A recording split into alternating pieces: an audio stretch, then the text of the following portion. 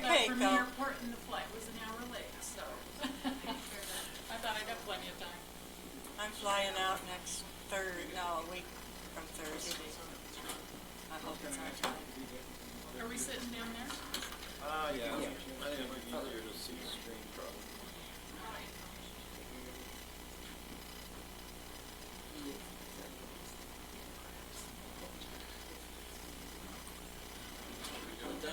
That's a good idea.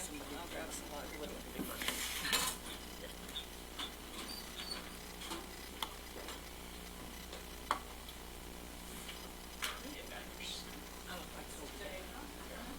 I mentioned it to Got your snacks. Yes, I don't want to go to the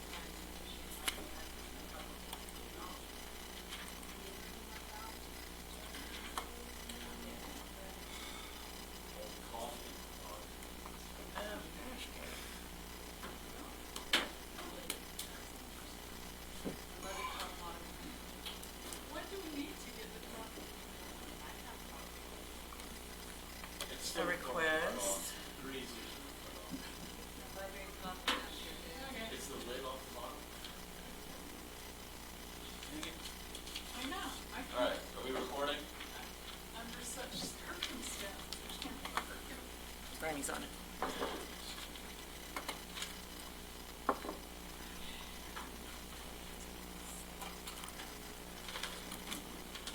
Is that a yeah? Okay. Do we need mics? Is this,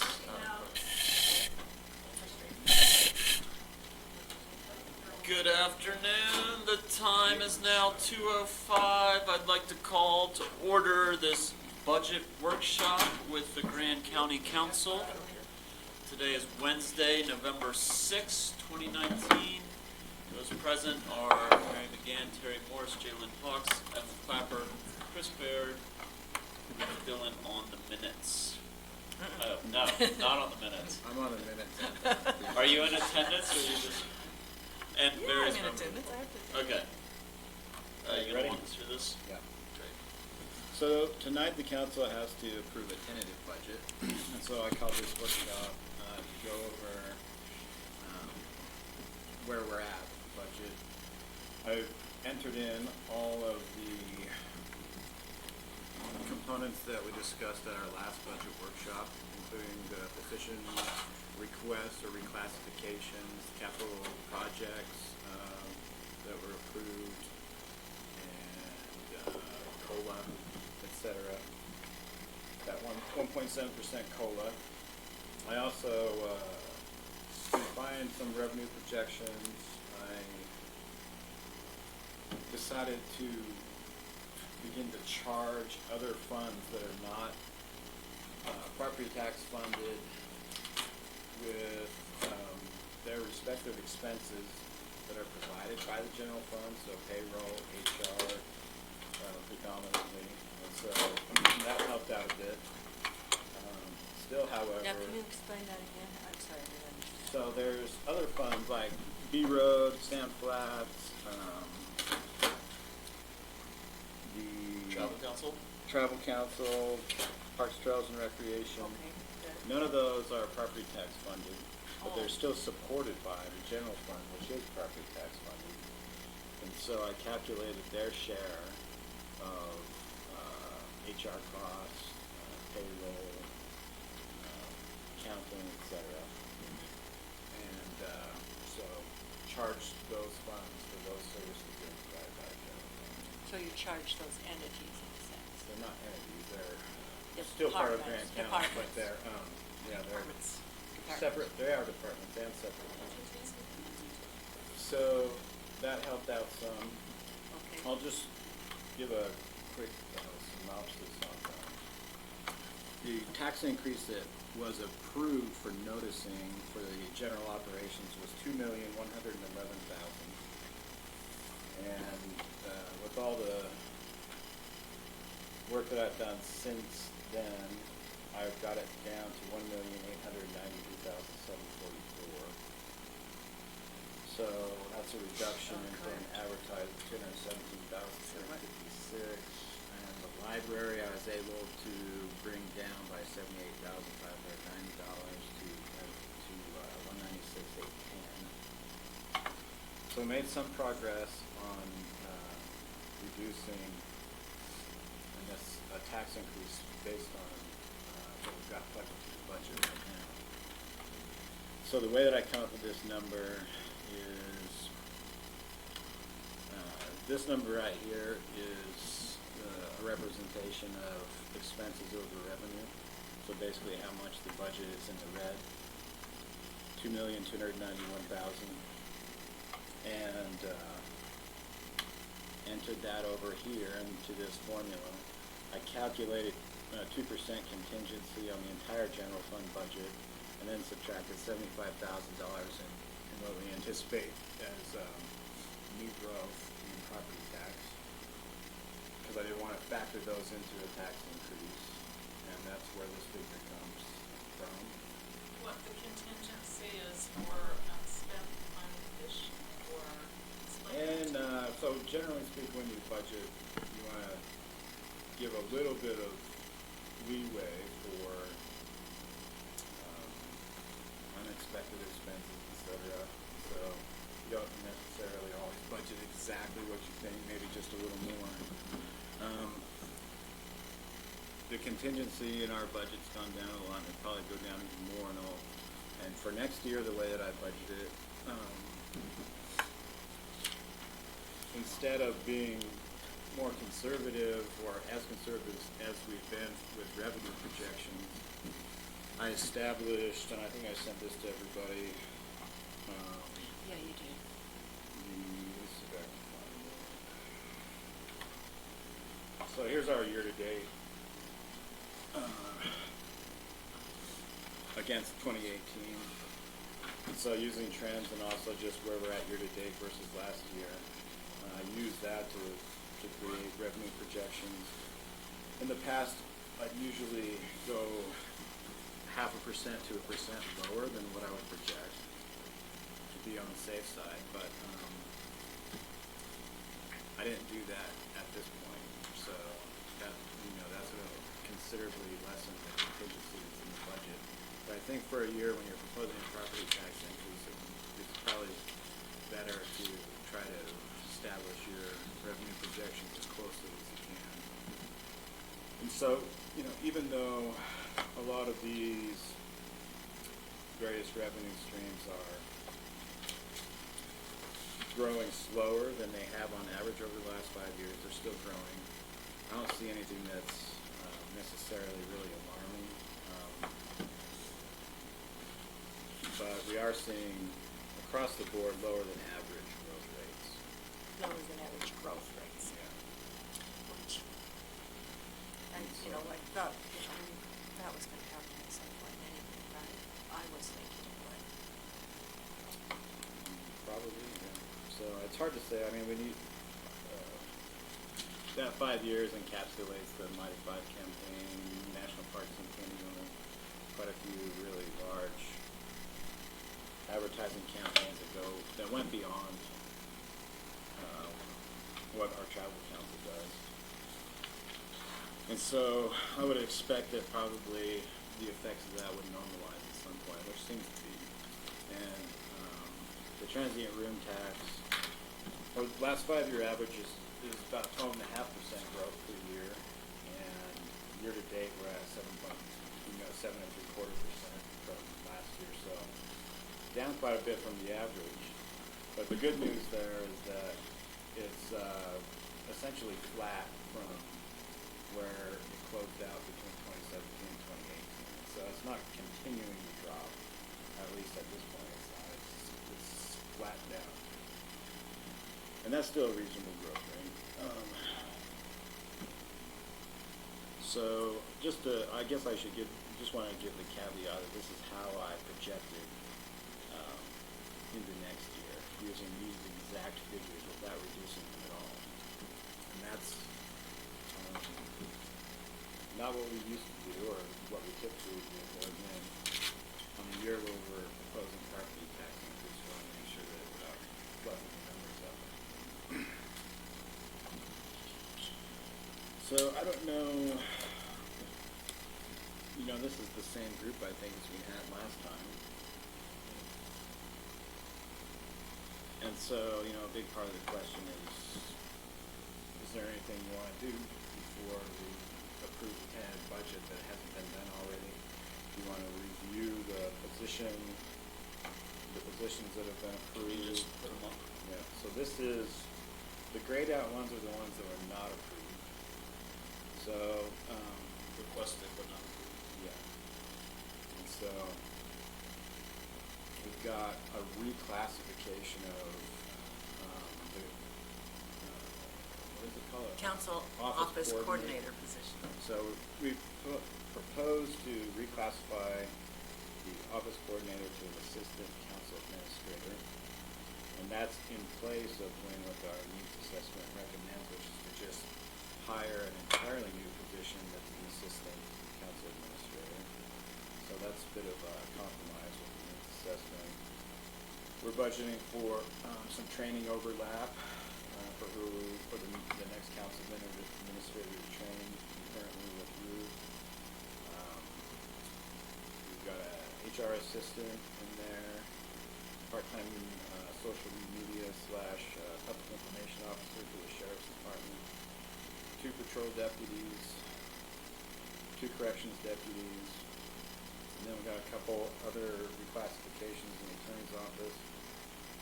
One is to reclassify one of the paralegals as a second deputy attorney and reclassify the current deputy attorney as chief deputy attorney.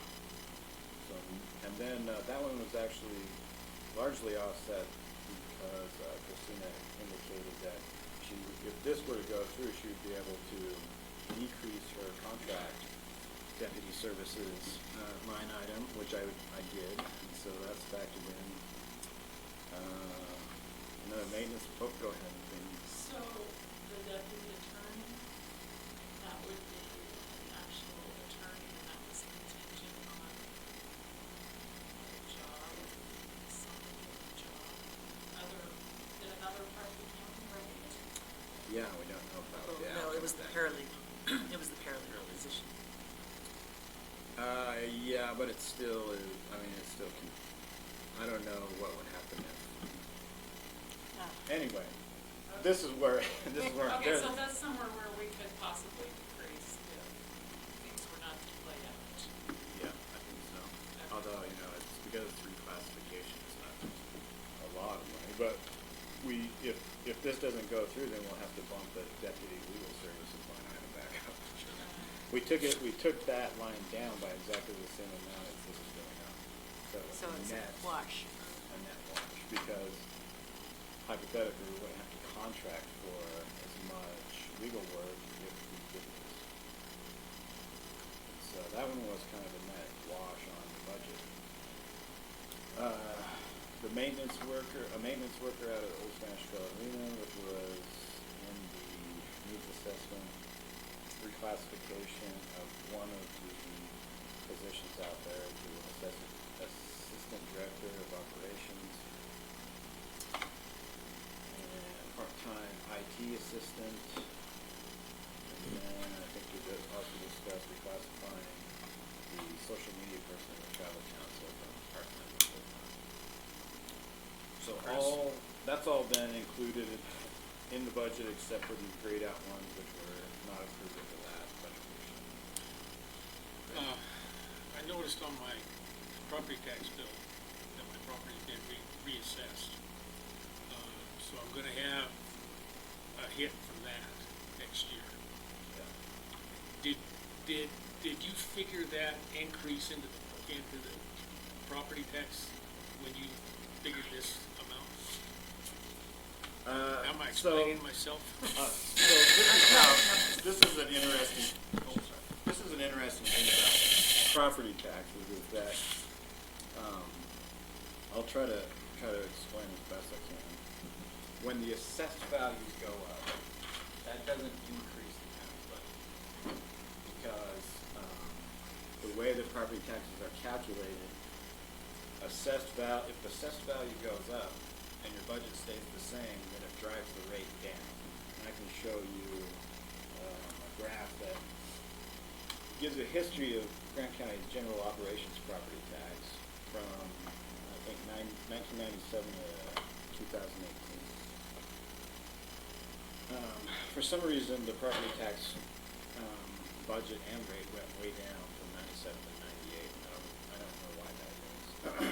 But anyway, moving forward, you can see that there's been three main property tax increases. What is the blue line, what's the red line? Okay, sorry, so the blue line is the rate, Okay, and the orange-red line is the budget.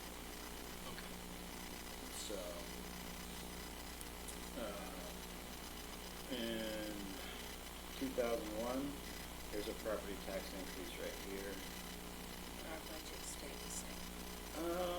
It went up a little. You can see that little bump up right there. And then it kind of gradually decreased until 2006, when there was another property tax increase here at this point. And then this must have been a big commercial reassessment year, and this is what I'm talking about, Greg. So when property values go up and you don't go through truth and taxation, it drives the rate down. So that year was probably a year where there was a big commercial reassessment. And you can see that the revenue still went up, even though the rate went down.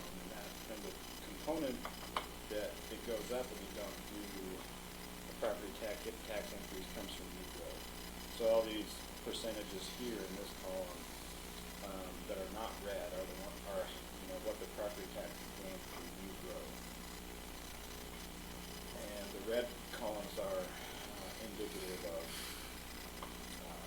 property tax increase.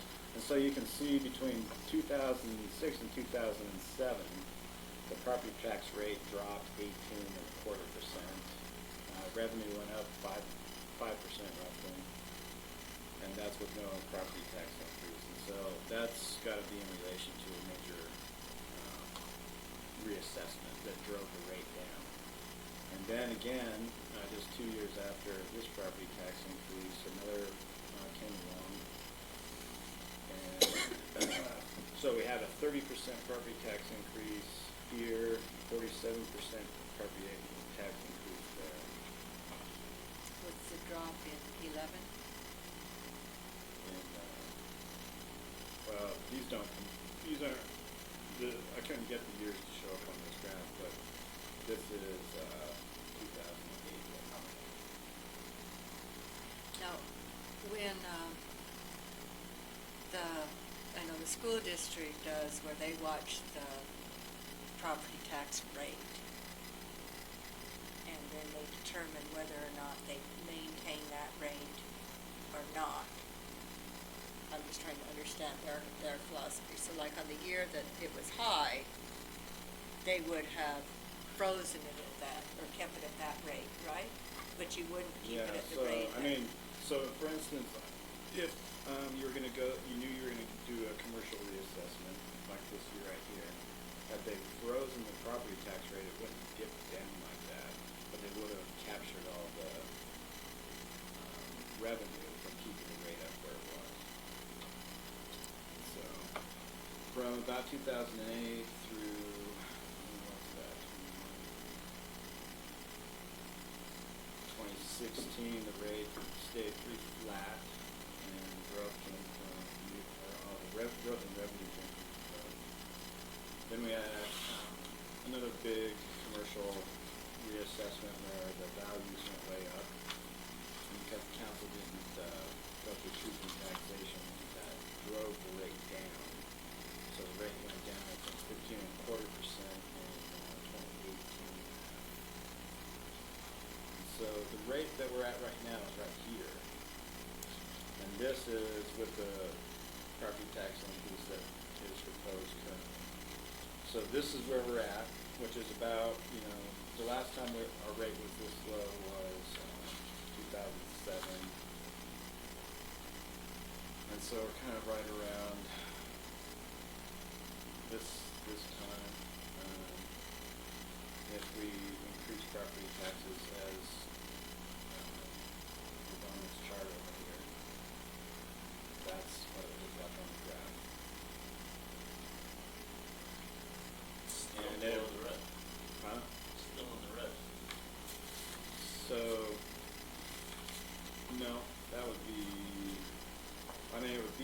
basically in the red with what would be in the red would be the contingency and so even though we would budget to pull that from fund balance, it's not likely that it would come, that it would end up coming from fund balance, probably most of the contingency, about 2% budget.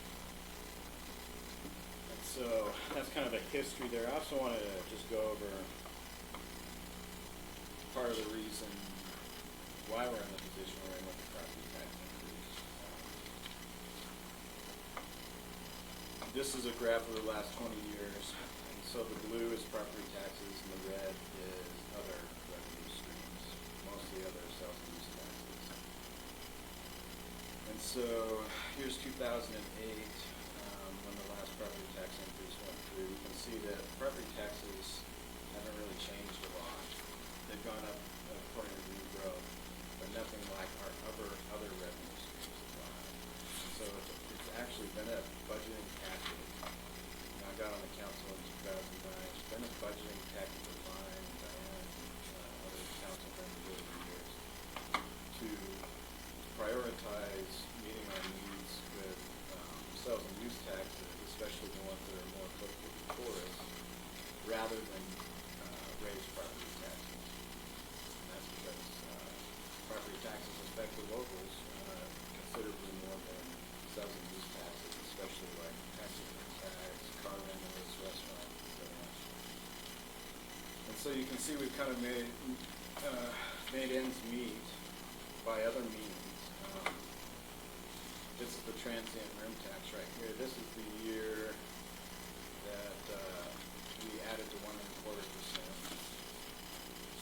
And so you see it kind of definitely went up pretty sharply at that point. But even afterwards, it's a really steep slope, a growth slope right there. And that transient room tax slope probably is pretty indicative of increase in visitation to our area.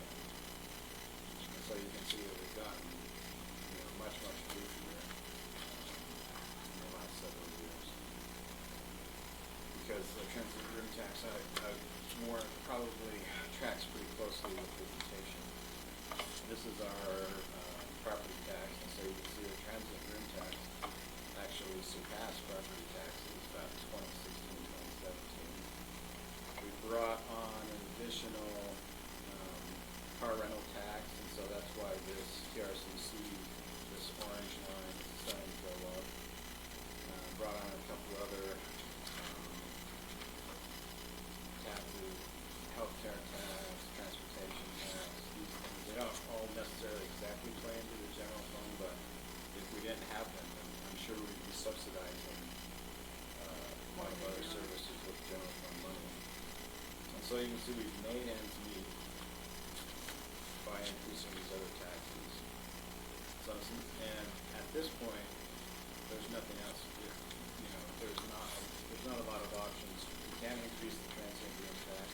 We can't, at this point, change the proportion that we send to the travel council.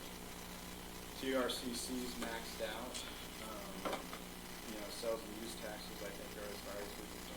So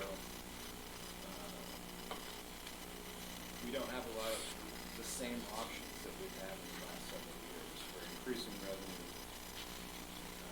except for the property tax. And so that's part of the reason why we're in this position. So I just kind of wanted to make that clear. You can see that we've made that, this slope of growth is roughly the same slope that we're looking at with transient room tax or increase in visitation. So it's really the increase in visitation that's driven increased expenditures. So did you ever tell us what it was, just as an example of how much it was gonna cost property owners per year additional? Yes, and so let's go down. Just before you go to that chart that you just had, that doesn't include.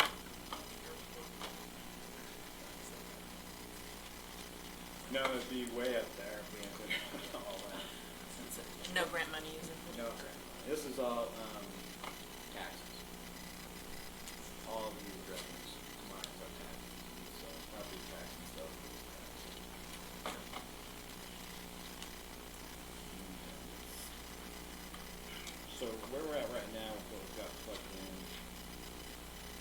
for the property tax increase. Chris Kaufman and I calculated that the average property is about $242,000. And of course, residential only gets taxed on 55% of that. Commercial gets taxed on 100% of their appraised value. So for a residential property at 242,000 assessed value, the increased cost would be $133.71 per year. The library's portion of that would be $13.90 per year. And I also factored in the mosquito abatement district. Their increase would cost $7.93 per year. So all three of those, which are being proposed, would sum for residents of $242,000 value, $155.53 a year. And What's the multiplication factor that you use, the times value of the property? what do you mean? You come up with how much your property tax is gonna be. You have a specific percentage rate, you times the value of your So property. I'll show you how that gets calculated. So this right here is the total taxable value, this $1,885,129,111. It's the 2019 total taxable value in Grant County, at least for this general operations line. Man, So then what you do is you calculate the budget that you're requesting, and so in this case, we're requesting $4,708,242. And you divide your budget by your total taxable value, and that comes up with the rate, the tax rate. Then this tax rate right here is what you multiply by the taxable value of any specific property to find out what that particular line item is gonna be on a property tax bill. So that's how that's calculated. Now, that's just the county cut on that? That is the general operations. Just the So there's the general operations line Yeah. and the library operations. I've got all of the different property taxes on here so you can see what proportion. These two graphs, pie charts, show the proportion by budget. You know, this would be more how an entity would look at property taxes by budget.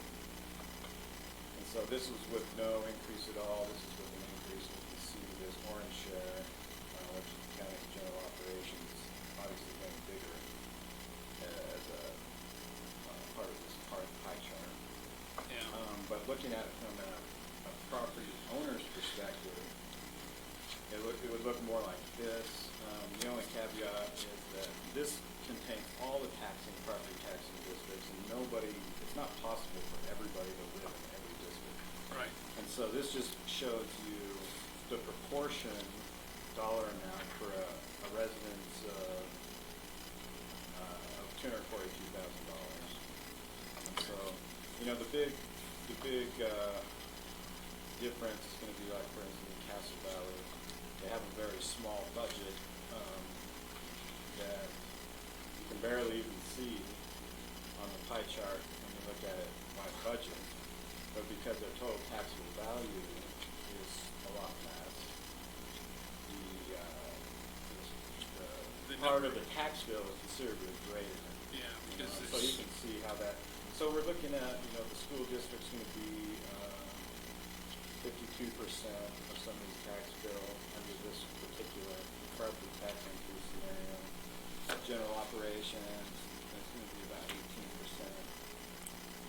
There's the county's, this is the library bond, and that can't change. This yellow one's library operations. That was the courthouse, or if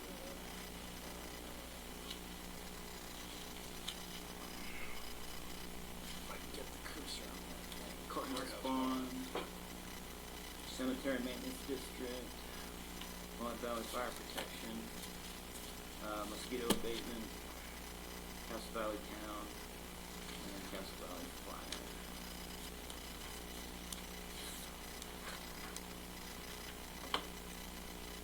So, can I switch gears just a little? Okay. We received some comments that the assessed values were low across the county. Is there anything that the council could do for next year to influence the direction of that? Is that just strictly the assessors? Somebody Well, said it's that the the assessor's values were job, low. and I mean, hypothetically, she's supposed to get within 10% of market.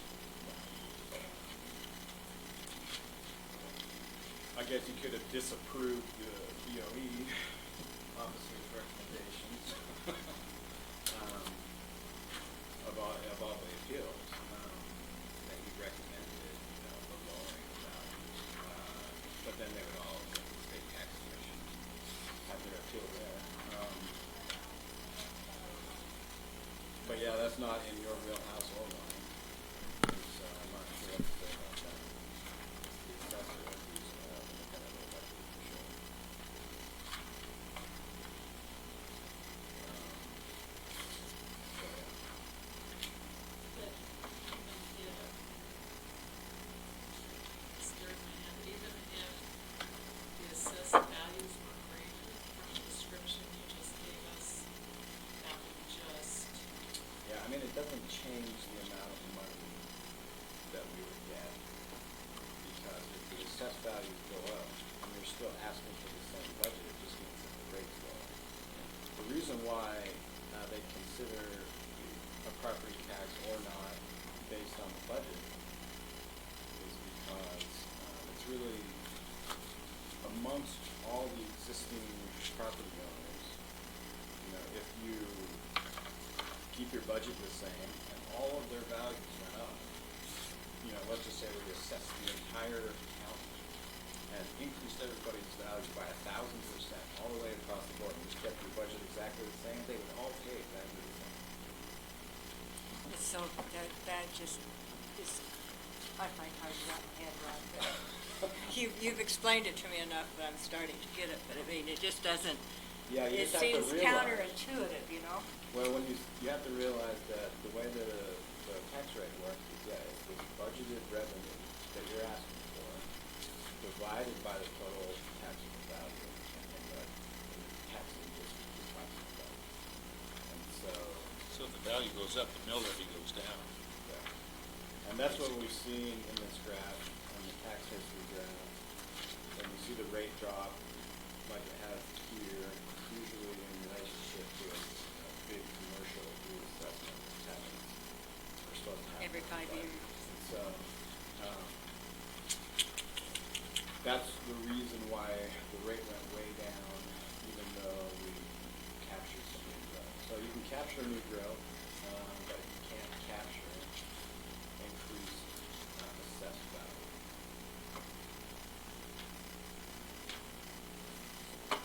You capture new growth, but you can't capture increased assessment.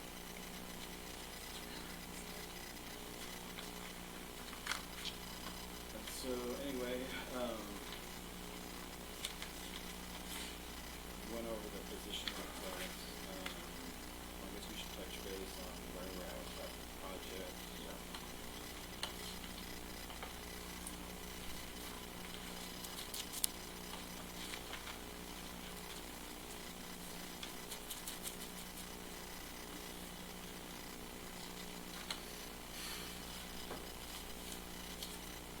This is everything we've got in contracts now. Yeah, but I don't think the numbers get bigger. I can just, read it out. I can maybe zoom in. This program has one. I'm sure I can just read it out. Got a weed department truck for about 42,000. Truck deck for, what's gonna go with that, 4,200, 4,200. A new trailer for Center Sound System, $6,500. Question, Yes.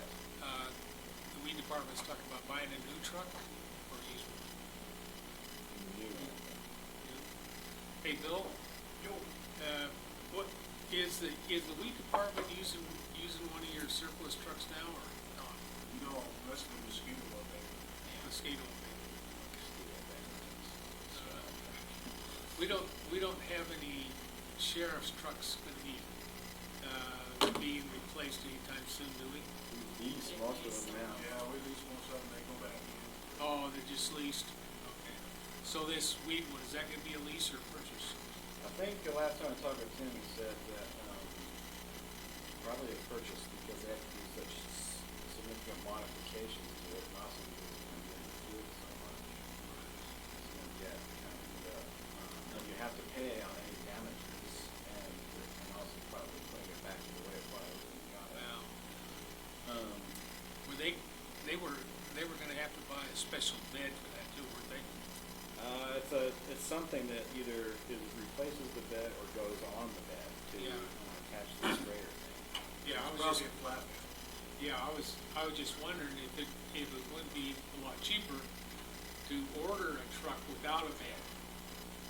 Just the cab and the frame, since they're gonna buy another bed anyway. That's how they do it. Is that- Just is buy that- a cab is that how chassis. they do it? and, Okay. If it's a flatbed, then it'll be included in that bid. And a probably flatbed will come from a different company, but they'll install it. Right. Okay, yeah, Does that go through coded? Yes. yeah, I just didn't want us buying a bed that we were gonna have to dump. No. Okay. So, also Sean from maintenance expecting some pretty significant, HVAC requirements, heating and air conditioning.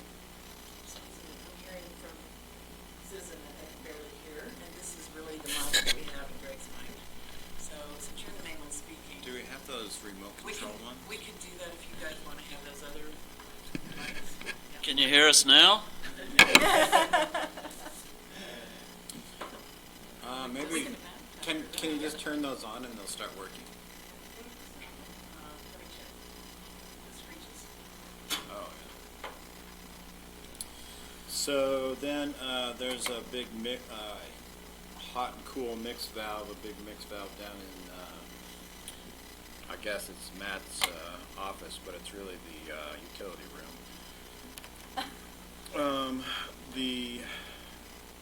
A snow plow, for maintenance. We still got in 100,000 for the museum roof, and I don't know if that's, a realistic figure or not. Question. Yeah. Hey, Bill, on that snow plow, is that a big one for a dump truck or a small? I don't know anything about that. No, that's a pickup truck plow for maintenance department. Oh, okay. Yeah, it definitely wouldn't be a big road snow plow for 6,000. Where do they clear? Back here by the, All the parking lots, so it'd be like Grand Center, courthouse, EOC. wouldn't it be cheaper just to hire somebody? That's what they're doing now. Yeah, well, it's not cheap anymore, but it's also not working. It's what? It's not working. Not effective. Oh, But I think also that, like for instance, Berlin, it's, yeah, hiring them, I think it's pretty expensive to hire them. And it's not as, we don't get the kind of response we want. Okay. Now, do you have a history of the capital projects or capital equipment from the last few years? I have it from what's come out of 34. I mean, the problem is that a lot of the capital projects have been contained within each department's budget or each fund's budget. And I've moved everything into our capital projects fund, in this one at least for the general fund. And so this is really the first year where it's really been contained as just one fund. And so it would take me quite a while to go and But does but you can see- 430,000 seem like kind of an average for what we've been doing? Does that seem like a lot? It seems like more to me.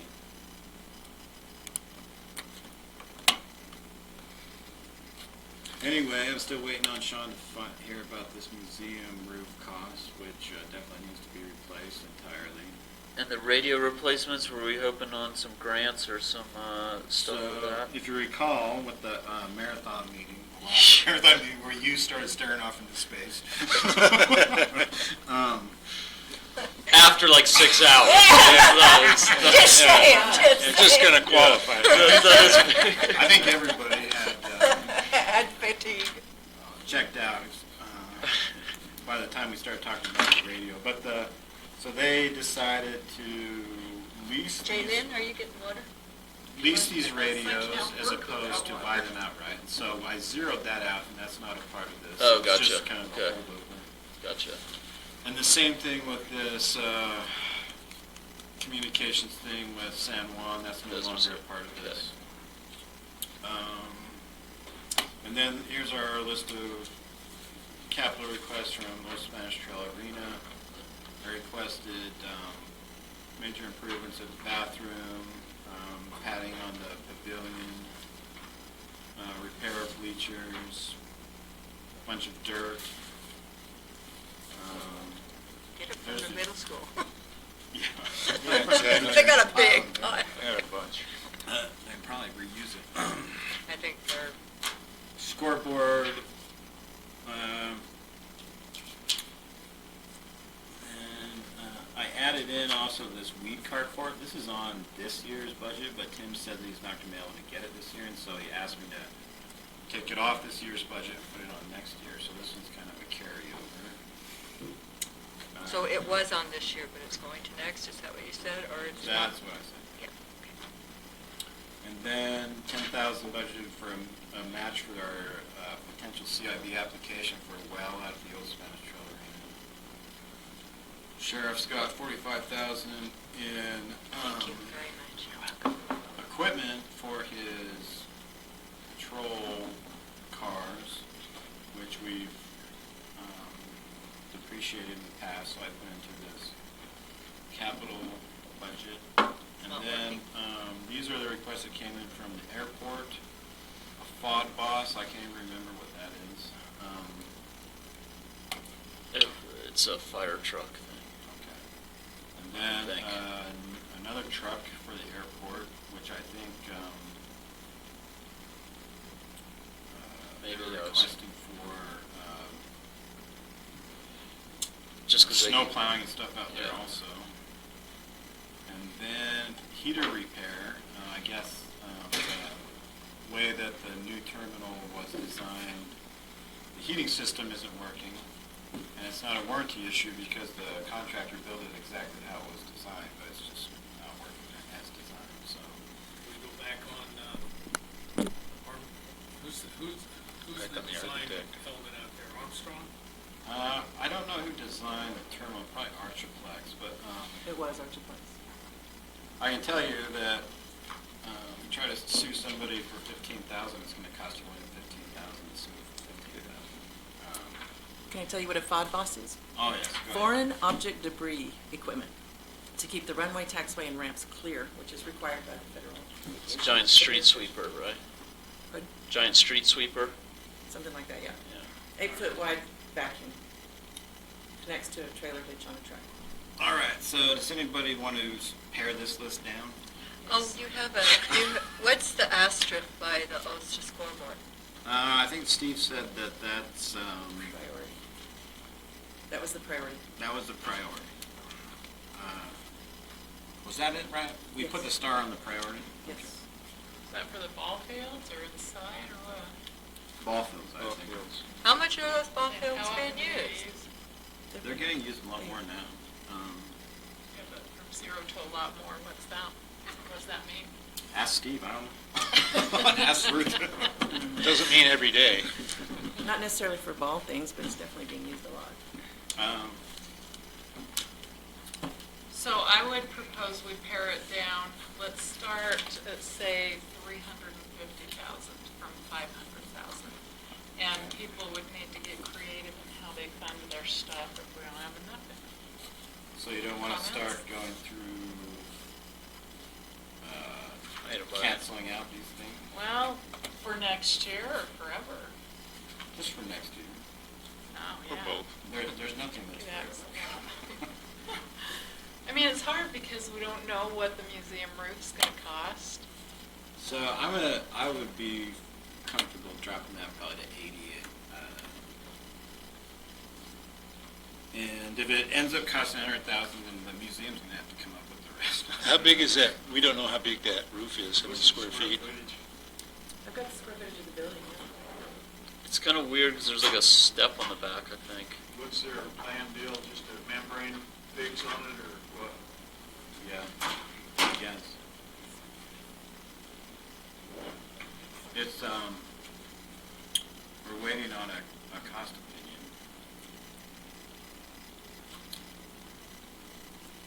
I don't think it's gonna cost 100,000. Is it shingles right now in the museum? You know? I think it's membrane. Isn't it flat roof? I think it is a flat roof. Yeah. I can't think it can be shingled. I remember Sean talking about the back metal roof, or back metal Sean in part his of the office? building, but, Yeah, I think that's an add-on, and they did put a shed roof on it. yeah, that one. Which is gonna be less expensive considerably than doing the membrane.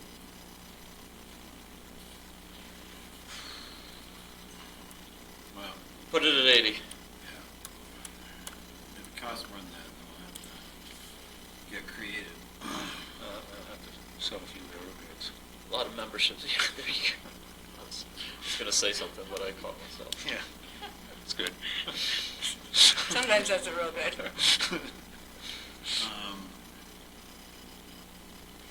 So what do we want to fund from all of these OSTR requests? And he says the scoreboard's a priority? It's put my the score- recollection, and I took the minutes. I put the Okay. scoreboard off a year, if you can. Well, So you I would, you if would it- axe his highest priority and keep his lower priority? I would say, don't improve the bathrooms maybe this year. They were I- improved just recently, right? Yeah, but that's a public health issue. Yeah. I'd much rather do the bathrooms than the scoreboard. Dollar for dollar. What's the padding? I assume it's padding on the pillars at the pavilion, because all the roller skaters, Oh, and the Broncos. whatever they do. It's the outdoor pavilion. I don't understand why, I've forgotten why he said that they need $6,000 for the dirt, because they have that dirt pile out there that they're taking dirt from. Pale dirt. It might be fill dirt for the grass though, which might be a special kind of dirt. They bought a machine that fills in all the holes and stuff in the grass out there. When you first plant grass, especially from seed, you've got a regular surface, and so there's a machine they have that fills that in with dirt, but I don't know that you can use any kind of dirt. I mean, It just grows up through the dirt, and so the places that are not level, it just fills them in and the grass Levels just it comes out. through. I know this isn't the most ideal, but if OSTA's kind of got over $30,000 in requests, it's almost like, here's 20 grand, Steve. What do you want to do with it? I don't really know the way to record that, in a way that we can show. Well, I kind of want to I don't know if- finalize some of these. I don't know if we can just sum it up into like OSTA projects. Can we call Steve and ask him which ones? He's out of the country. We can call Greg. Huh? He's out of the country. We can call Greg. So Would he do be you able want to help us? Maybe. give I was us- just. I would looking at like my to, notes. I would like to hear from the people that are managing it, what they think for them would be, if we want it, how it would, you know what I'm saying? Instead of us making the decision, they're the ones out there working, they might know better what they were able to give up. if they, when they start building that new cell tower out there, they're gonna have to displace a lot of dirt to put a concrete foundation under it. But the other people will be paying for that. Oh, you're talking about getting the dirt from that. Getting the dirt, they're gonna have some extra dirt they don't know what to do with. When is that starting? I don't know. It's not remember, it's pending. Hi, Sean. It's How- pending some things. How big is the roof at the museum? It's pending, a museum. It's pending legal review and, rezone. Measurements on that. We're just trying to figure out if we could lower the cost of that roof. We took it Down to 80. We already did, didn't we? Yeah. No, it's not permanent yet. I mean, We're just trying to we're trying to find sure. ways to fix And it. I really wish I had this all ready for you guys. I feel bad I don't have it ready for you. It's like I've been waiting on this contractor to get to me. I actually sent him an email the other day going, what's going on, dude? Oh, I know. My husband's talking about working with people all the time. You never can get them. You can never It's get like, them. come on, it's like breaking, anyway. 80,000, I think we can, yeah, we might be able to get away with 80,000. So, but, Can't we just magic wand it? yeah, right? Or not the library. Just fix it. Yes, fix You it. were asking about the rents. I like that idea. Yeah, me No, too. Here's the museum. So, Did you get any off? Did you get any out of the, were you able to get any out? Well, I got, about, I don't think a little over half a cup. translate that into. So were we talking about the library or the museum? It's not the, we're talking about museum. Yeah, okay. There's That's what also I a thought. repair for the Grand Center on here for 20, Okay. but we were talking about museum. So museum is what they're doing. Yeah, you have to get a bubble going and I can't figure it out. I just tried to, 3 years. I wasn't part of that one. good for me. So to get back on OSTA, there's about 65,000 in requests. How much do you want to say OSTA's got? Oh, I was gonna call Craig. We can just put a dollar amount, and Steve can come back later and fill it in to match. But I want to put a dollar figure in, because we're going to approve the tentative budget tonight as we leave it today.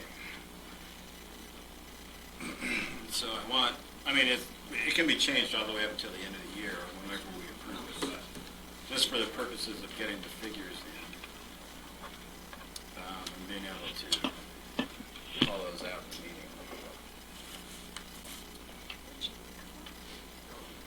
You go to the building, yeah. I thought you said you didn't have coffee after what? I said 3. I was like, I'm 5 minutes in. How about 50? 50,000 or? What did you Yeah. say, 50? I was gonna say 35. Take it from 65 to 35? Well, She's brave. I mean, I know, we're in a we tough. don't have an open checkbook here. There are so many needs, and I know those are needs at OSTEP, but sometimes we have to budget for some needs one year and other needs the next year. But I think I'd leave that well in there, because they've got that It's a matching. grant fund. for it, yeah. So at this point, maybe we should just come up, is there a figure you guys can come to consensus Agree on? on? Now, Jaylyn's saying what? She said 35. I 35. said 50. You said 50. And the total was 85 or? No, 65. Oh, 65. Oh, okay. Might be good, You guys gonna have to throw more or something? yeah. Why No, not? Terry Now, this gave is, that number based on, he thought it was 85,000, so I'm assuming How much he'll did they go want to begin with? 65. 65. 65. And we can say, Give him 50. Greg says 50, Terry said 50. Galen said 35. 35. Well, the new one is about $1 square foot. For a roof? Yeah. You want to do Temporary type. $1.10 But- times the But if you museum? have to do any demo and stuff like that, you probably ought to plug in like $2 a square foot, and then figure out what the square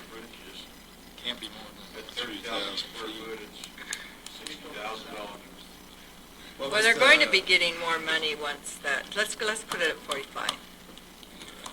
At 45. 40. But that new money is 47. kind of gonna be a, We're talking about Oster right now, right? Yeah. Yeah, we are. Okay, so. 47.5. I know, but, every- Quit jumping around on me. so let's go, how about 40? All right, 40. 40. Unacceptable. Go ahead. I'm just gonna put that in as a value placeholder now, and then cancel out, these other ones. So that's OSTA projects. You're just an Yeah. Ulster project. 40,000 for the Oster bathroom. It's one nice bathroom. Hope he has a shower. 49.99. They do have showers out there. We'll go back, I'll get with Steve and we'll figure out how he wants to, Does that include the well match? Zero that one Yeah. too? No, the well match should stay. well, But that's up to him, but I think Yeah. I think they need to dig But that that's within a part of certain that amount of 49. time, yeah. Yeah. okay. So Ulster projects are at 40, we decided. so what's that weed carport in the middle of it? Whose is that? The weed department. Okay. So that one, I don't know, I guess it got sorted into there, but that's the one that was budgeted this year, but he asked to move it to next year. Does he have it in his budget this year? Yes. Not his, but the capital projects budget. What's the square footage on the museum on that It's under page? 56. Just at 56. 5,600. So that, Yeah, so Is that like, 6,000. Is that floor space like upstairs and downstairs, or? So square foot. I bet it's, so you, that would be upstairs and downstairs if it's square Yeah, footage. 'cause I of don't music. think that footprint is more than 3,000 feet. That's three. $2 a square foot, you say? That's only like 11,000.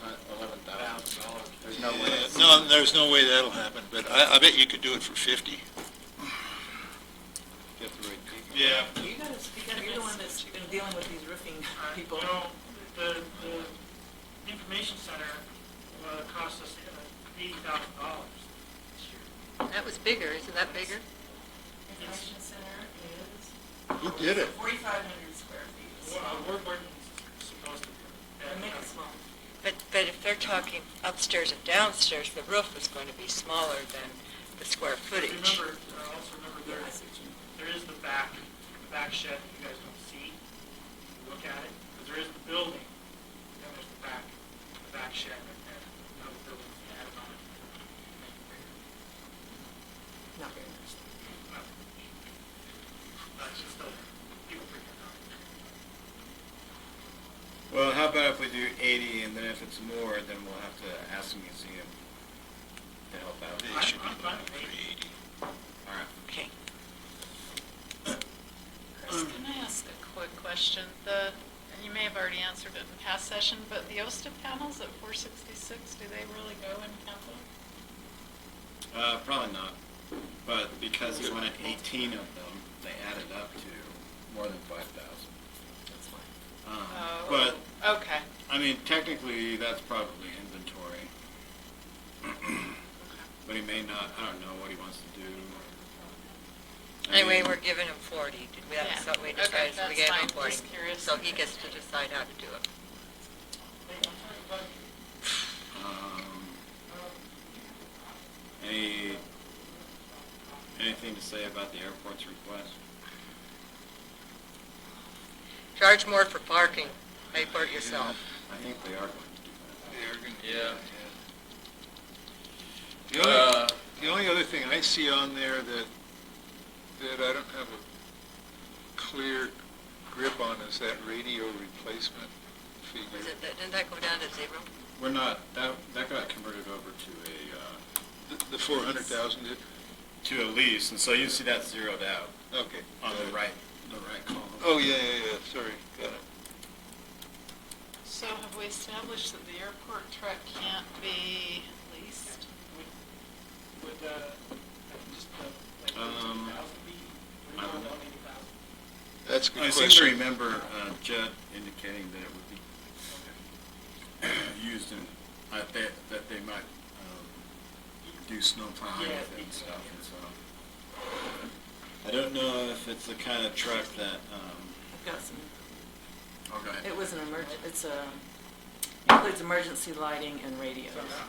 And I didn't put it in the minutes, I don't think, but there was a lot of talk about how old and busted the trucks are out at the airport. They're really good for some. Yeah, let's make it a rough estimate. Those trucks are probably gonna. Don't the sheriff's trucks include emergency lights and radios? Leases this or not? Well, you just lease the truck, but you have to Right. buy all the stuff that goes with it, that's the. That's what makes My sense. sheriff equipment, 2 lines up, unless that's the shotguns. So does the airport truck, does that include his emergency light equipment? Yes. Stuff like that? 45 doesn't include it. Okay. So we gotta keep up. Those kind of trucks usually rot out before they wear out.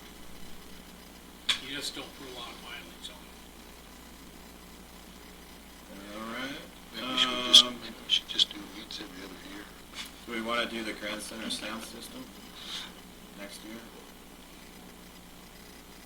Next year, Next year, do we wanna do the Grand Center Sure. sound system? next year. Yes? I'm going, you know, it's really bad. Well, It's the good. design of the building is horrible. I'm not sure sound system's gonna fix it, but Well- maybe. The acoustics are horrible in there. They need to put a rug. Seriously. They need to do something to absorb it so it just doesn't melt. So that's not something I'm willing to fall on a sword over, but,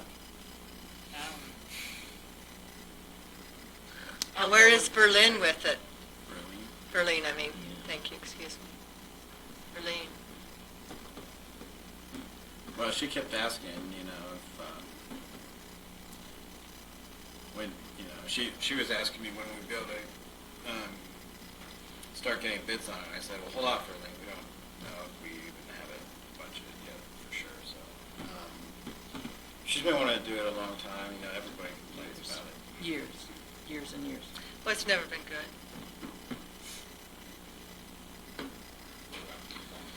Well, you might as well leave that one in then. All So right. don't get Is there done. anything that anybody else wants to do with this list? Let me look through it again.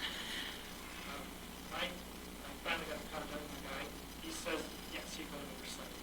Oh, good, let's make that a nice second. job. Thank you, thank you, It's a John. rough estimate, but we'll go south. Did you get that in writing? Just record the conversation. All right, so, That helps. Let's look around. Those guys out of Salt Lake. last time. It's getting down I haven't bid on that building. 6,000. here. Do we need the weed carport this year? I think that was to It's protect moved. equipment. Oh, and it's already been, but never mind, never mind. if we cancel it out of this budget, we'll probably just do it this year. Oh, But,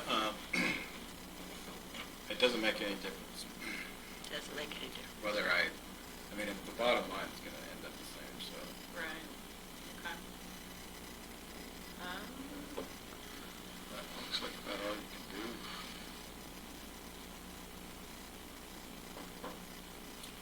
Okay, you want me to save it? How much should we cut down? We went from 435.44 to 384.56. So, what is Nice. that? So, let's see, we cut out.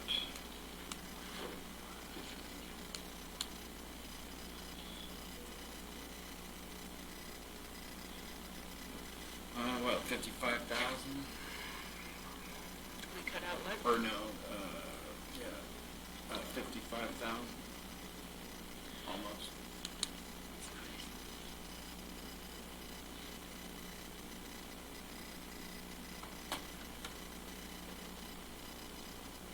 Save Anything it. else?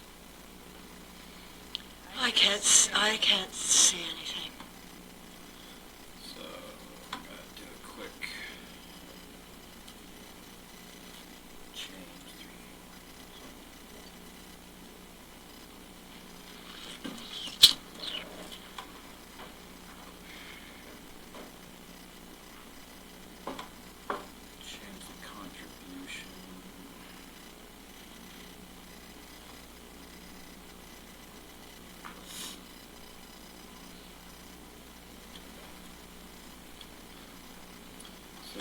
the other thing to talk about, which is included in this capital projects line item, is the $160,000 that was approved for the capital debt if we decide to purchase or build more office space.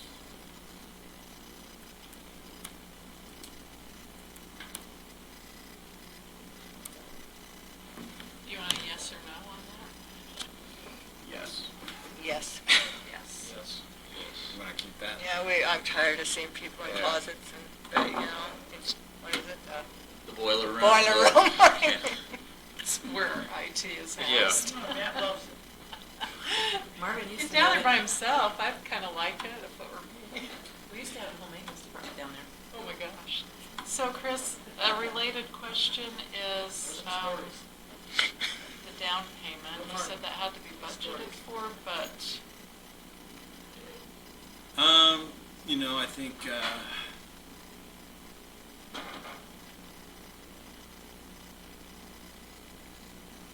it's probably hold obviously off not on in this that. I budget. mean, it's not in this budget. What's not in this budget, I lost. A down payment on anything, capital facility related. And we could So that amend the would- budget, hold a public hearing, amend the budget to draw off the fund balance. You know, whenever that would happen. I think though, in the long run, we'd want to sell off some of our surplus property to offset that cost when it makes sense to do that. And it's a little early, I would say, considering where it's at. But, Okay. so I guess, just wanted to verify, does anybody want to do anything with these position requests or reclassifications? That makes sense to me. I'm okay with them. Can you see any? Is there a way that we can look at the, well, never mind. At what? I was gonna say the sheriff's changes, but I don't wanna get that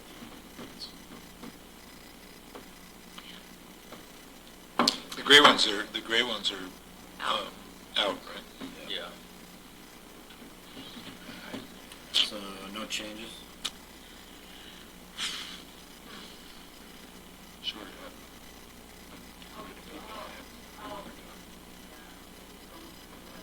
I mean, I think, like you're saying, the assistant council administrator is actually, even though it's a reclass, it's to prevent hiring another one. So it's really two positions in one. So I think that's a cost savings there.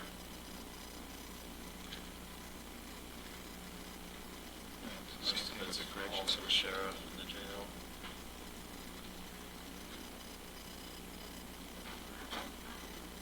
All right. Was there anything that you were thinking as our advisor? That we should consider? Well, I mean, the only thing I'd say is that the corrections deputies, I think, are essential.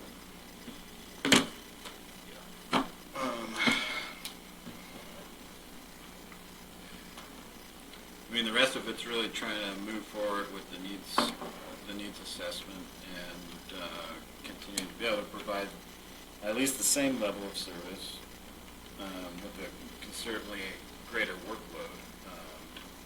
I mean, that's the issue that's difficult to explain also to the citizens, is that as visitation increases, as the community gets busier, just maintaining the current level of service gets more and more expensive as time goes by. Yep. And so, I mean, a lot of this is just trying to maintain the level of service that we're currently providing or have been providing. And to not do what we did in the past, where like we got into that huge issue with the jail, because they kept pushing it off until it became a crisis. And we don't want to have that type of, I mean, I would rather have to do some planning, foresight. Okay. All right. So how critical are the two patrol deputies at this point in time? I know there was discussion about they would be dedicated, I saw in the minutes, they'd be dedicated to the airport. No, that's not even in this one. No, they wouldn't be dedicated to the airport, but We're they supposed would, to have it there. be a component, and so having the response time change from 15 minutes to 5 minutes basically means that they're gonna have to be out there. Or very near. So, I mean, that's, I guess one thing, I'd point out, and this is more, I guess, a long-range issue, and I pointed it out many times in the past, but, these big FAA grants that we get, when we take these grants, they dramatically increase the expenses that we have to provide annually, because it increases our M&O, it increases our labor, it increases a lot of those things. And so I just say, moving into the future, don't just think that, these multi-million-dollar grants are just free money. They come with a cost, and so On the streets. meter out your growth at the airport. I'm just, I think we saying need to that. meter out the growth there. Because it's been great that we've got all these grants, but our expenses associated with the airport have gone up a lot. The contribution that I'm sending from the TRCC has gone up dramatically over the last few years. To cover the debt payments that we've taken on, we're now going to have 3 debt payments on the airport annually. And obviously,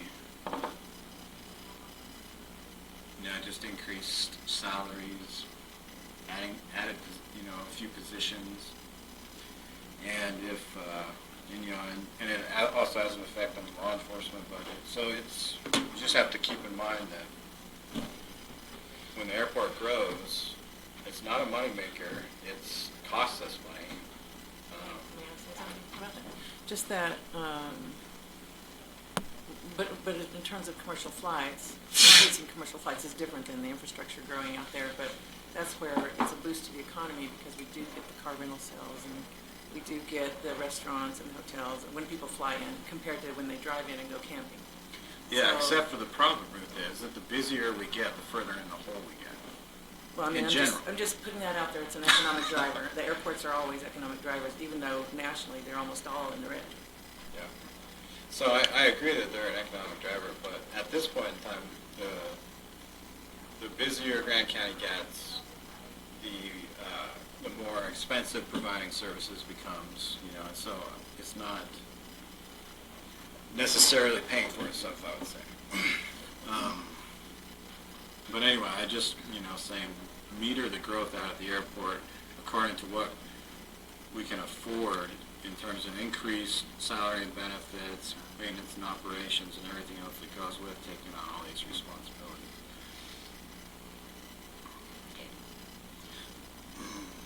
All right, so do we want to stick with the 1.7% COLA, which is matching the current national inflation rate average? I don't wanna go above it. But I don't know. Do we want to, most people got a pretty nice raise this year.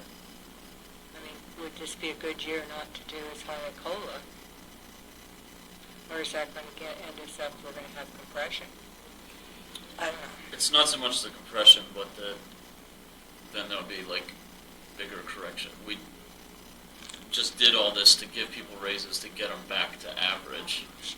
And if we don't maintain with the inflation, then it's kind of like all that was for nothing, because then we'll be Right below back the where we were. average immediately again. Okay. But, We just. I mean, the difference between 1.7 and 1.5, like, that won't get us far from average. But if we just did no COLA. No, I don't think want to it's- do no COLA, but I'm just wondering because of the rate, pay increase this year, if we wanted to go like 7% or something, just, what would that help us? When it first came to the Budget Advisory Board, it was in at 2%. And so we did drop down from 2%. But I think I calculated that it'd be about $131,000 for 1.7% COLA for the general fund. did you do any lower than that? I have to change all of the employees and then get the cost, because it actually trails out into benefits cost too. It's not just a simple calculation. What's your Jaylynn? feel for if we did 1.5? I mean, it doesn't sound like would be much at all, so I'm inclined to stick with 1.7, but curious about the number. $20,000 Ballpark, difference. do you have any idea? About 20 grand. So, That's my guess. Not insignificant. Yeah, but it's not enough to get the war over. I mean, it's too much to, you know. True.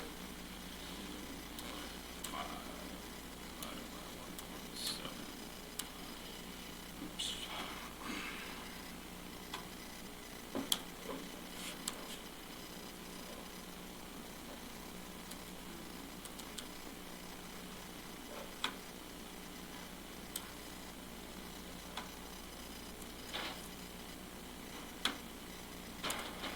So it'd be about 115,000 instead of 131,000. Saved about 15,000. Yeah. We can get a used truck instead. Well, now that's a good way to look at it. I like that. Save 15,000 there and buy a used truck somewhere else. Well, I mean, the reality is that if you're going to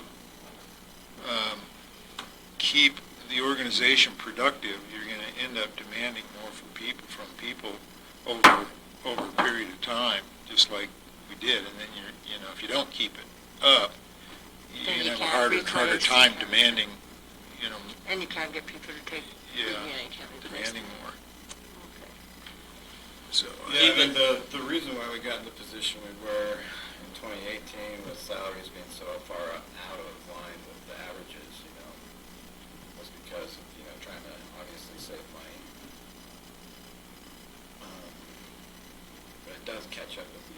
yeah, I mean, reality You know, is the issue really is the majority of the deficit is in salary and benefits. And mostly in salary and benefits for employees we already have. And so part of this increase is due to the increase in health insurance renewal rates. Also, and so it's not just maintaining that status quo, but there's that increase. And so really, we budgeted to pull this year $741,000 from the general fund to make ends meet, $214,000 from transient room tax fund balance to make ends meet, and then $300,000 from the TRCC fund balance to make ends meet. So all those things combined are the deficit that we're running this year. yeah. And so it's no surprise that we have a similar deficit running into next year, because we didn't do anything last year to budget to cover that, except for the drawdown out of the fund balances. And so the amounts that we were drawing out of the TRT and the TRCC fund balance was everything that was in there. We're clearing them out. So you can't do that anymore. And eventually, the general fund balance will get there too, pretty quick at this rate. Yeah, well, 2 years. you can't do that. So, one more question. Does that 1.7% COLA, is are the elected officials figured into that? Yeah, all the employees. So, Including council members? Because remember, we had those years, all those years where you guys didn't get Yeah, it. so that, we don't want to have that happen again. so Chris, Including council. with the proposed tax increase we're looking at, will that cover? Will that just meet the budget, or will it exceed it? Well, I would say that it would meet it. It's going to be, we're still going to show that we're running in the red. But like I say, what will be in the red, be budgeting a draw off the fund balance will be what I would consider to be the contingency and the new growth combined. And so, I know we're gonna get new growth in, so I'm not worried about that. The contingency is kind of an unknown because we've been budgeting differently last year and this year than we ever have before. And so what our true contingency is gonna be a lot different. And in large part because most of the contingency in the past was related to unfilled vacant positions. And since we've done the salary adjustment, we're much more fully staffed than we have been in the past. And so a lot of the We still haven't got a that lot food. of unspent budget. Want to axe the food assistant jail? It's been on there, it's 5 years, I've seen it on there for 5 years. It'll be closer than we have been in other years. I did notice though, instead of a firm end date, this agenda says open until filled. So we will have it forever. So 3, Every once in a while it would disappear. What I'm thinking, Evan, is that, it's, I think that we need to be real careful about, shooting ourselves in the foot. It's nobody wants to pay more taxes, and yet everybody wants more service. And somewhere along the line, you have to try and balance that as well as you can. And I think it's real easy to, I think that the Budget Committee's done a real good job this year of kind of keeping a good balance, but I think it's easy to get that out of whack pretty quickly. And it would be really good if there was some way of measuring human productivity and maybe getting a little bit more done for a little bit less. You know what I mean? That's hard to do. Yeah, I don't know how you do it, or even if you can, but, it's somewhere along the line, you've got to come up with a more efficient way of doing things so that, because you can't, unless the population of the community changes, from a, we're probably going to go to a class 4 after the census, I bet. But I guess what I'm saying is that the makeup of the community at this point, as a community, is not the same as the makeup of Park City or Telluride in terms of the financial wherewithal that they have to pay taxes. So, and yet we're providing the same kinds of services that cost the same kind of amount of money. So it's tough. It is tough. Well, one thing that I'll say, some of the Budget Advisory Board members kind of probably witnessed, is that when we were going through the budgets for all the general fund departments, we were cutting, any little bit we could out of anything. Yeah. And then you hit the travel council budget, and it's the gravy train, and they put in everything in the kitchen sink, and they still have money left over. In 2018, they brought in $412,000 more than they spent. And they closed out 2018 with $740,000 in the bank. They're going to end up probably with over $1 million in the bank this year. And we can't take it. And none of that money can be used for mitigation or affordable housing or any of these things. And so you as legislators, just keep that in mind, that it's getting to be pretty ridiculous that the split that is statutorily required to go to promotion has become what it is. It's totally out of balance. Yeah. Yep. Because even when you look at the general fund department budgets, they're all pretty level from year to year, and the one that's noticeable is the sheriff. It's just every year climbing. Yeah. And this difference that we're talking about of, how much we're in the red can pretty much be found in that one budget alone. Mm-hmm. That change. Well, the average travel council budget over the last 20 years is about $1.3 million, and now they're up to over $3 million. you know, I'm just saying, you know, that I guess my point is that an average of $1.3 million budget, they've helped grow this economy to what it is. It's certainly got, I think, to the point where their budget is far in excess of what's required. Me too. So, And yet, we're supporting holding them at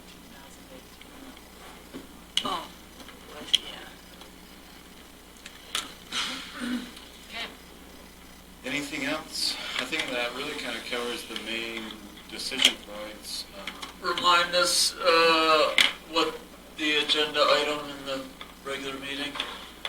So whatever we come up with here, and I'll, you know, this budget that's basically in Casella Advantage, the agenda item is to pass this budget as the tentative budget for 2020.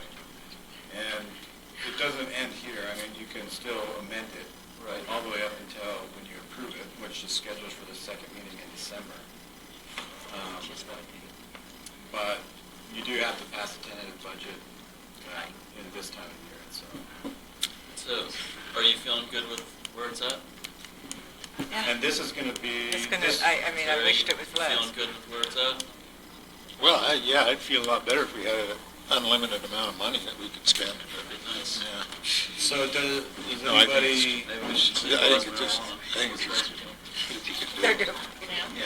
does Gamble anybody it. want to Uh, do any more budget workshops or? Well, I guess that's kind of what I was trying to assess. How are you feeling with it? I'm feeling pretty good. I am hopeful that we can increase it a bit more even as time goes forward. But for today, and budget, I'm sure. But so you're saying though that you would like to have another workshop? After we put all of this in, will we know better where we're at as far as, amount of money coming in from TRT by then? I mean, we get better projections as the year goes by. But not that. I don't think it's gonna change a lot from what I've projected already. Because we'll only have, you know, maybe 1 or 2 more months of data in, and so I don't think it's gonna make a huge difference on projections. Like I say, I'm already budgeting for exactly what I'm projecting without decreasing those figures at all, which is a little bit risky, but like I say, I think it's probably a better thing to do in a year like this we're proposing a tax increase. Well, I would say that if, after you do this, or anything else comes up that you, deem is something that we should know about or has changed, then you should email us and suggest that we, you know, get together at 3 or 2. I mean, On really, the I think- revenue side? On both. It's, you know, I think we're really close. Thank you very much. thank for you. all the Thank you, work. Budget Committee, both of you. Thank you. Yeah. Yeah. And really, the unanswered questions in my mind have to do with the legislature, so I would say we probably don't need another budget workshop this year. So, I mean, there's, Greg, how are you feeling where we're at?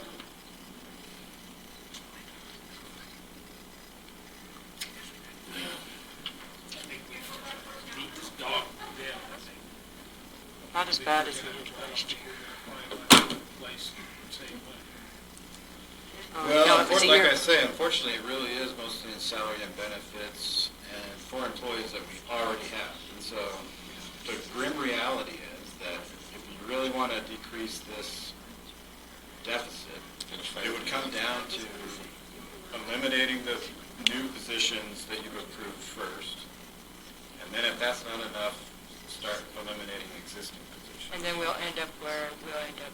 Or the capital, but the capital's not that much, and if we don't replace these roofs, we're gonna be paying more maintenance on them, and it's. Well, here's the thing about that kind of stuff, those maintenance items, is that, it's just like the library, when the roof fails, there's no option but to fix it. You pay the money regardless of whether it's budgeted or not. And it's the same with every other maintenance thing. You can't, if the HVAC goes out in the building, it shuts the building down. You can't have people in there without ventilation and air conditioning or heating. And So those costs are gonna come regardless of whether you budget for them or not, so you might as well budget. Yeah. And so it's, that's, Feel like I don't we think. need another workshop? I mean, is this budget at a place where we can present it to?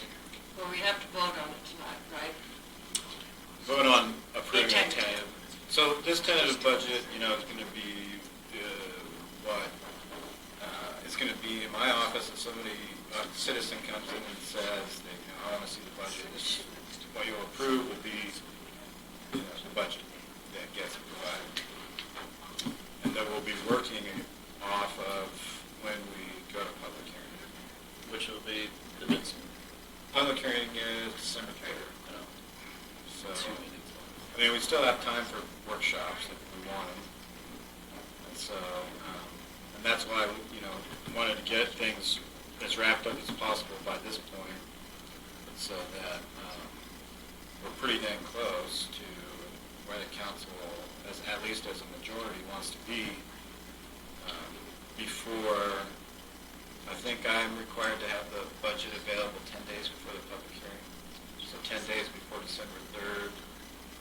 And I think I advertised that it would be even available even before then. I mean, it's available anytime somebody wants to come in and see. But that's the point of approving the tentative budget, is that's what's going to be provided to anybody in the public who wants to see it for the purposes of the public hearing.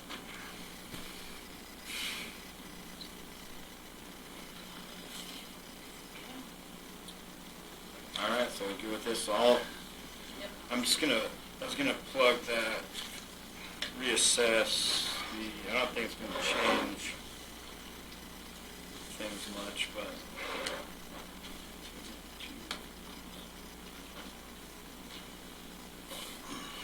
Do our little calculator here.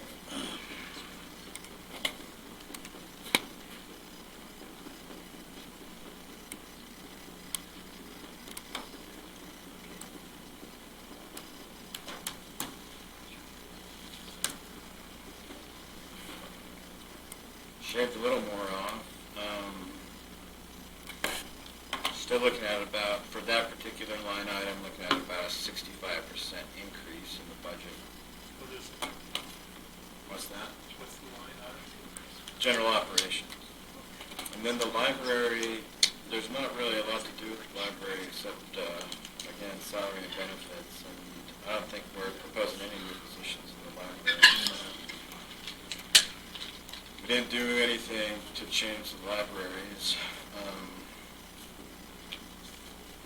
$196,000 increase in the library.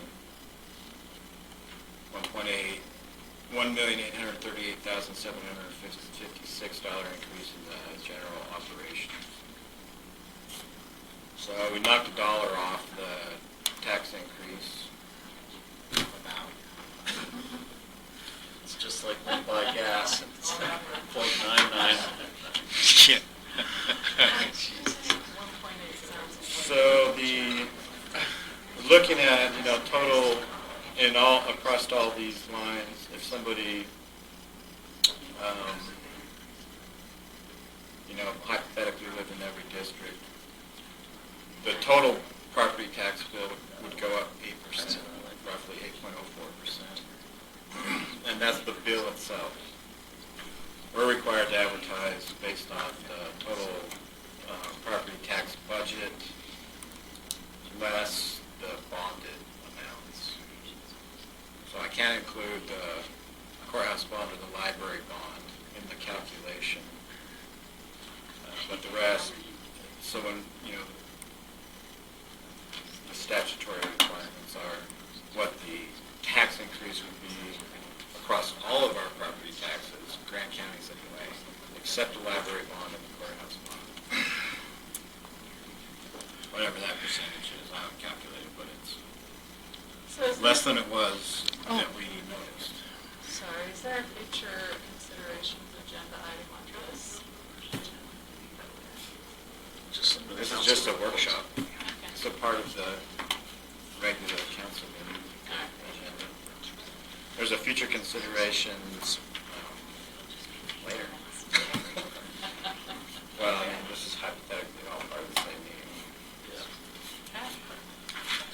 that note, does that mean that we're in recess, or are we closing the workshop, and what do I need to say to? If we're done, then you can go into recess and we'll reconvene at 4. Did you have other stuff that you needed from us at this point? That's all I think that I can think of that are decision points. Like I say, I mean, the reality is that if you really wanted to cut big numbers off this, then you have to start talking about cutting requested positions out and cutting existing positions out. Because there's not a lot more that you can do to really drive that number down. Copy that. Chris, you did have a list of decision points, a spreadsheet you were tracking, so you've got all that covered? Yeah, that's all those things. Okay. COLA, position requests, capital projects. We covered contributions to other agencies. The big one, the main one that we cut was the fire district's request from 208,000 to 100,000. And we also cut a few other smaller requests from what was being requested.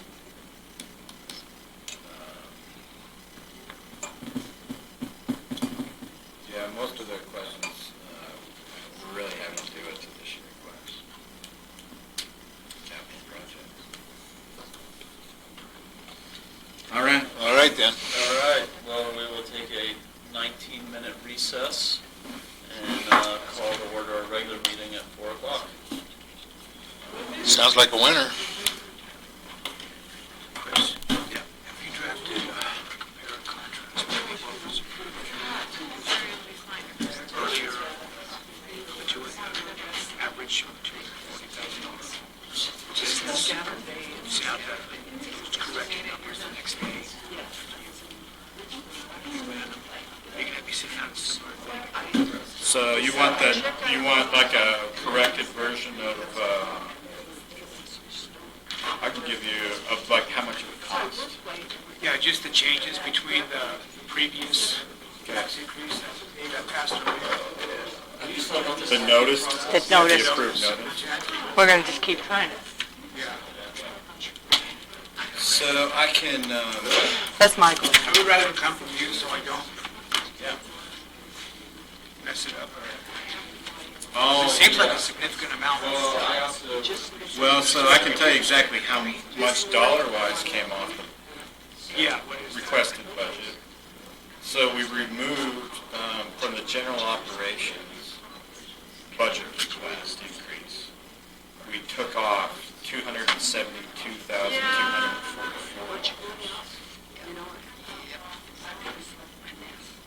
Other general obligations. For general operations. And we removed $78,590 from library.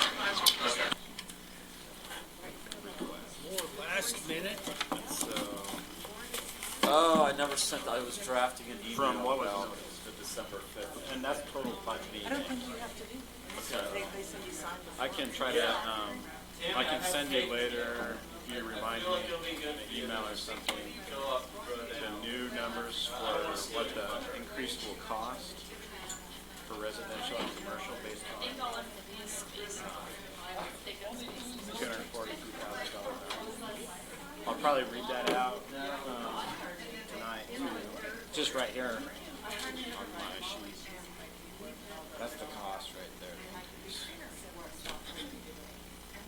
$129 for residential for general operations.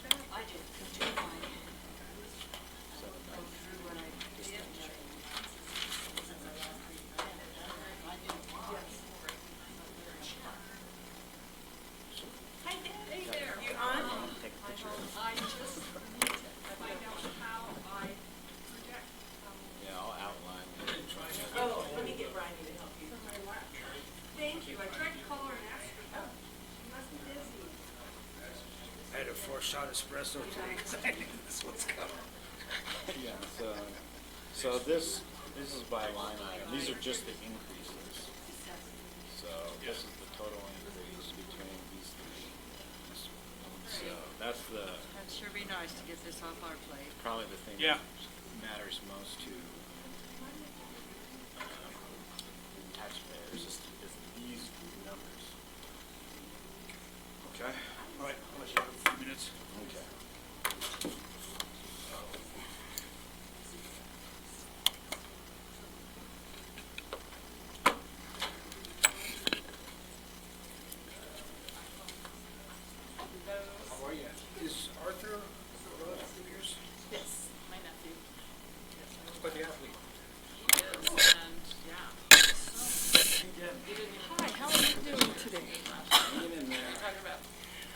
budgets, it's like being home, huh? Cross country and swimming both. Yeah, he does good at both of them. Yeah. I mean, honestly, the person who helped coach that team for many years, doesn't do it this year, so she said that he is. Yeah, I need to project, please. cross Thank country you so athlete. much. Oh, no, please, Yeah. I Well, I appreciate put the a help. lot of, Every place is just a little different, you know? because Anthony Botana West, the stories, I added them. And I put in. So how have you been? Gonna have to carry Have you it. gotten your garage repaired and? Yeah, Good. still need to get some power to it. So I was very Uh-oh, impressed let's with see. him, and, Okay, so, he's got some. I don't know when I'm on the agenda even. I guess, Ruth, when am I on the agenda? Maybe I shouldn't do this, maybe someone else is before me. Pretty amazing. I mean, I just thought about that, if I'm gonna do this and someone's gonna say, Lewis has been really good for Grant County. Some of their better learners. Might have to wait until I They click were, on Yeah, we do have a couple before you. all right, well then I won't do this. I'll just have someone help me when we get ready. for when they were sophomores and he's in their Okay. as a sophomore, so, yeah. We had good photos of them. Great. They're always, it's so weird who wants to participate, because we have a time.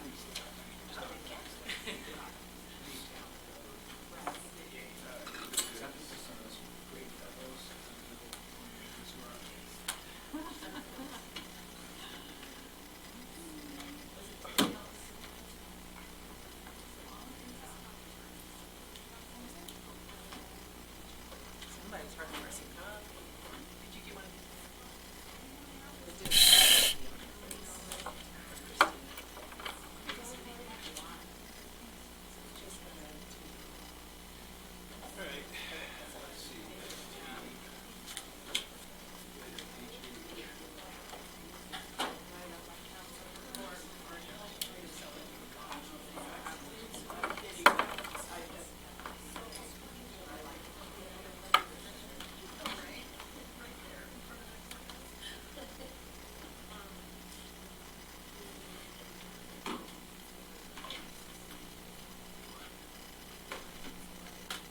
On to the next.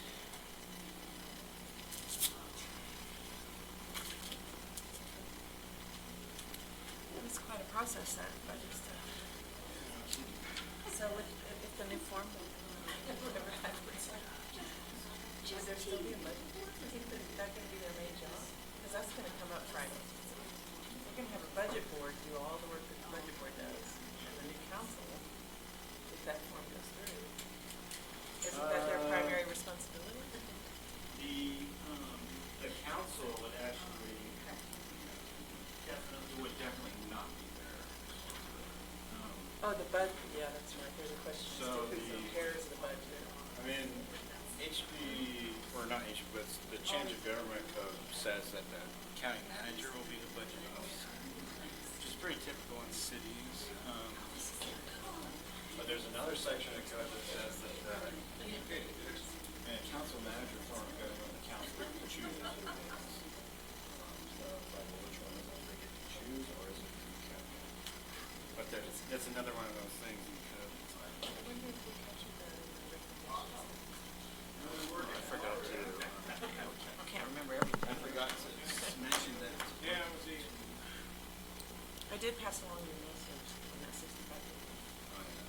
I thought it was covered in 120 day thing. Isn't, I didn't look at that.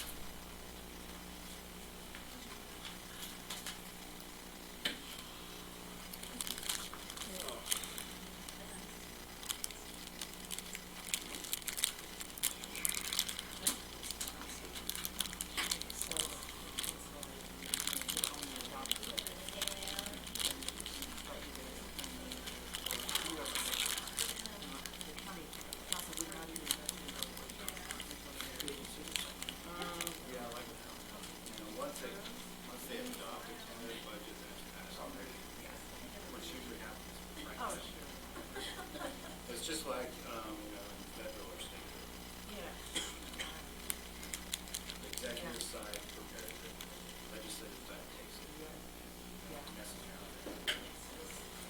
Shuts the government down.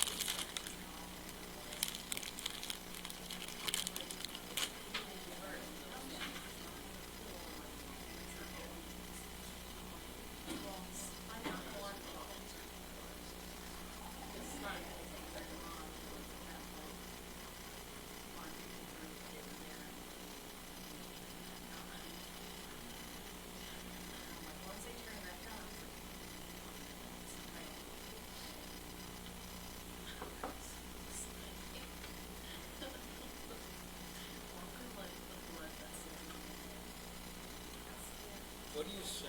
I mean, I didn't know what, I mean, it took me forever to think of something to say. But hopefully I've been there and you should see it.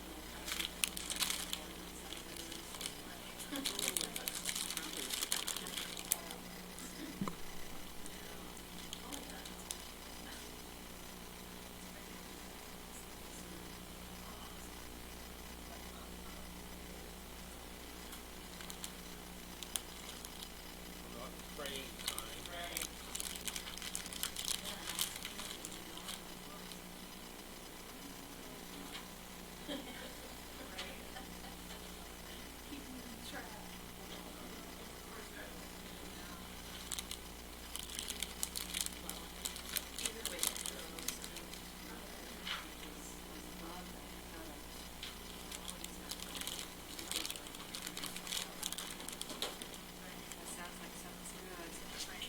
Kylie, was there a specific agenda item you were? No.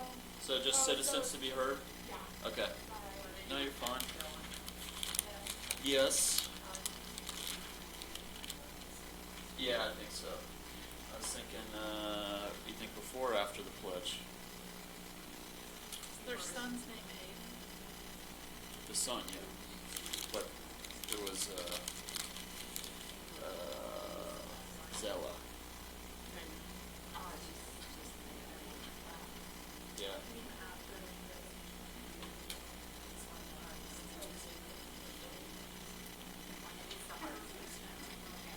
Did you hear any more about what triggered her asthma?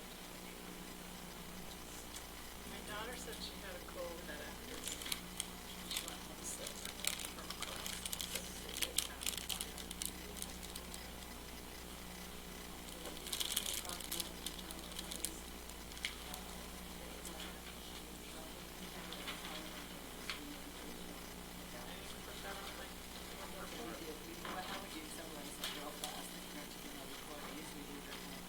We worked I was trying to get Marie to come do the pledge of allegiance. Broke it. Just because, like, I whined for her. Thank you. I was like, you gotta go do the pledge, then you'll be in the public record in the minutes forever when people look back 60 years from now to see when some dumb resolution is passed. They'll be like, what was this? I'm sure most people are glad to have it.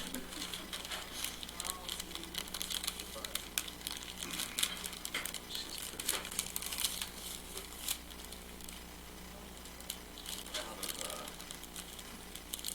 Out of all my friends, she's in terms of like abilities with interactions.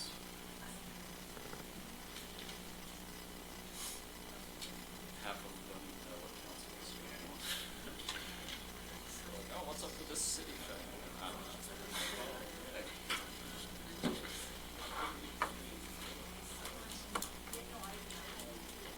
Hey.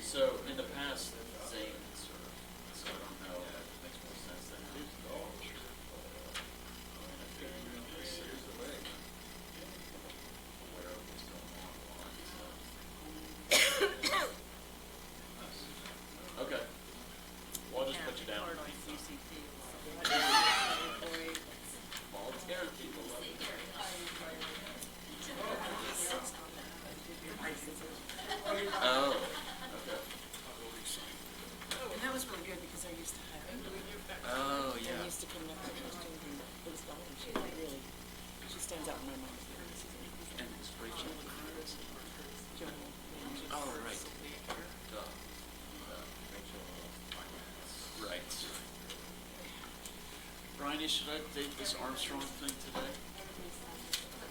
Should I date this Armstrong thing today?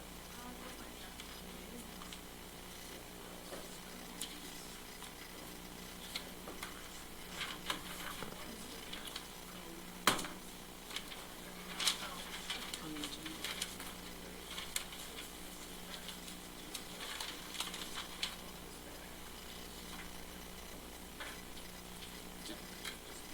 Did you want to do your piece without him? Okay.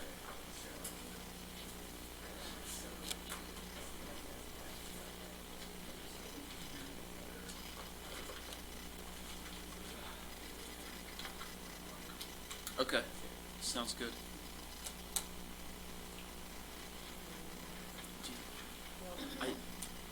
This came in the mail. Oh, okay. It was, I couldn't think of any 400-acre parcels. If we wanted to, she's here from Florida, and she has some PowerPoint or something. That's, Should we move her? sure. That's,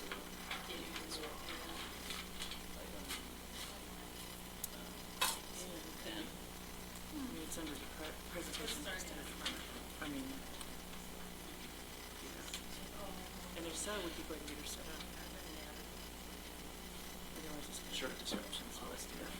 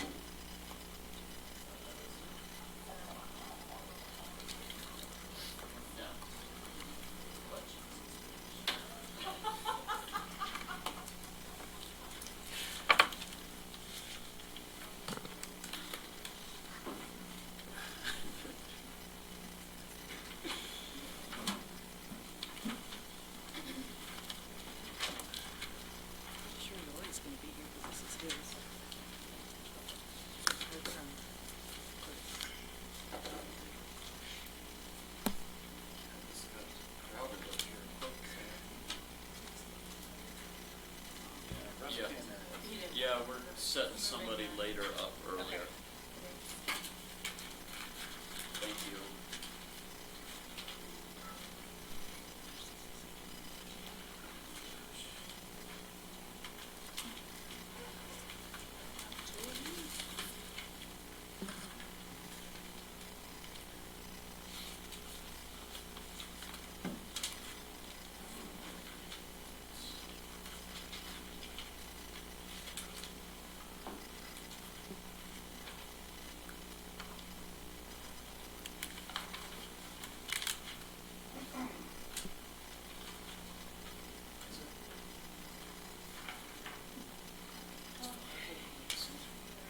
Okay.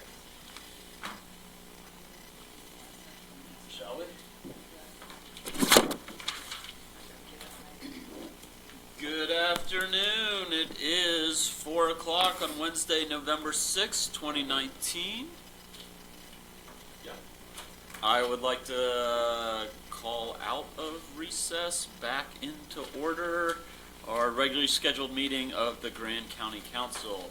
Those present are Greg Halliday, Jalen Hawks, Mary McGann, Terry Morse, Evan Clapper, Ruth Dillon, and Chris Bear. Tammy, would you lead us in the Pledge of Allegiance? I pledge allegiance to the flag of the United States of America and to the republic for which it stands, one nation, under God, indivisible, with liberty and justice for all.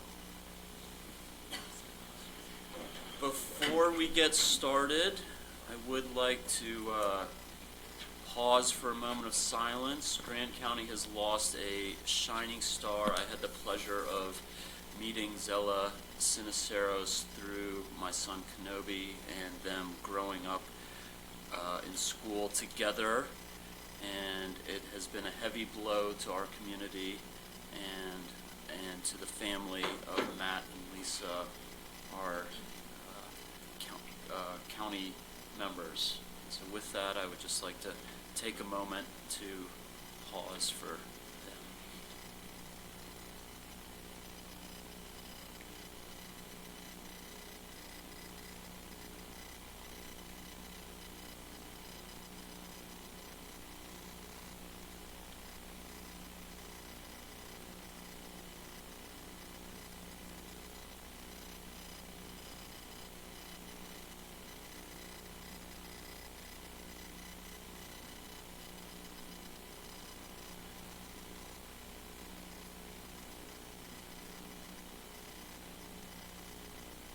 Thanks for that, and Zella, you will be missed. That brings us to the approval of minutes. We have some on the dais here.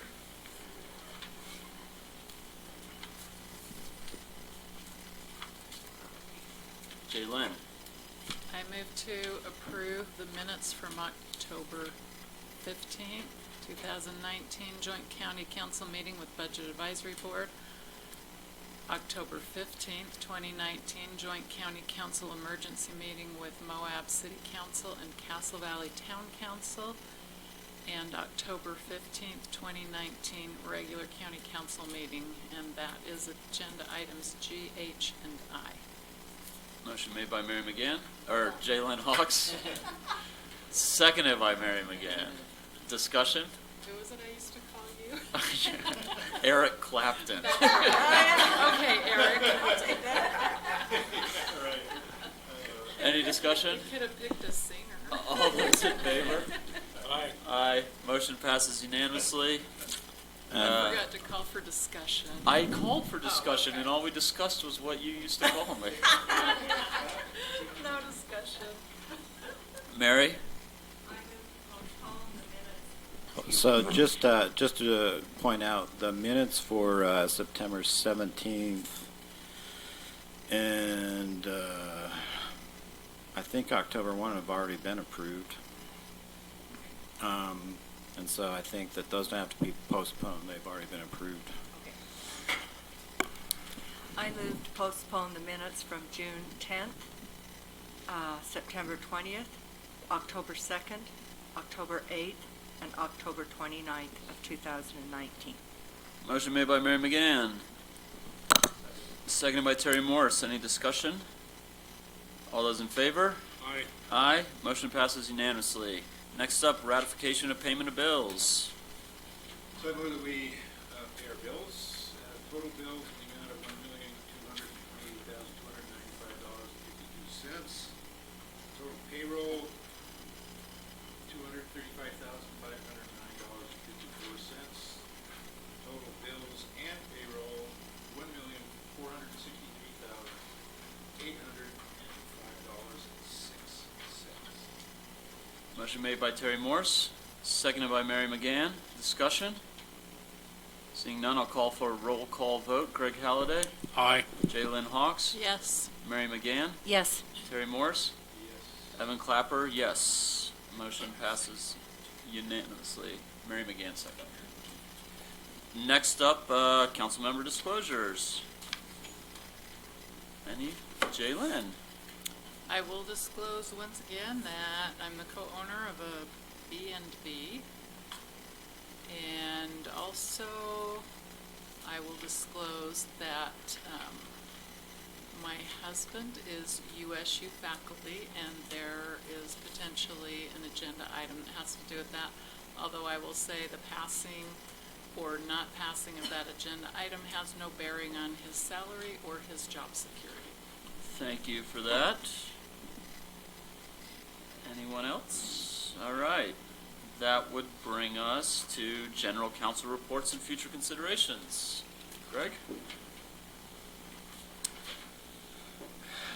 Yeah, on the 16th of October,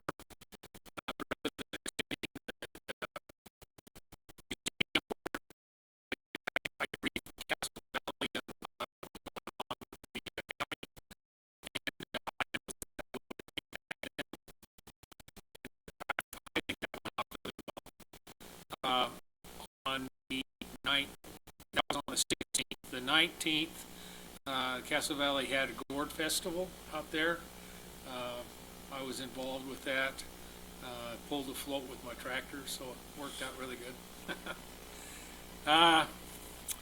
See, on the 30th, if you all recall, we had a couple of gentlemen come in here looking to get access to the old shooting range.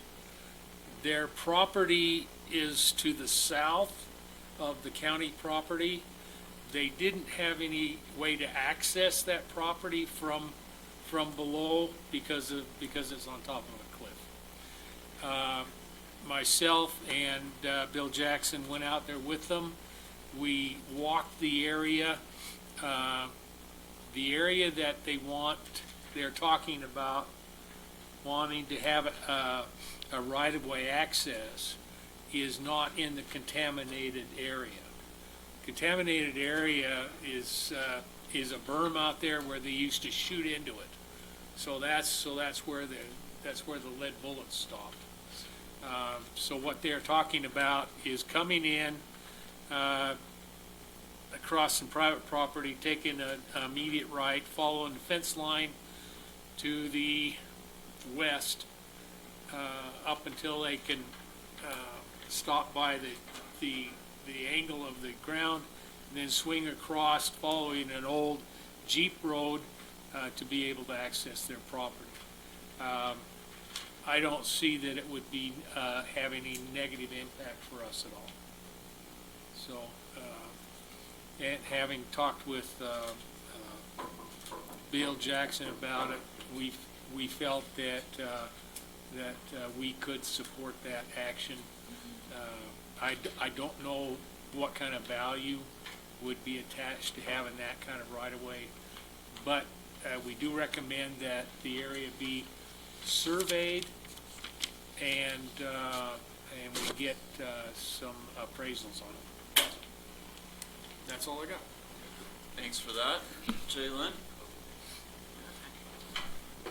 So I went to the Housing Authority meeting, and exciting news there is that the Arroyo Crossing, they reported that they have funding in place and hope to close on December 3rd. AOG, just a ton of stuff with AOG.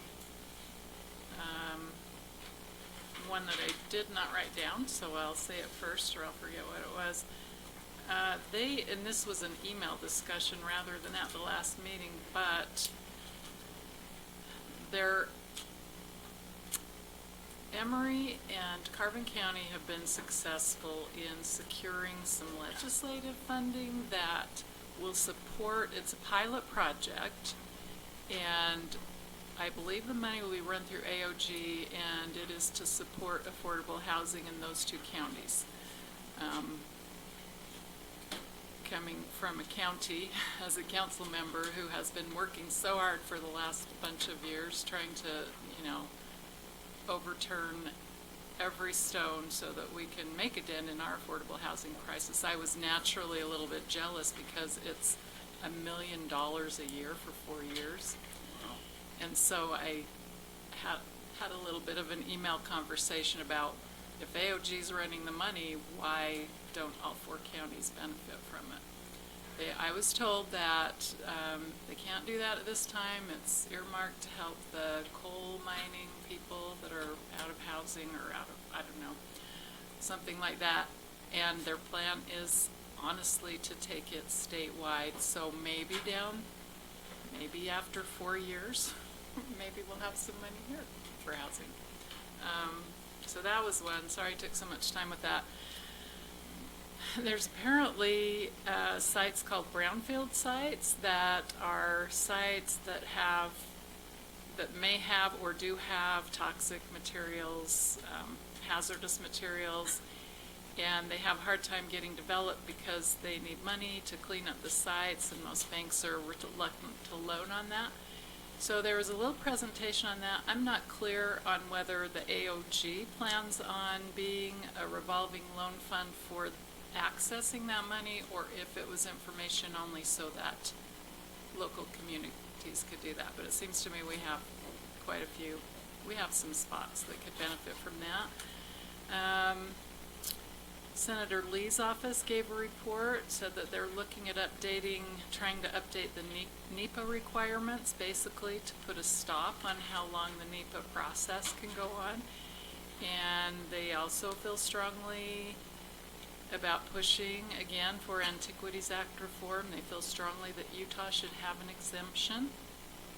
As a part of that report, with a federal staff person there, Commissioner Adams took the opportunity to reiterate that the feds should pay a full payment on PILT that's more in line with property taxes that everyone else pays.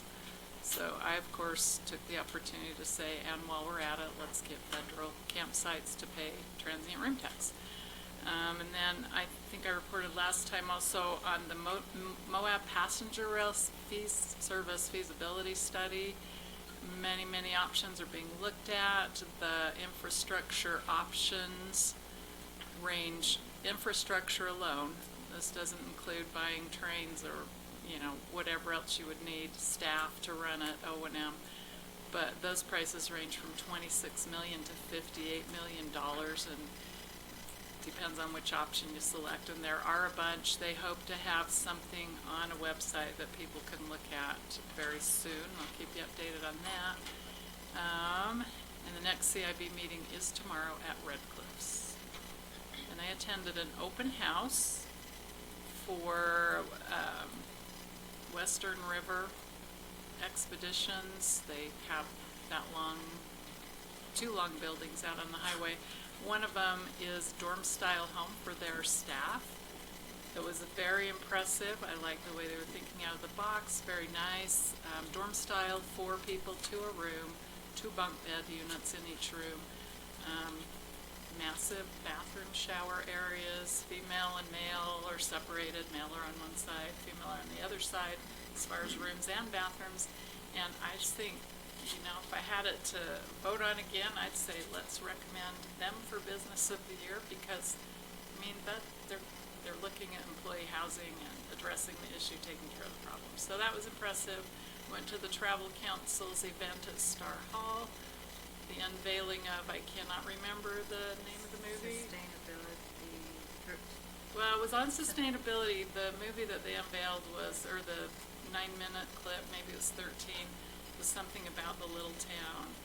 Anyway, it was extremely well done. However, I thought it was more in line with putting in an economic development package, because it really highlights some cool things about Moab and what we do in terms of sustainability. We went to a Key Leader board meeting that is in relation to my assignment as the intergenerational poverty liaison person. School district, of course, hosts that, and we saw some results. I don't want to get too much into it because I'm going to have an agenda item on next month, but one of the interesting things was they did a survey of the community. It's very limited, probably not a random sample, but the gaps in services that were listed by community committee members were, number 1, affordable housing, number 2, child care, 3, substance abuse treatment, 4, financial literacy, and 5, public transportation. They feel like the county and the city are making great strides, good strides in the affordable housing arena. So they wanted to address the number 2 issue, which was child care. And so I will have an agenda item on that next time that we'll look at. Have 2 items for future consideration. I don't know if anything can be done about the first one, but massive amounts of dirt that blow about the valley. I don't know if there's any regulation we can do, but I mean, it just seems to be at choking levels these days, much of the time when the wind's blowing, and I know you can't do anything about the wind, so I just thought I'd bring it up, maybe do a little research. Rain, sure. The last one, I had a citizen approach me about the proposed budget that we will hopefully be approving tonight. And of course, that included a discussion of the notices that went out, and the tax increase. And the citizen wanted to know, you know, how can that possibly happen, and why can't we just keep things the way they are? And so came up with the idea. It's just an idea, and it's not anything that would be, of course, binding on us, but it would be for public information, and I think it might help those who are interested have a better picture of what it would look like if we maintain the status quo, which isn't free by any means, and took out the proposed tax increase. And so their suggestion was to have department heads, anyone that's funded by the general fund, which is where the tax increase would be, just to give some figures about what that would look like for their department, what services they would have to cut, what staff they would have to cut, and by extension, what services would be eliminated. And I would ideally like it as an agenda item next time, just strictly for public information. No intention to follow it, but I think it would go a long ways toward helping people understand exactly where we're at. Any thoughts? And that's all I have.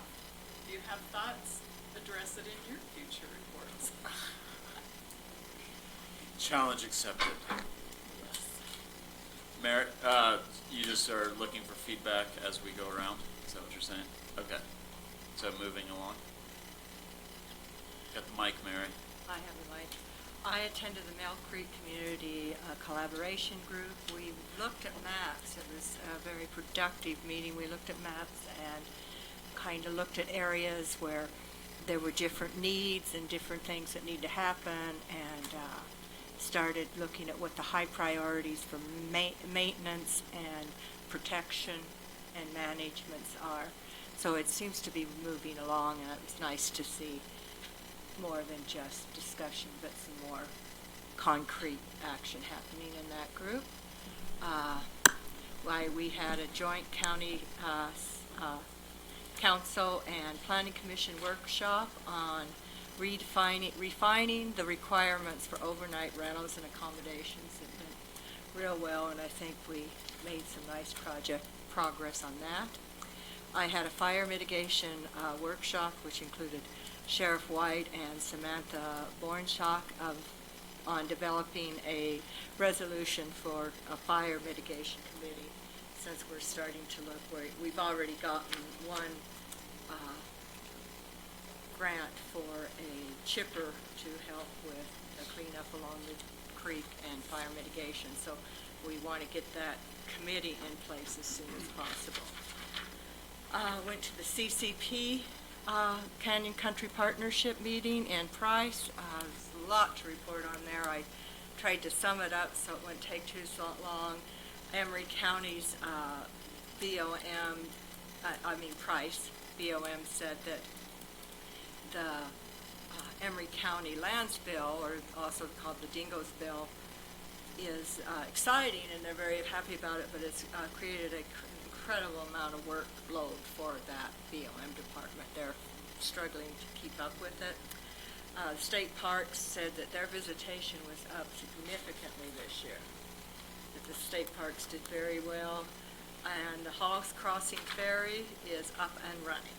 That's a very brief summary. It's quite a long meeting and a lot of information is shared. We had an UMTRA, or Tailings Removal Steering Committee, which was well attended. We had almost our entire membership there at the meeting, and they are hoping to be able to continue to at least move 1 million tons a year from now on, and which would be great, or more. And I've been in communication. In fact, while we were having our budget workshop, I got a call from John Curtis's office, and they're going to be reporting on this year's money that will be appropriated to the UMTRA project, and it looks like it's going to stay the same, if not go up. So I should be able to formalize that next time, so I'm very exciting. They really want, after the celebration, they got very excited and really want to speed this project along and have it as a showpiece. And I also went to the Western River opening for their dorm. It was, I agree with you, it was very impressive. A beautiful laundry facility for them, a shared area for watching TV and cooking, and it was aesthetically pleasing, nice. They deserve a lot of praise for the effort they put into providing housing for their employees. And I don't think I forgot anything. I may have. If I have, I will circle back. Thank you. Thanks for that. Curtis? Sorry, this is a new computer and I haven't figured out how to make the notifications quiet yet, so bear with me while I figure that out. October 25th, I attended a U.S. Senate subcommittee meeting on natural resources at the Grand Center, and spoke on a panel with elected officials from Congress, Senate, and the Governor's Office of Public Lands and State Forester about public lands and comparing and contrasting state versus federal land management. And I felt like it was a good meeting, a positive meeting, but Sitla was there, and there was lots of protesting, but it was an interesting night for discussion. Had a meeting with Mr. Baird, our clerk auditor, and a county attorney, with representatives from UAC regarding a bill that is being put together that will affect the change in county form of government law. Some of the key items for discussion are a grandfathering of counties who are currently, in a process to change our form of government, grandfathering them from future restrictions of county form of government for rural counties. There's an interest to raise the requirement for signatures for future petitions from citizens to change the form of government. I can't quote exactly where it's at now, but the recommendation was as high as 40, and the last thing that I saw was 25%. So at 6,500 voters roughly in Grand County, what's that? That's, At what? 25% signature requirement with our total amount of registered voters would be lower than 2,000, I would think. I can try to calculate it real quick. Some quick math. Probably around 1,400 to 1,500 at 25%. What's the current requirement? For changing the form of government? Yeah. Or what was the, I can't remember, to tell you the truth. I'd have to look it up. it was pretty low. Anyhow, so that's something that's being discussed. And then also the, just some other issues as far as timelines and how that relates to HB 224. There's a bill, a co-sponsor is from Morgan County, a legislator from Morgan County by the name of Logan Wild. And UAC lobbyist Lincoln Schertz has been our contact in communicating that. So once they have a draft bill, that's going to be something that, you know, the council's probably going to want to weigh in on. In the meantime, feel free to communicate with Lincoln Schertz, myself, or Chris Baird. Any interest in that discussion? Arches, working on Arches stuff. Attended the town hall that was held, and it kind of laid out the process moving forward for Arches to evaluate alternative solutions to congestion. And we've got an updated scope of work. Councilmember Kalen Jones and I, from the professional we've been working with to hold our event scheduled tentatively for February of next year. And so right now I'm communicating with the regional office for the National Park Service out of Denver to understand how the two processes can complement each other and kind of better understand what the Park Service is working on so that we're not redundant in what we're doing but can complement it and add to it. And that's all I have to report on. Thanks for that. Sarah? So I have a very quick report. I don't have anything to report. I was to attend a Moab Mosquito District meeting, which unfortunately I got derailed on and was not able to attend. But other than that, I had a quiet week. Thanks for that. Yeah, the end of the month is usually pretty quiet for me as well. I think everyone kind of already addressed a lot of things that I was at the Arches Town Hall, the Planning Commission meeting, the Public Lands discussion at the Grand Center. The Budget Advisory Board held their last meeting, so that budget is all in the council's hands now. The one other thing was the cemetery held an open house. It seemed to be kind of well received. I don't think there was a lot of numbers there. It was kind of drop in and see the columbarium. So not a lot to report on my end either. In terms of a future agenda item of having department heads outline impacts if a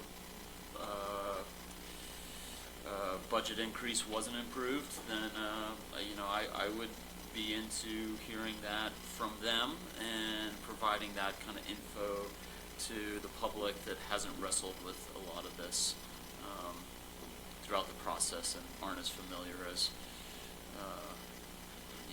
kind of we have been struggling for the last few years. So hopefully that answers your question.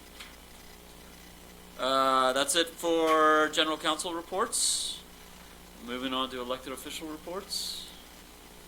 So the municipal general election went pretty smoothly, and the preliminary results are that the incumbents appear to have won, but the canvass won't be for a couple weeks. And so there's a spread, I think, of about 47 votes between third and fourth place, and there are exactly 47 provisional ballots left to be counted, plus whatever comes in that was postmarked on the day prior to the election.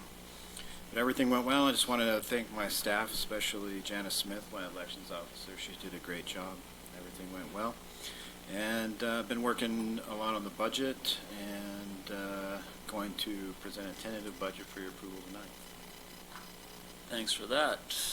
Jane? Do you know what the turnout was for that municipal election? 69%.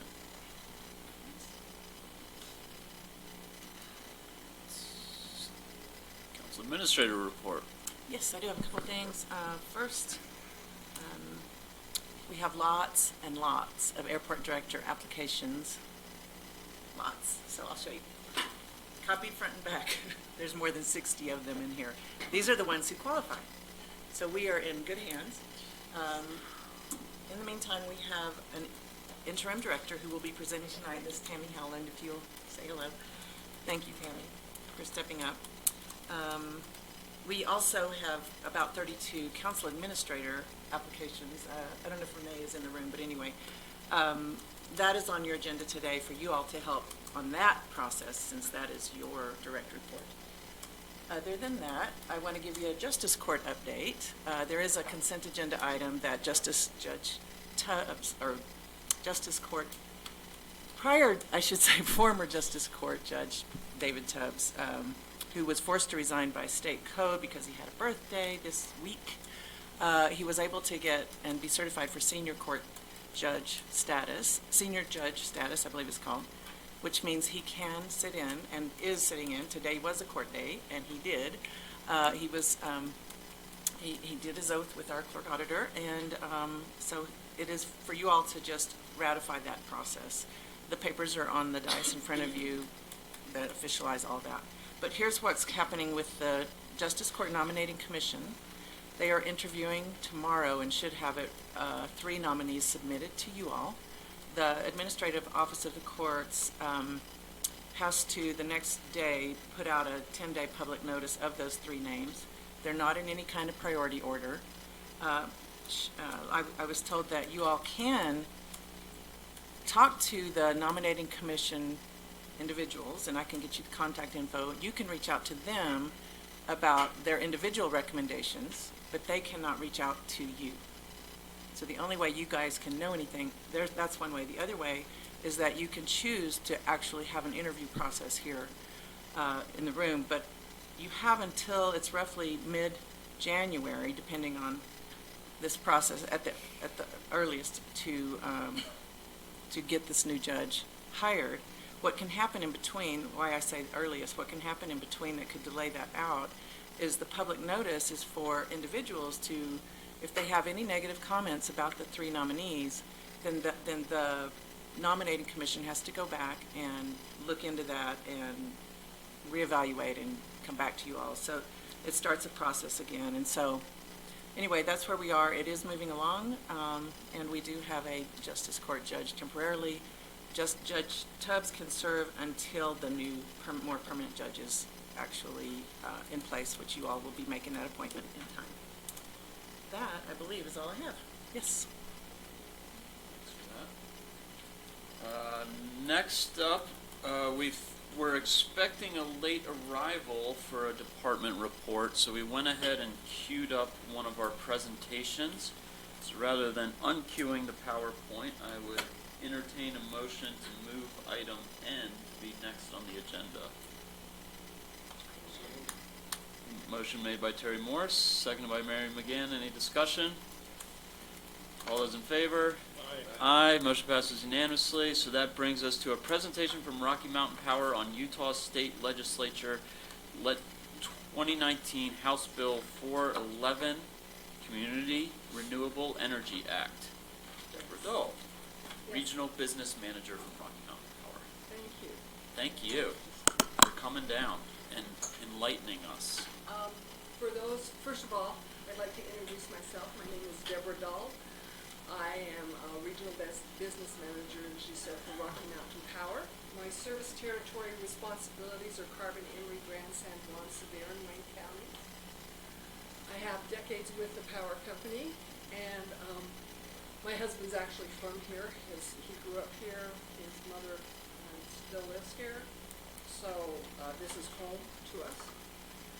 But I wanted to begin by asking, and I'm sorry I have to accidentally turn this off. Does Grand County have renewable sustainability goals identified? I don't believe we have formal goals adopted. that's good to hear because I tried to find him and I couldn't, No. and so, Well, I don't feel as good Just ambitions at this point. oh, the more nervous you are, huh? And these are really long.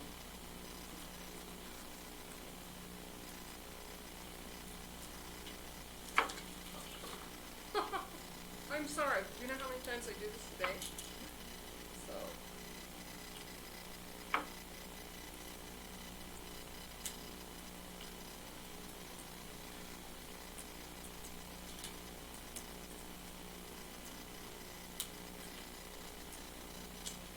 Right. Again, I apologize. Bring it up, and we will begin. So, are you familiar with the House Bill 411 that was passed at the last legislature, the 2019 legislature?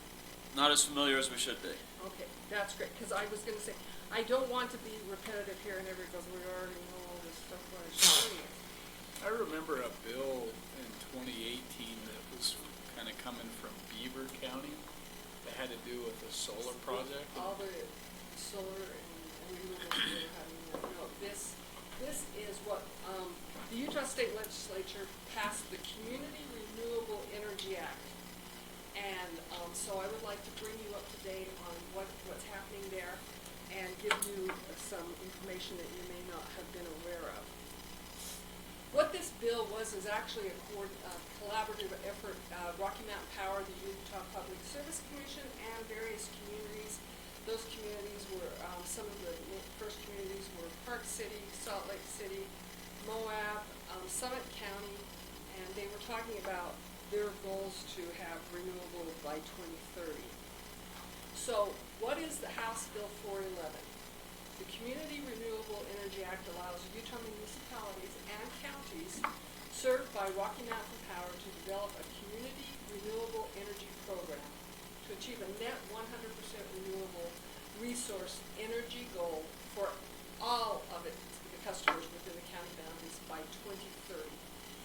Just a little bit of review. If some of you were aware, in February 14th of 17, I believe, Moab passed a renewable energy goal of 2032, but in August of this year, they changed that to 2030. So they are in line with Park City, Salt Lake City, and some other municipalities. Renewable resources are, as we define them, are wind, solar, hydroelectric, and now other technologies such as storage, battery, grid management. So what are the key provisions of HB 411? It defines a community renewable energy program, the terms and requirements of it. It outlines that the Utah Public Service Commission role and authority in approving a program. It establishes the basic elements of the program to be defined through future community and Rocky Mountain Power agreements, review by the Public Service Commission, and approval. So that's where all three entities are working together. Program costs, projected rates, bid solicitation process for renewables, all of those things will be defined and approved through that process. It defines the nature of the program, and this is really important, as a customer opt-out program. So I want to make very clear, if a resolution is adopted and you move forward, it is opt-out. All of your constituents are in it, unless they choose to opt out. Now, one of the main reasons I wanted to meet, and we'd actually talked about this earlier, Ruth and I had a meeting not too long ago, and she had asked that I share this with you. And the community or the county would need to adopt a resolution by December 31st of this year for 100% renewable energy by 2030. That would be the very first step you would have to go through, okay? And then, after that, the first half of 2020, you will, the communities will execute an agreement with Rocky Mountain Power, and the program administrative and procurement costs will be discussed, implementation plans, identification of the replacement of our generation assets, projected customer billing rates, estimated customer participation, and details on the solicitation process for acquiring those renewables. All those things are going to be happening the first part of 2020. And then Rocky Mountain Power will file an application with the Utah Public Service Commission on behalf of the people who have this communities. Then as you can see, there's a long lag between the half of 2020 and then the first half of 21.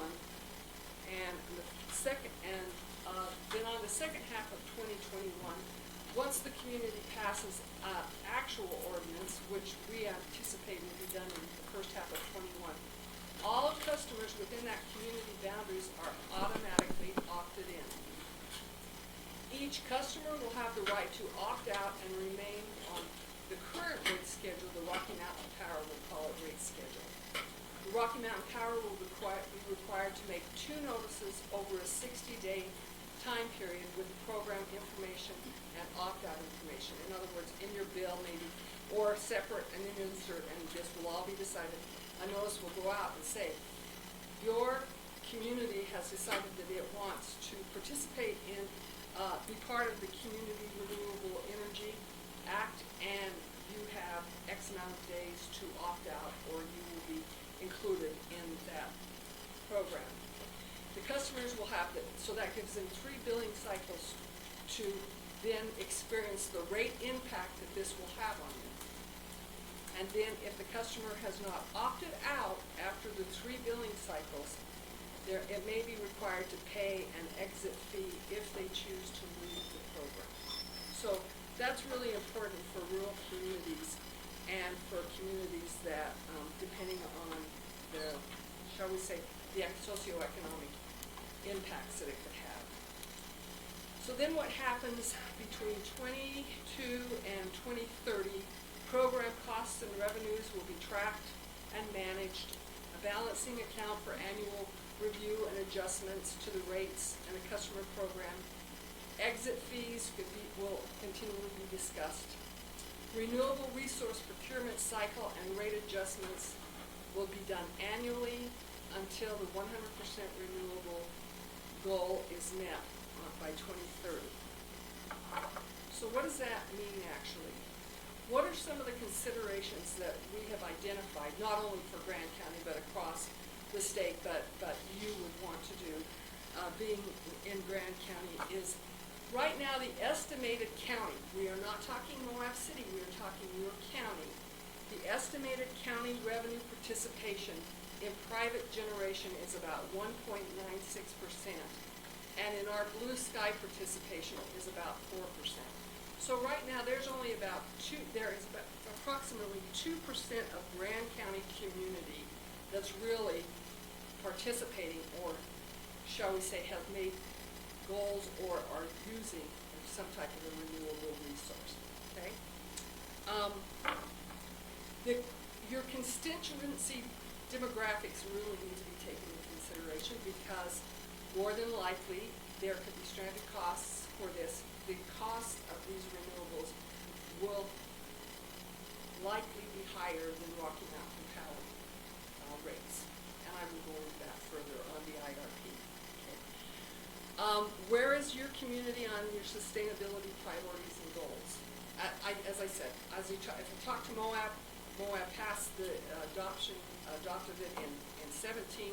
They revised it again this year.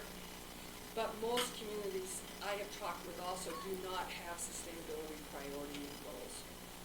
So the program, the risk management, is that there has to be a low-income plan because of the additional costs that may be incurred for accelerated depreciation of coal units. Somebody has to pay that. And I'm glad that Council Member Jimmy Cox was talking about intergenerational poverty. I went to the website for the Department of Workforce Services, and they said for Grand County 2017 was the newest information I could find.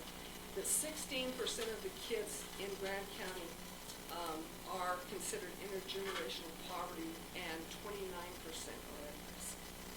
So part of this plan is, as a community or as a county, you will have to develop a plan and adopt a plan that will help with low-income programs and assistance with these rate schedules. So be aware, if you adopt the resolution, there will more than likely be a budgetary impact on it in the future. So you're saying, so what can we do? And there are some alternatives already that are out there that I would like to just discuss with you. And first, let's call it the Subscriber Solar Program. And HB 411 isn't the only tool that the county could use to reach more sustainable or renewable goals. We have WattSmart, let's see, we have the Blue Sky, we have WattSmart, we have EV charging stations. All of those are programs that Rocky Mountain Power already has that we could work together to help achieve some renewable or sustainability goals as you move forward. We really want to clarify that HB 411 is not a clean air initiative, because some people have thought, oh, well, this will help with Wasatch Front because it's a clean air initiative. That is not what HB 411 is doing.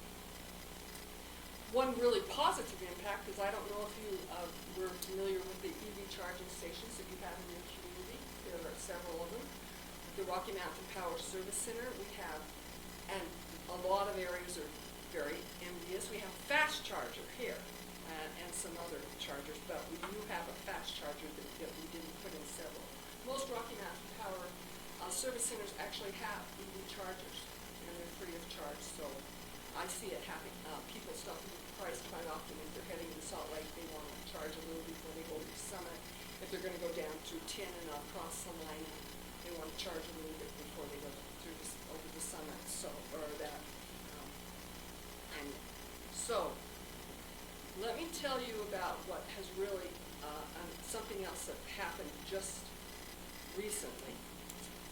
Pacific Corp announced its 2019 Integrated Resource Plan, or the IRP. We create IRPs, or we modify the IRPs every 2 years. So we have one in 17, we have one in 19. We will be having another IRP update in 21. But let me tell you what an IRP is. It's a comprehensive decision support tool and roadmap for meeting the company's objectives to provide reliable and least cost electric service to all of our customers. And all the customers, that means across Rocky Mountain Power, which is Utah, Wyoming, and Idaho. So we take the IRP, and the IRP that was created in 17 and the IRP in 19 looks very different. We usually bring out, have the IRP ready by April of each year. We didn't have it prepared. We were running so many different methodologies that it didn't come out actually until October this year. And that is because we have been really looking at the renewables and listening to what our customers want. So what the IRP, some of the main things that the IRP brought about this year was the resource plan calls for adding approximately 7,000 megawatts of new renewable resource by 30. So in other words, if nothing happened with 411, House Bill 411, we are moving forward to have 7,000 megawatts by 25 and nearly 11,000 by 38. We've identified those: wind, solar, hydroelectric, and then various technologies. Renewable energy investments coincide directly with the retirement of 16 of our 24 coal generation units by 2030. All of those are in the Wyoming area. That totals 2,800 megawatts. And then the retirement of 20 out of the 24 coal generation units by 38. Now, I will tell you, right now, Huntington Power Plant is in the 38 schedule. Hunter was not part of that because this IRP said Hunter would probably go until 42, but that's why Hunter is not included in it. So the carbon emission reduction using a 2005 baseline, that will have reduced 50% in carbon emissions by 30 and 80% by 40. Now, if you guys would like some just fascinating late night reading, our website, pacificcorp.com, integrated resource plan, will put you right to sleep in no time. Believe me, that you're more than welcome to look through it. So what we really want to talk about too is renewable energy already matters to us. Berkshire Hathaway Energy, which has sister companies, Nevada Energy and Mid-American Energy and Pacific Power and Rocky Mountain Power. It is the largest wind generation energy company now in the United States. So it really matters to us, and there's been investments made for 20 years now. This is the 7 Mile wind farm. One way to increase renewable goals would just be for if the county said, we don't want to go with an HB 411, but we really want to sit down, decide sustainability goals, see how we can take that 2% to 10%. So I'm just throwing these numbers out, of course, whatever you would to decide. We could sit down and do a joint marketing campaign for blue sky participation or something, which is what we did initially years ago when Moab started this. Mayor Dave was the first, and Moab was the first community challenge, and Mayor Dave had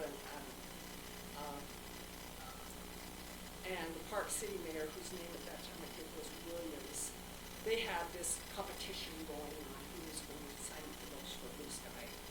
And so he has been really instrumental.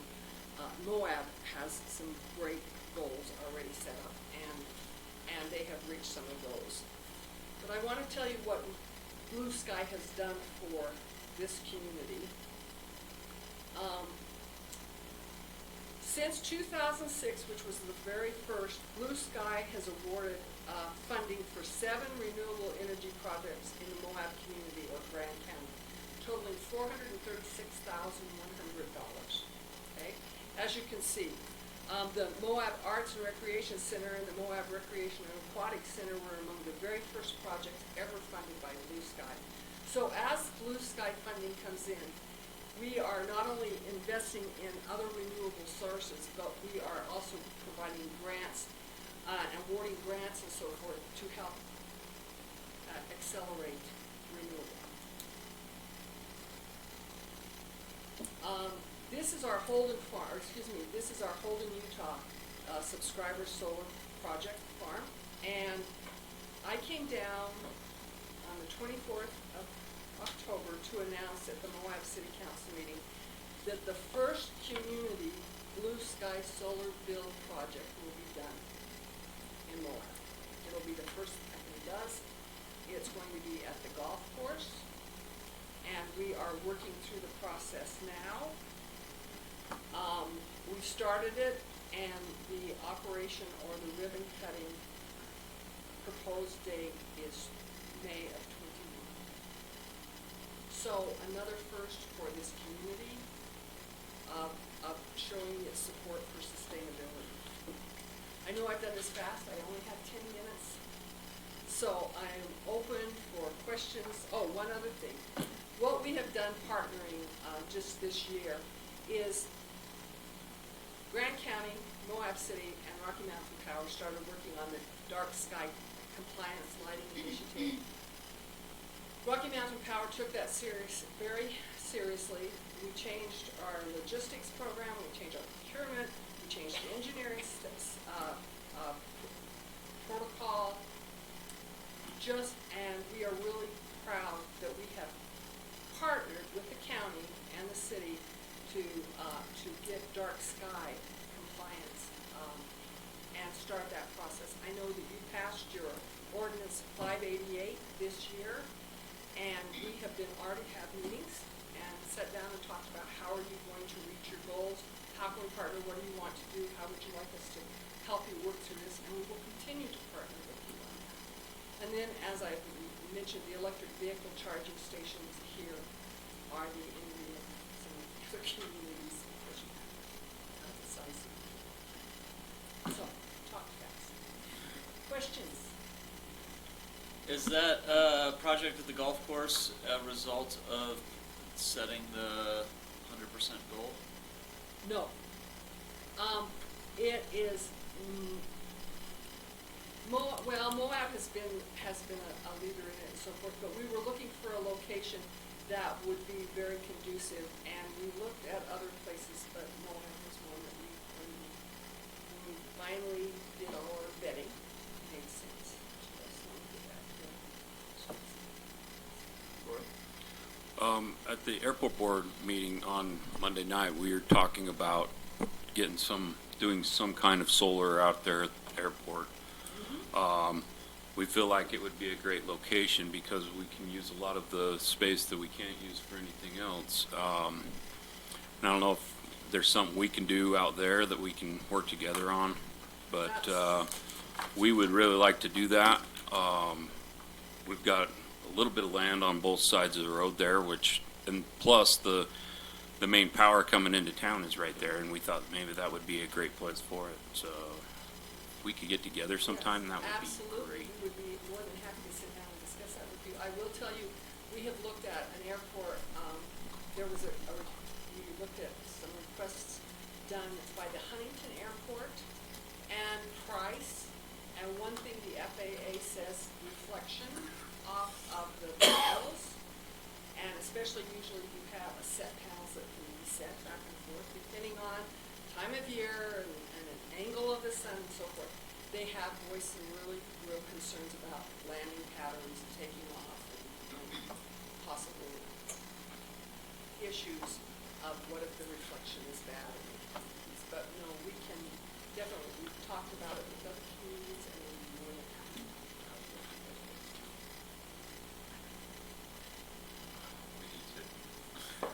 I'm sorry, Tim. We need to get with her and set her up on our next agenda. That would be good. Yeah, as far as the airports go, this is actually quite a common request, and they have standards now for putting in solar panels on airports. So there are products out there that reduce the glare. And where we're talking about putting it, it's out of flight patterns, so that would be less likely of an issue at this airport. Now, how a Blue Sky grant works or something like that is that, and Grant County has applied before, well, they obviously got it for the library and I think, I can't remember off the top of my head which one it was. It is a process, anyone can, you need to participate in it to qualify for the funding. I believe is one of the, and there is I believe the county does like a block, a few blocks of Blue Sky. I don't have any on the top of my head. But, and then there's a process for it.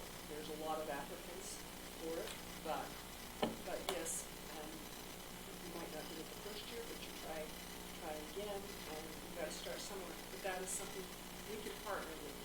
Yeah, we're just kind of at the point of where do we start? So Well, if we could get some information from you. sounds like I need to visit with the airport. Yes, please do. So it sounds like you have a lot of opportunities to partner, and I was just curious about the benefit of meeting this end of the year resolution for a 100% renewable goal. Could you just kind of reiterate advantages of participating in that? Specifically the House Bill 411 compared to some of these other ones that you threw out there? Well, House Bill 411 you will be in with a group of communities, as I said, Park City.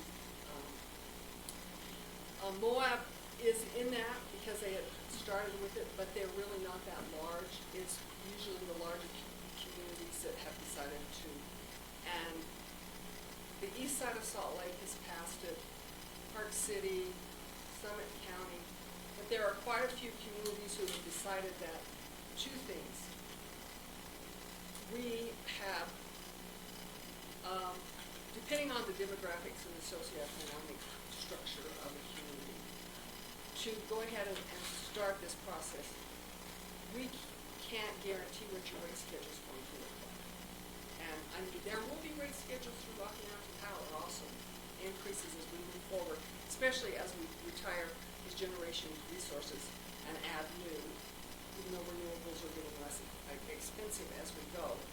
But that is a real concern for a lot of the communities that have decided to sit back and see what happens, is the fact that they're saying we're obligating our constituency for years out now, and we can't give you numbers yet because you need to know how many people or the number that's going to participate and what that rate structure is going to look like and if we're going to have stranded.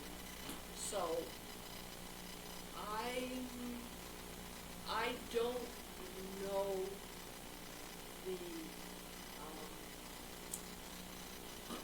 Grand County is small enough that you're not a huge energy user, but with your constituents, I'm not sure how the rate structure will go, but it'll be lumped in with the rest of it. But when we've kicked around these solar ideas before, it's kind of, people have brought up the idea of an investor group that would bring the infrastructure and so am I hearing you correctly that Rocky Mountain Power would kind of cover the infrastructure stuff and we would only be on the hook for our, through our energy bills and the kilowatts we use? Right, because Rocky Mountain Power's already going to do that with the IRP. Great. We will buy, by 2030, we will have over 7,000 megawatts of renewable, by 25, excuse me, and then by 38, be 11,000 megawatts of power. So it would be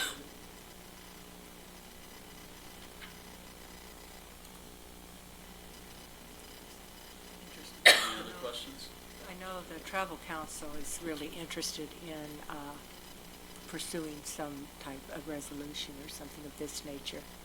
They brought it up during the last, oh, I'm sorry, I thought I was talking into the mic. The Travel Council in their last meeting talked about this, and I know I'm going to be working with them and perhaps, some other people to look at doing a resolution for Grand County if we want to pursue that. So it's being talked about, the short. That's great. And as I said, that we are more than willing to partner and sit down and look at different options that possibly we want to explore and campaign. But I have the charge to get this out to the counties. We didn't know we were going to be doing this. I wish we had a UAC meeting for isn't there a UAC? But we thought we needed to get this out in front of communities. I don't know if it's on the agenda or not. Understandably, carbon and rate severe this is not a high importance to commerce anyways, but you guys do it through your rate structures. But, we don't know where it's at. This is uncharted ground, and we will move forward anyway. Well, I appreciate you coming down and bringing us up to speed. No, you were fine. You did well. I didn't mean to. Were there other questions from the council? So there was a kind of follow-up discussion scheduled for tomorrow. Zachariah, is that? So we have a phone call scheduled with Kentucky Energy at 2 o'clock tomorrow. There are a few of us on the calendar invited. There are others who would like to participate. Certainly expand the participants list. So for those that didn't hear it on the mic, there's a call scheduled for tomorrow. That was all Zachariah was confirming from the audience for the YouTubers. And I am scheduled to be in the field in the morning, and I'm not positive that I will be back at 2 o'clock. So I don't know if anyone would like an invite to that meeting as well. But it sounds like we can expand that list. Tomorrow at 2? Tomorrow at 2. If you make the decision to, I could do that. Great. whatever you decide, if you could let me know if you make the decision to. Oh, move don't forward worry. With adopting it or whatever. Just You will know. Thank you so much. Thank for you. the time. Appreciate you coming down. No problem. And Zachariah, you can shoot Mary an invite. I'll put it on my calendar right now. Thanks. All right, great. That we can jump back up to department reports.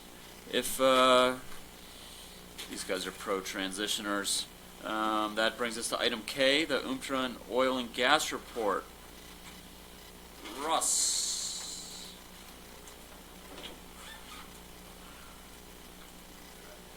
Setting up one PowerPoint machine because we have two back presentations here.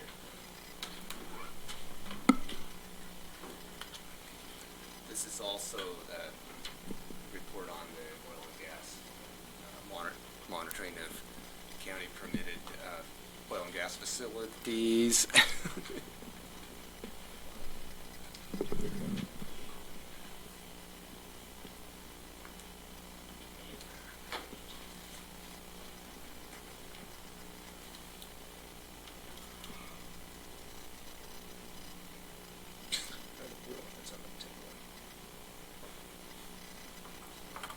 While you guys are setting up, can I circle back? Deb, can I ask you one other question? I was just curious about the commitment. If we pass something now, since it is kind of like still up in the air on what the terms from Rocky Mountain Power is, it's kind of, there's a few steps in the process besides just the New Year's. Okay. And that, I can send you that spreadsheet of what we think is going to happen. I imagine there will be fees to start out right off the bat for the process to begin, but I don't think any of that is going to be fine. One thing is they need to know how many communities or people, because each community is varying size, are going to participate, and that will definitely have an impact on costs. But we could potentially have a resolution that says, yes, we're interested, keep us in the loop, and then kind of move forward from there? I am not sure. Okay, You better ask UAC for sure how that one works. great. Sure. Thank you. I apologize. No, that's understandable. It's a personal thing. I have a problem with commitment.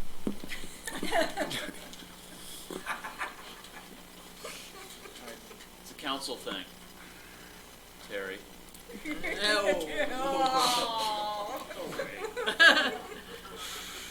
All right, Russ, it's all yours. Okay, good afternoon.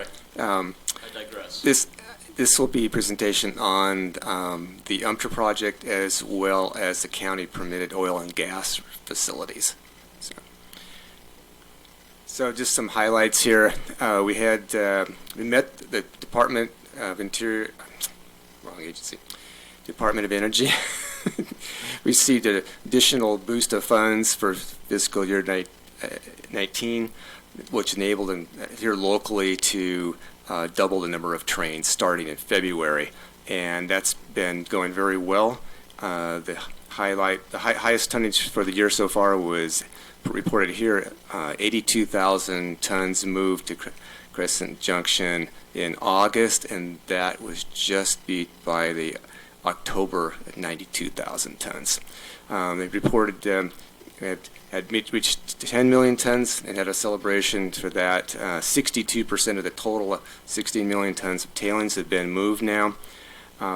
What's a little less widely known is that also this year the project has been diligently moving pretty much every train load part of the accumulated mill debris that's buried in with the tailings. And so their total of 41,000 tons are about 5% of all the tonnage moved in calendar year 19 included mixed mill debris residual radioactive material that they pack in around the mill debris. And so the groundwater extraction, that's the lesser known, less visible part of it, but very important, taking the ammonia and the uranium out of the groundwater before it reaches the mill, for the river, excuse me.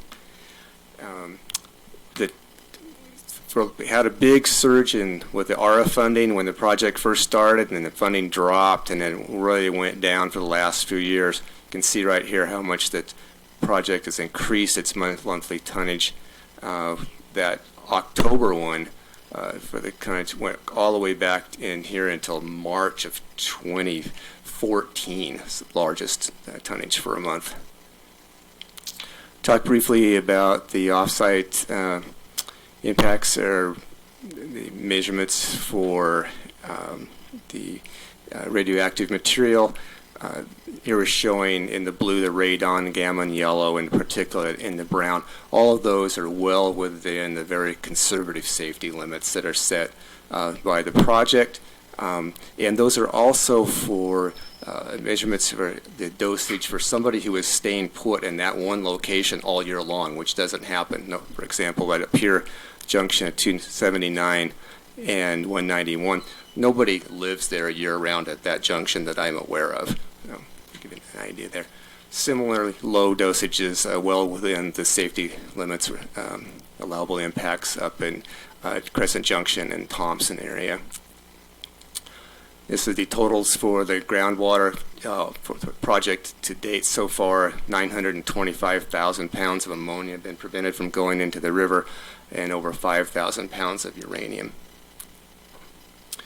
Talk a little bit more about the mill debris. This is what it looked like in January, and it started moving, crushing the debris, consolidating it, sorting it out by sizes, and then they've been loading it nearby with this older pile here that has a lot of mill debris that's already met a minimum size requirement for loading, so they're combining the two sources as they take it. Going up to Crescent Junction, they dump it out here. It's already, slide was from July, they've already flattened that down, added a lot more to it, and buried it. So it's getting part of the overall cell configuration at Crescent Junction. And there's questions always about wind and such coming off the tailings. There was one slide earlier that showed a water truck. They do that continually. The drivers communicate with each other. They report dust in an area. The water trucks go out and work on that. So it's an ongoing part of the operation, the dust control at the project. This talks just about the general goals of the project: move the tailings from the Colorado River, protect the river by intercepting the groundwater, remediate the vicinity properties, which has mostly been done. There's one remaining, and that's now going to move forward, and then reclaim the sites at Crescent Junction and in Moab. Moving on to the oil and gas program. Two general locations. There's the Danish Flats. That's a produced water facility with the ponds system. And then at Harley Dome, there was an injection system for produced water and also a helium facility. This program has really diminished in its scope, with over 2 million barrels from fiscal year 12 down to 30,000 barrels about this year. And so it's quite a drop in the overall activity in the oil and gas industry, and also reflects that there are similar facilities that have been built in Colorado that are all taking product now as well. So Danish Flats is still operating. They've done a lot of improvements to the system. They started out with settling ponds and spraying and skimming and all this sort of thing. They installed it just before the crash in the production. It's a new separation tank system which removes most of the hydrocarbons, and those are taken and sold commercially. So it's actually a revenue source for them. Settling ponds reclaimed. They're only using one of the 14 ponds out there now, and as this slide says, they're seasonally dry. Here's the separator system that's new. This is what the ponds look like now. Ponds is kind of a euphemism because the evaporation rate is much greater than the input rate from the produced water at these facilities. 28,000 barrels through October, $2,800 in fees, about 1% of what was happening in 2012, and they're open 1 to 2 days per week upon request by the company. Continue monitoring that facility in the future years. The produced water facility at Harley Dome is a completely different type of operation. It was an injection system. They had the idea of also cleaning water and producing water for agriculture at one time. That never happened. This site has had a number of issues. It was started by Westwater Farms, and then it was sold to Armada Water Assets. Suspended operations in February 2016. Chapter 11 bankruptcy in May of that year. A year later, Chapter 7. And I learned in about January of this year from the Treasurer's office here in the county that the property had a new owner and a company from Price that was a contractor on building this project, and they acquired the entire facility as a mechanics lien. They're not in the produced water business. They're an electrical contractor primarily. They do work in the oil and gas area, but they do not have plans to reopen this as that type of facility. So for this site, I've been working with the Utah Division of Oil, Gas, and Mining, their inspectors. We've met with the owner on site. The priorities are safe disposal of the production water fluids and concentrates. There's about 3,000 barrels of mostly produced water in those tanks that needs to be processed and removed from there to avoid future spillages in the future. There are also considerable chemicals in storage in their warehouse, and those need to be dealt with as well. And hopefully work towards taking the production fluids and concentrates, getting them into their injection wells, and properly plugging those 2 wells to industry standards. The helium plant at Harley Dome, discovered in the summer of 2018 that the company had taken out the production facilities through the roof, I might add. and I was able to contact them, and beginning of this year, they said that they wanted to think about it for a while, and then later I learned they had decided to put in a smaller production unit. These are kind of skid-mounted, mobile-type facilities. That has not yet happened. I checked last month. They're still anticipating doing that, but it still looks just like this now with the roof off and empty. So just a summary here. This is what I just said. It would be working on just monitoring that, keep in contact with the company, and see what happens if they actually resume production, or if not, to move towards reclamation of that facility. And that's just a summary. Any questions about these programs? This is kind of random. Okay, or, yes. Trivial, but with the mill debris, yes. Do you know if they know where it is, or are they just stumbling upon pieces of metal? Well, there's a lot mixed in as they find it. Less so as in the main parts of the pile. But it is known that the main parts of the mill, huge autoclaves and the building itself, that's all in that south corner, close to 279. I was here in those years. I watched them, from time to time burying all that. That's where it went. So, and they've not touched that part yet. That's what they're waiting till to the end and keeping the cap intact around that area, and as well as the cap is wherever they can on that's not in the working part of the tailings pile.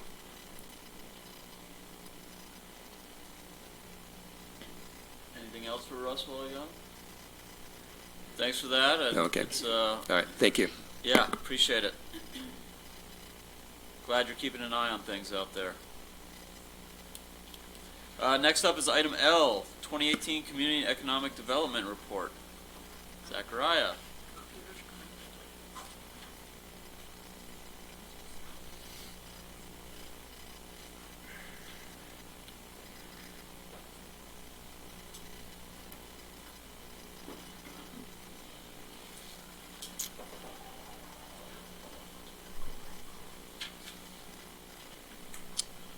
Okay, a little dark, but I think this should work. So happy to give you my department's annual report. This is the last quarter of 2018 through year to date in 2019, so basically through the first 3 quarters. As a reminder, we have several positions and functions within the Community and Economic Development Department. We've got our planning and zoning administrator that administers our land use code and is really focused on land use applications and land use development. We have a community and economic development specialist.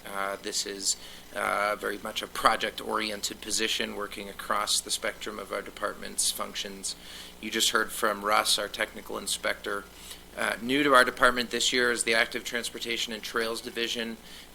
Maddie and Tyson, the manager and operations coordinator respectively, will address you separately. And then my department is also responsible for overseeing the functions of the county's contract engineer. Historically, we only had one contract engineer, Horrocks Engineers. As of this year, we brought on a second contract engineer, so we also have Jones and DeMille Engineering in our network. And then lastly, as you know, we also have an AmeriCorps Vista in our department. We don't currently have anyone filling the code enforcement officer position, and so those duties are split amongst the other staff in our department. I'm going to go through the main functions of our department. So first covering land use planning and zoning. This year we have been quite active in reviewing development applications. The applications shown up here are just the applications that made their way to a formal submission. We receive countless inquiries that never make their way to a formal application, but just quickly reviewing what we have up on the board. It's quite time intensive, not only dealing with the inquiries, but certainly managing a complete submission. So 14 subdivision related reviews, 8 site plans, 6 replats or lot line adjustments, 6 conditional use permit applications, 4 rezones, 2 ADUs, 2 grading and excavation permits, and 1 sign permit. Again, these are the only the applications that are considered formal submissions. You could probably triple that in terms of inquiries. We play a central role in infrastructure and capital improvements. So a lot of work on housing, not just in terms of housing policy, but bringing projects to fruition.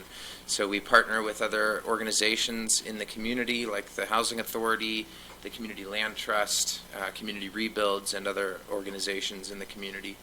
We're doing a lot in the realm of regional and local transportation planning. I'll talk a little bit more about some upcoming planning efforts in the realm of transportation planning later on.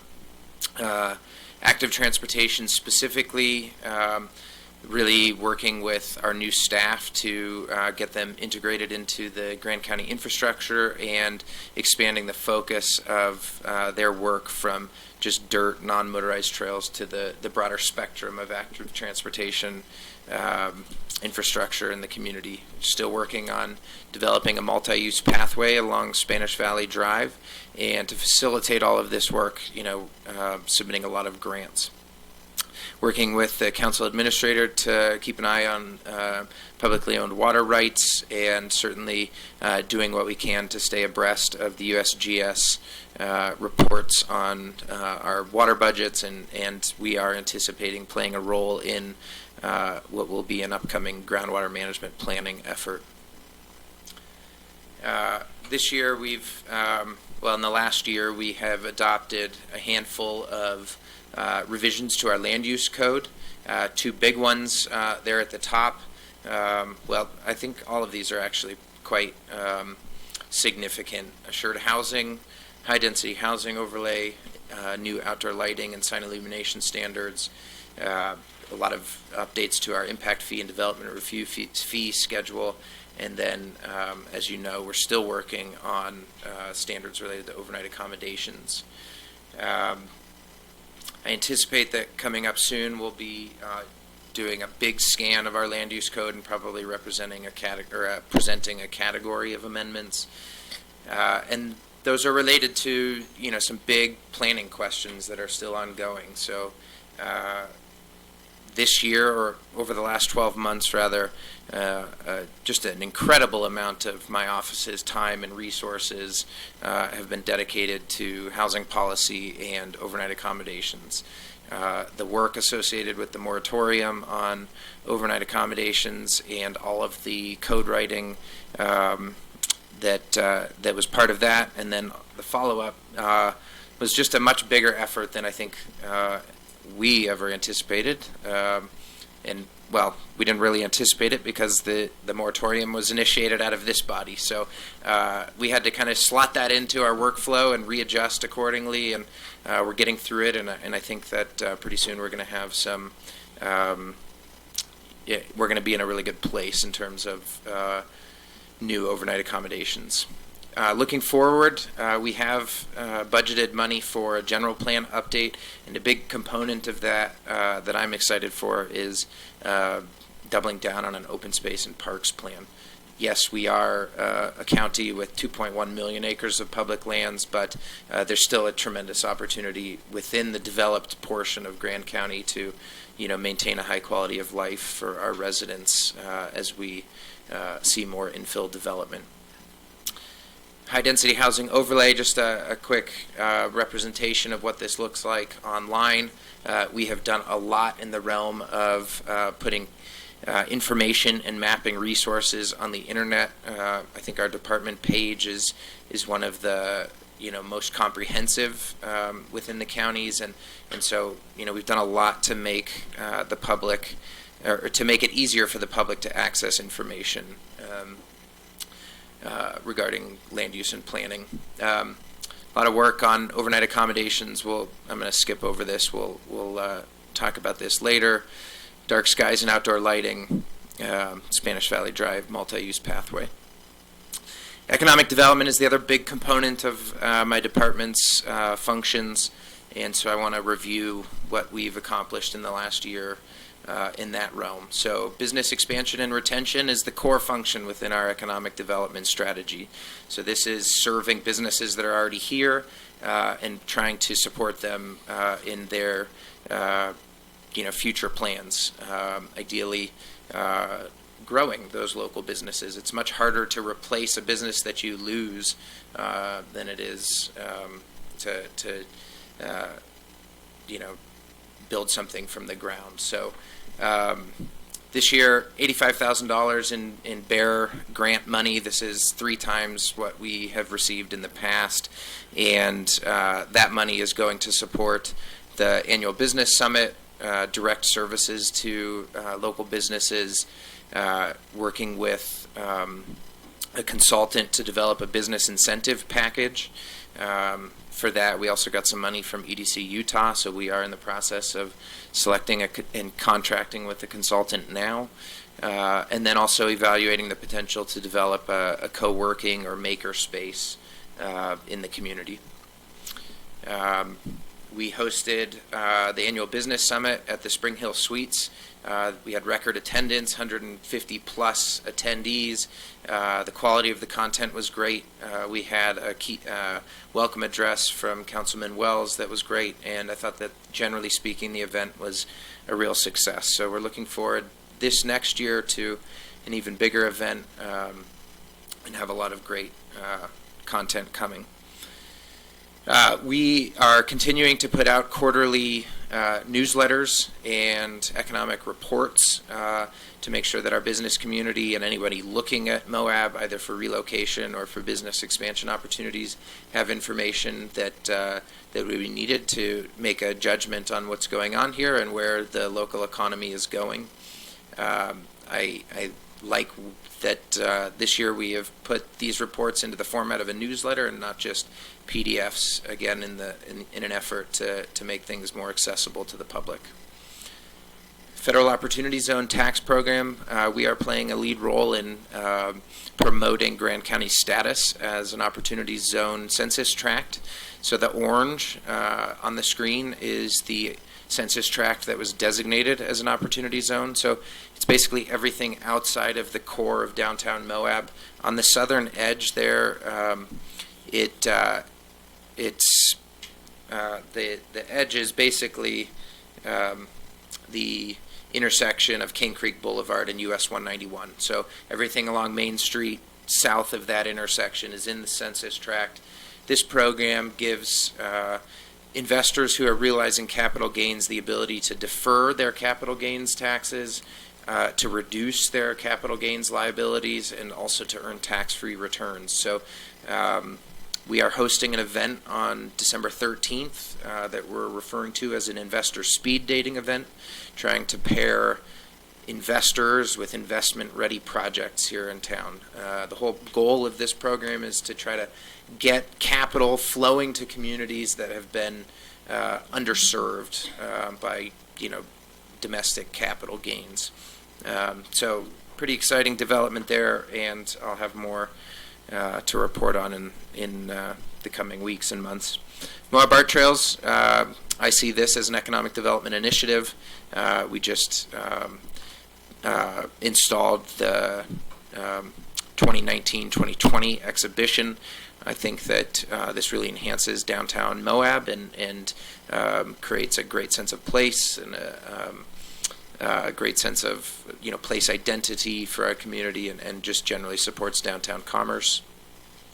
We work a lot with other agencies and groups in Grand County. So in addition to our essential roles within the department, on the screen I've shown all of the different boards and commissions and working groups and nonprofit partners that folks in my office work with. They're broken down by position.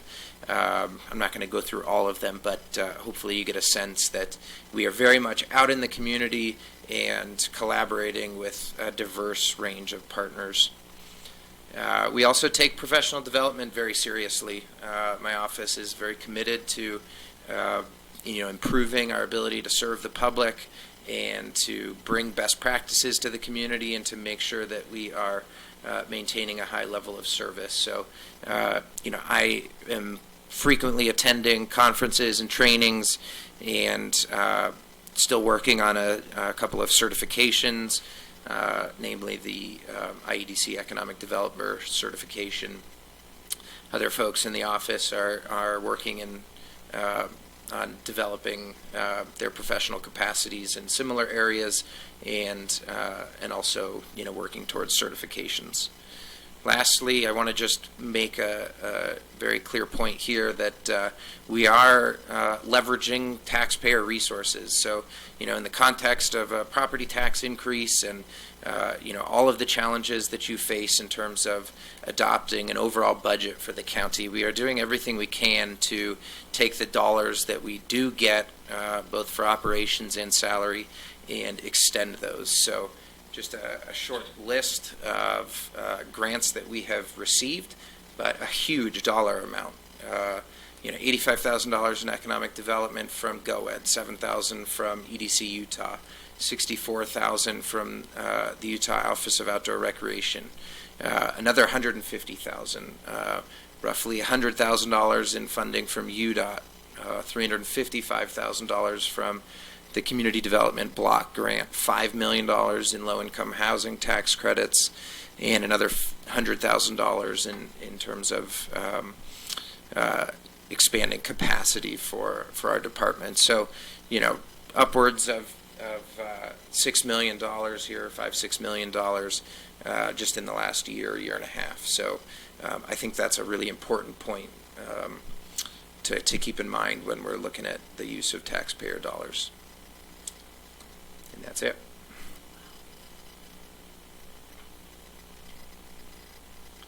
So, I can pull that up just in case there are questions.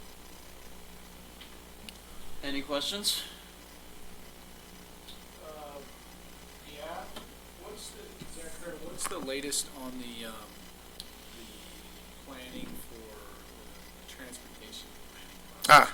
Yeah, I skipped over that actually after saying that I was going to touch on it. So, I am looking at our future transportation planning as a kind of a three-part process. So, and they all fit together. So, we have signed an MOU or a cooperating agreement with UDOT to complete a regional transportation plan.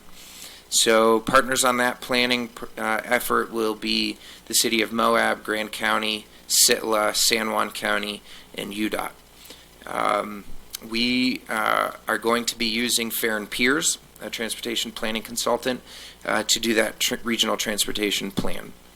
And that process should be getting kicked off a little later this month with a, just kind of an informational meeting. We have been waiting for San Juan County to sign that agreement. Dovetailing that process is what I would call a unified transportation master plan with the City of Moab. So the City of Moab has never had a transportation plan. Grand County's is 10 plus years old and in need of an update. We have money earmarked for a transportation master plan update in this year's budget in Bill's department. But UDOT announced a program called Technical Assistance Planning just last month. It's a new program. It only requires a 6.7% match. And so I submitted a grant application for $150,000 for the city and the county to team up on creating one unified local transportation master plan that would follow suit from the regional transportation plan. The third part that I think is really exciting is a transit study. So Federal 5304 funds allow for communities to evaluate public transit systems with an 80-20 match, 20% local match. And I anticipate submitting an application for that sometime in the next 2 to 3 months. The goal here would be to have multiple local partners, again, looking at a public transit system, and I want to be clear that this is not a transit system that would go into Arches National Park. These funds actually can't be used to study the development of a shuttle system. But in my opinion, the viability of a shuttle or transit system in the park is entirely dependent upon us developing a transit system outside of the park. If we're going to be, moving people inside the park on a transit system, we need to get them to that boundary line, right? So UDOT has committed to being part of the local match. Grand County would be part of the local match. The City of Moab could be part of the local match. And although the Park Service has expressed an interest, you can't use federal funds to match federal funds. And so we have started talking to the Friends of Arches and Canyonlands National Park to also put up some money for that. And it's not so much about the money on that one, or really for any of these. It's about participation and buy-in to the process. And so I think, in the next year or so, maybe 18 months, we're going to be seeing a lot of transportation planning work in this area, and I think could really, enhance our development outcomes in the future. So.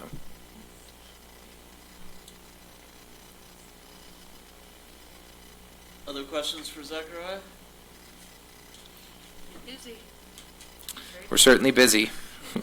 So keep that in mind when you get more staff requests. Well, thanks for that. We do Sure. appreciate everything your office is doing for the community. Thank you. Here, here. Next up, agency reports. Do we see any agencies? Not seeing any. This brings us to citizens to be heard. This is the portion of the meeting for citizens to speak on a item that is not on the agenda. If you would like to speak on an agenda item, please fill out one of these cards and pass it up. But if you have something to address the council on that's not on the agenda, now's your time. Come on up and introduce yourself.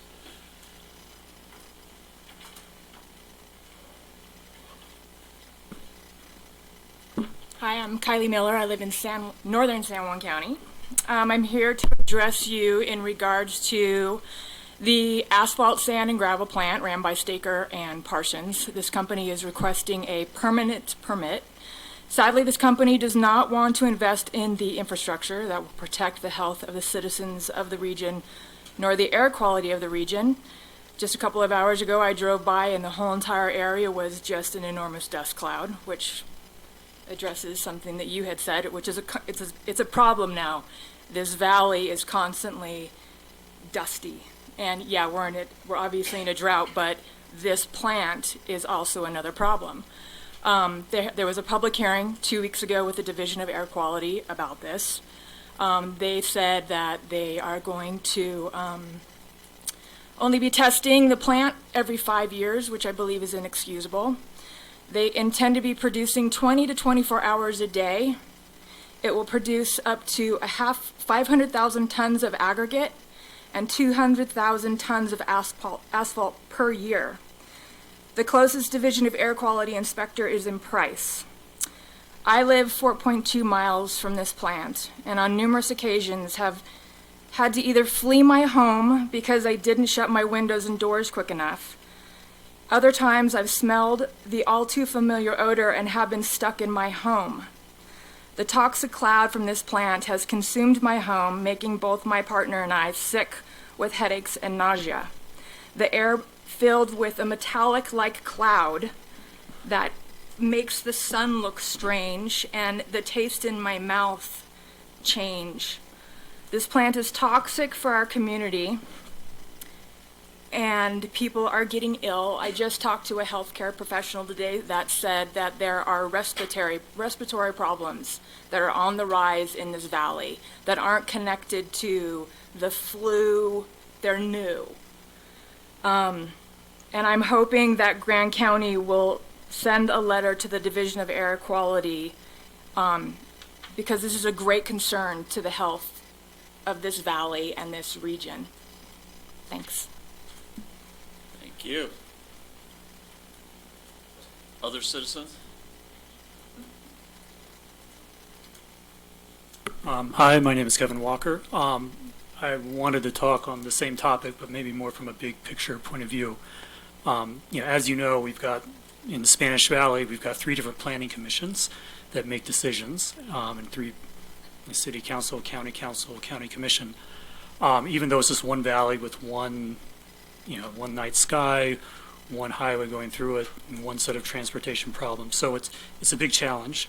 And I think in the past, when we've talked about Spanish Valley's issues, we've sort of had this attitude that, anything that happens south of the county line, there's just no way of controlling it because the San Juan commissioners would never, be good neighbors. I think that has changed recently, and I think it's going to stay changed for a while. And so I think Grand County and San Juan County have a great opportunity to collaborate.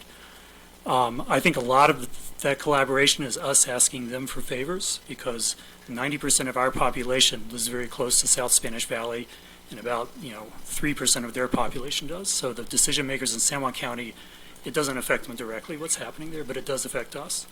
But this is one of those rare issues where the favor is going to go the other way because who uses the asphalt from this plant? It's obviously Grand County. If you need, there's a lot more asphalt here than there is south of the county line. And so basically our asphalt plant is polluting the air for people like Kylie and lots of other people that I've had email conversations with. And I have to admit, I'm not a big expert on all the technicalities of the Division of Air Quality permit, but basically it seems like they could have cleaner emissions, but they don't want to because it's expensive. I think clean air is worth the cost. I think if there's another asphalt plant nearby that's not as close to populated areas, then we should use that instead. And if they're the only asphalt plant, then they can charge whatever they want to, and so they can't afford to put in better scrubbers and stuff. I can't give you guys, precise instructions for what letter you should write to DOQ, but I think a little bit of research, one could figure that out. I think an easy thing is to ask them just for a postponement in the decision so that we can look more into the economics of the different, pollution technologies available for this plant. I think the situation with it is kind of unacceptable. It's going to get more unacceptable if Sitla develops all this housing, close to the plant. So this is something we've got to deal with eventually, and might as well deal with it now, I think. So thanks. Thanks. Liz?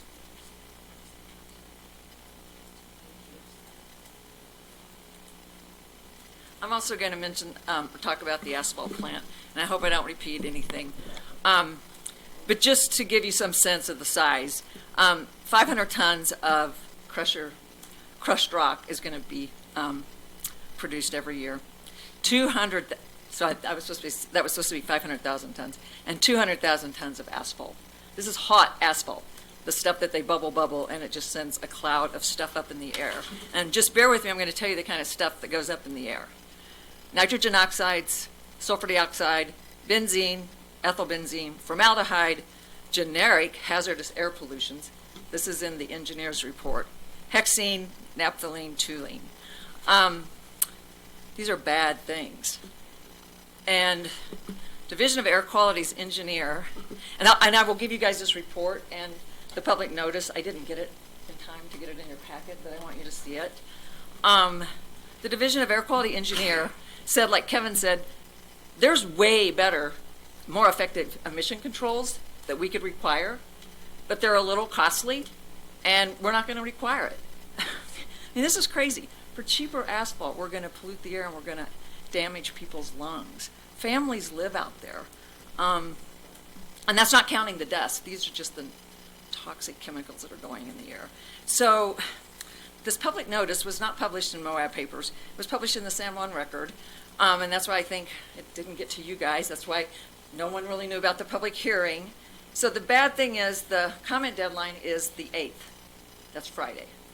But I think an easy thing to do would be send a quick letter and say, look, we need a little more information.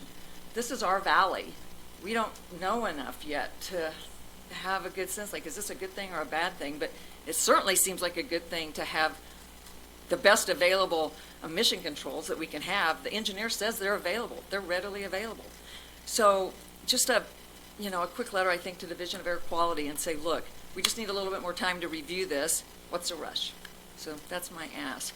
And I'll give you this, and you can make copies maybe and send to the council members. It's the public notice, and it's the Division of Air Quality's engineer's review. Not real fun reading, but it's not that hard. Do you have a link or an electronic copy? I can send you an electronic copy tonight. Do you want us to scan it and email it to you? Does that work? I don't want paper. I know. And I can send you guys links. I just didn't have time before your packet went out. Okay, yeah. Either way, that's great. Thank you. Yeah.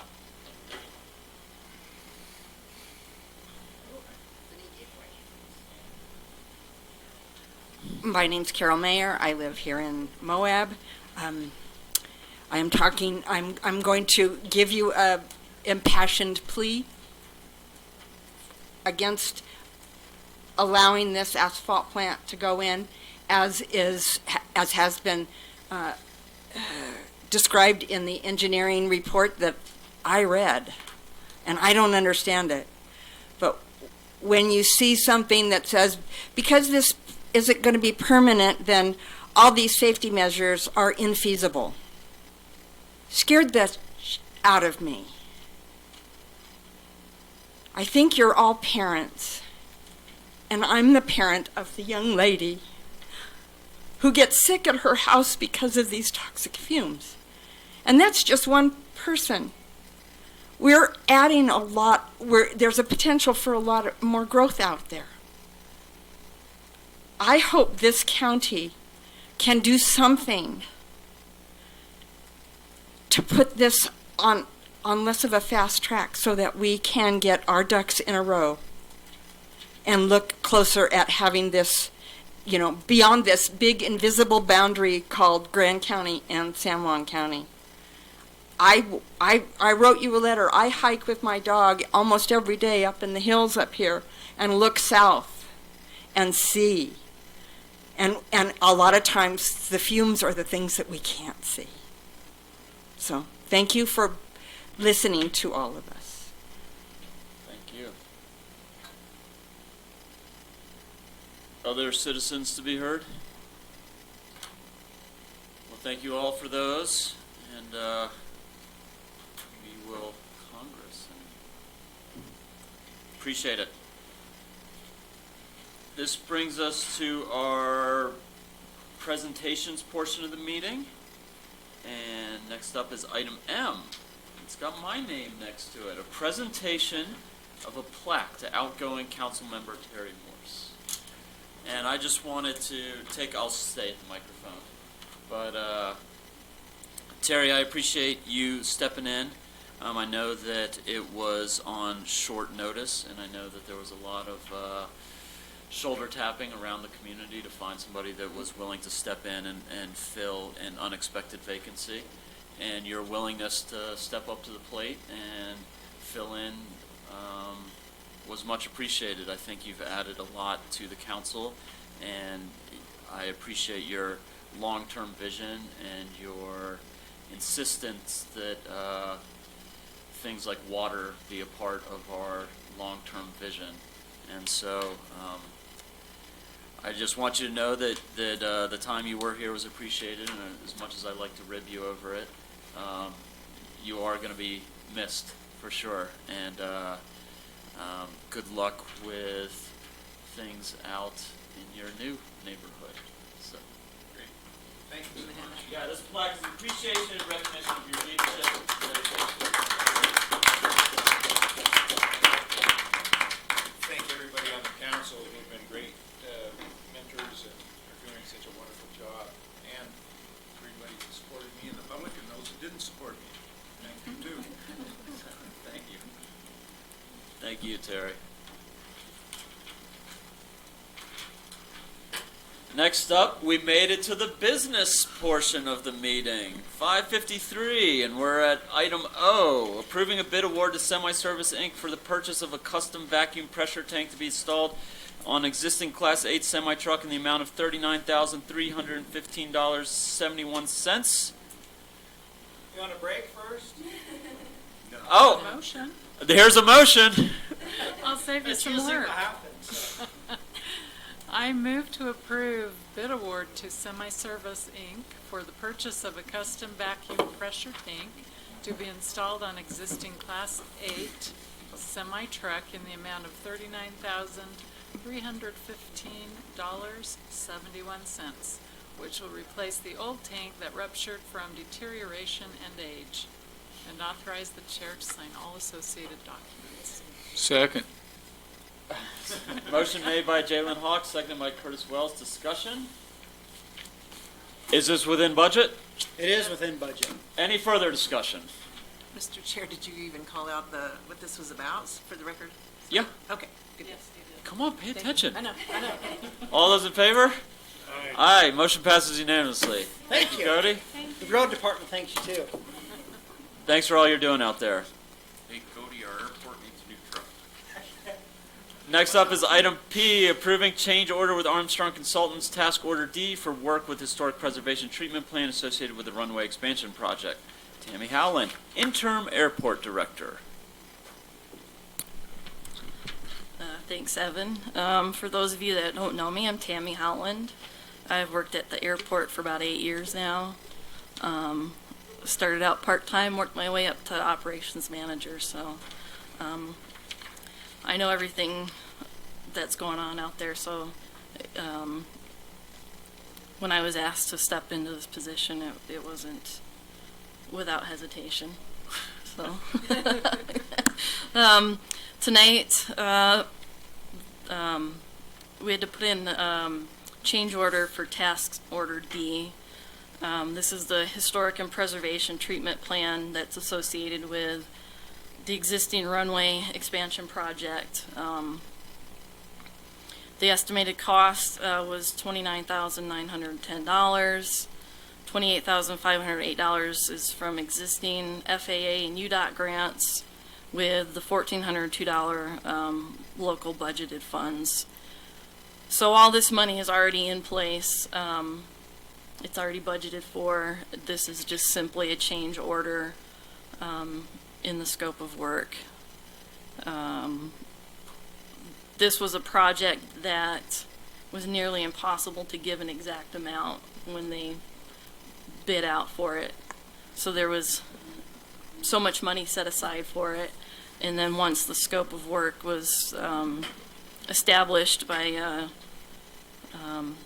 was it Montgomery Archaeology? Jody Patterson is the owner of that company.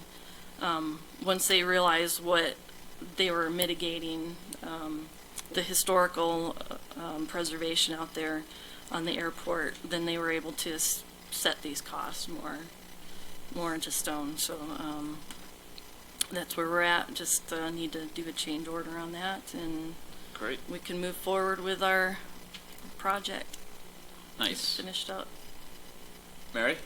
I move to approve the change order with Armstrong Consultant Task Order D for the work with the Historic Preservation Treatment Plan associated with the runway expansion project, and authorize the chair to sign all associated documents. Is there a second?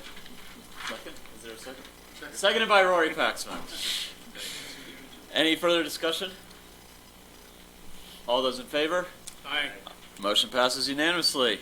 Next up, approving the increased employee contribution amount for 2020 insurance plans. Renee Baker. Good evening. Okay, first up we have the increased employee contribution amount for the health insurance on the traditional plan. How I calculated the increase for the employees was to take the total package increase that we saw in the previous meetings and apply that percentage to the employee contributions. So that total package increase worked out to be 7%, and you'll see the breakdown where it's applied to the employee contributions and what that'll look like for each employee on the traditional plan. Seems straightforward. Jaylen? I move to approve the increase to the employee contributions of health insurance premiums for 2020 as presented, and authorize the chair to sign all associated documents. Motion made by Jaylen Hawk, seconded by Terry Morse. Discussion? Seeing none. All those in favor? Aye. Motion passes unanimously. Thank you. Next up is item R, approving reclassifications of the Thompson Springs Welcome Center positions for 1, Welcome Center Manager, and 2, Center Representatives. All right, so for 2019, the Welcome Center was brought into the county, and they are budgeted $85,000 for the total operations budget from the Office of Tourism, and the county receives that money and then pushes it out to the center. We have some leftover funds that if we don't increase their salaries, that would go away. Those funds are just sitting there. So this proposed increase to salaries would bring their funds under budget for this year and keep them under budget for next year as well. Some increases. The grade for the manager is bringing it up to the lowest grade of other managers we have within the county. And then the grade for the representatives brings it up kind of in line with our administrative assistants. If it helps, the grade and step chart is before you on market item R. It gives you the dollar amount per hour in any given grade. Jaylen? So I guess I was kind of waiting for a motion so we could discuss it. Is it okay to make comments now? Or should we make a motion? I would entertain a motion. I move to approve the increase to the employee contribution. Oh, wait, I'm on the wrong one. Never mind.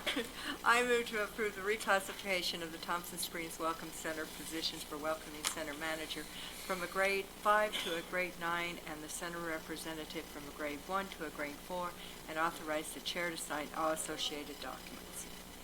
Motion made by Mary McGann. Second. Seconded by Greg Halliday. Discussion. Jaylen? So I think I copied to everyone, right? Yes, you did. Okay. It's on the dice. And it's on the dice. Okay. I mean, my issue with this is I would like everything to be equitable. I do realize it's grant funding, and I know I do have an aversion to leaving grant money on the table. However, I also want it to be equitable, so I asked Renee for some comparable, well, other grade 9s. The step has to do with experience, so we'll throw that out.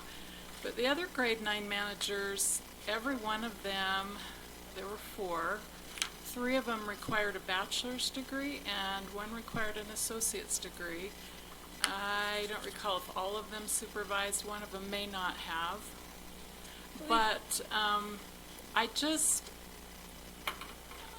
don't think it's a good principle to raise salaries to spend grant money. I would like to see the operational budget. Certainly, I think that the manager does need an increase to grade, but it doesn't seem like the system is very equitable if other managers have to have a 4-year bachelor's degree or a 2-year associate's degree, and this one requires a high school diploma. Sure. And it might be reasonable to look at a rewrite of this job description. Elaine looked over it and felt like it covered everything, but that qualification seems kind of low for a manager position to have just a high school diploma and only 2 years of related experience as a manager.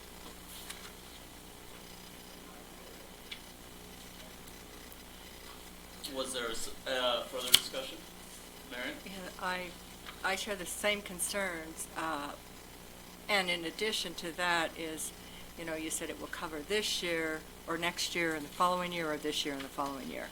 2019 and 2020. But there's no guarantee that it's going to apply for 2021. Yeah, I don't know what they're funding. And therefore, I think there's some stipulations and rules to lower somebody's pay. And so here we raise them just because we want to spend the grant money, and we don't get the grant, or the grant is less. I'm concerned that then yes, you probably haven't answered my question. Well, first off, it's not a grant, it's a contract with the state of Utah. Do you know how long she's been out there? Helen's been out, the center manager, for 20 plus years. Yeah, she's been out there for a long time. So, and that's how long the grant contract has been going, so I don't really have any concerns that it's going to go away. That's how long, it's been a long time that we've had that contract in place, and I have no concern that it's going away anytime soon, because the Welcome Center would go away. And I don't think that the state would, they paid for the building and the construction of it and all that kind of stuff, so it's not going away. And I think that, it might be worth revising the job description similar to others, but you have to realize that other job descriptions, also say, or equivalent combination of experience. And so I would certainly say that 21 years is equivalent to any degree that you could ask for from anybody else. And so, as far as equitability, yeah, and she's a supervisor of employees and runs an entire building and operation. And so I would say it's certainly equitable compared with others, and it's really the lowest grade for anybody in the county that supervises. There is nobody that's grade 8 that supervises employees. Thank you. That makes everything a lot clearer. Further discussion? Any substitute motions? We have a motion on the table. No, I have another question. Go for sorry. it. So you're saying the center manager has been there 21 years, and this, that makes a lot of sense. But how about the center representatives from the grade 1? How long has that person been there, or is there somebody there? She has 3 part-time, and my understanding is they've all been there for the last couple of years, at least 3. And they're part-time? They're all part-time, yeah. Okay, thank you. I could add to that. Grade 1 would be a high school intern. So you're bumping them up from that level. They weren't part of the compensation study was the issue. Would we need to change the motion or do anything if we wanted some of the wording to be looked at? What was it we were? To update the job description?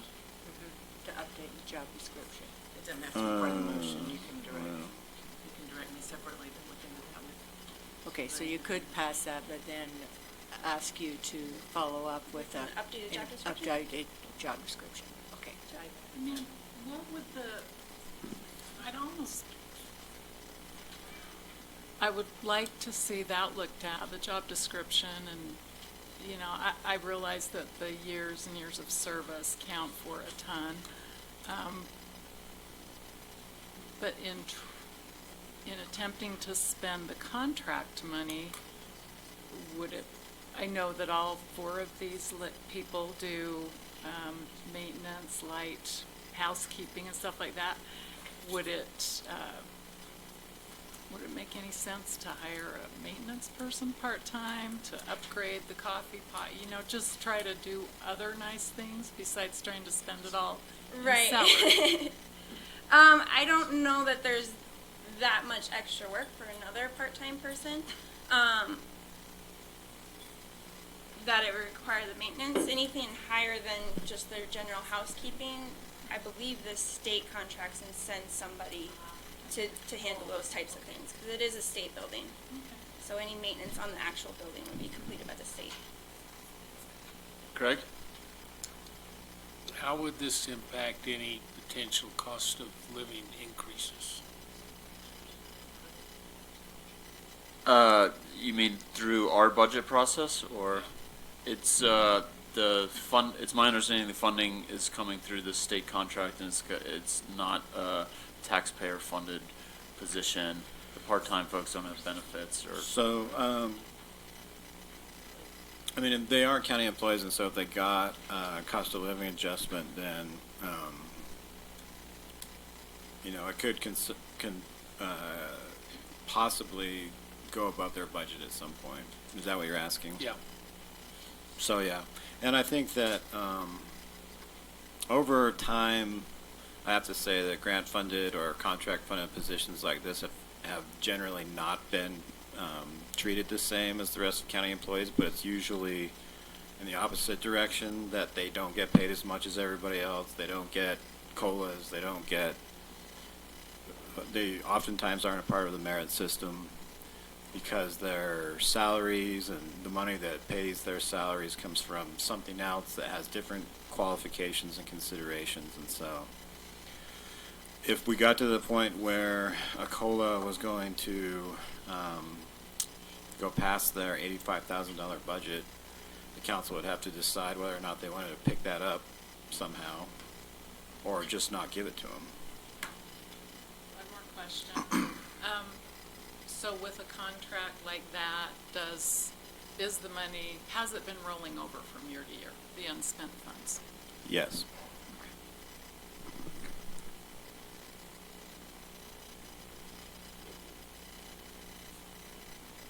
I still kind of see it as these positions weren't included in the salary survey, or were they? No. No. So when we decided to bring them under the county's wing, it had been operated via a nonprofit for a long time, which was the nonprofit that was the predecessor, really, of the Travel Council back in the 70s. And but the contract was with Grand County, and so for the purposes of accounting, transparency, making sure everything was on the up and up, I felt like it was best to just eliminate the nonprofit and bring those employees under the county. And when I did that, I took the budget that I received from the nonprofit and plugged that in, and raise their salaries up as much as I could without going over that $85,000 budget. But now that we've almost gone a year with them under the county, I see more accurately what their true expenses are.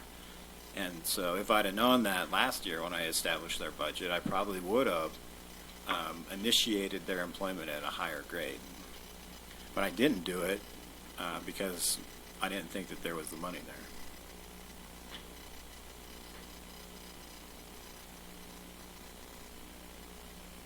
Any further discussion?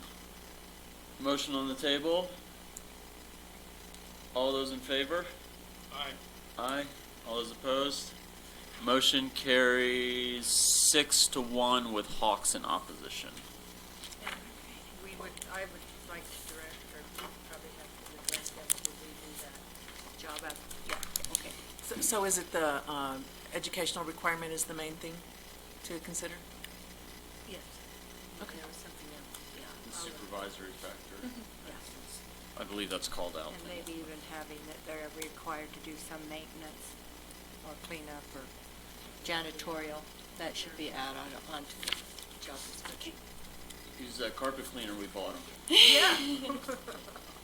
Yeah. Don't go too far. I'm giving you something else. Okay. Next up is item S, approving a selection committee and process for recommending council administrator final candidates for interview by the county council.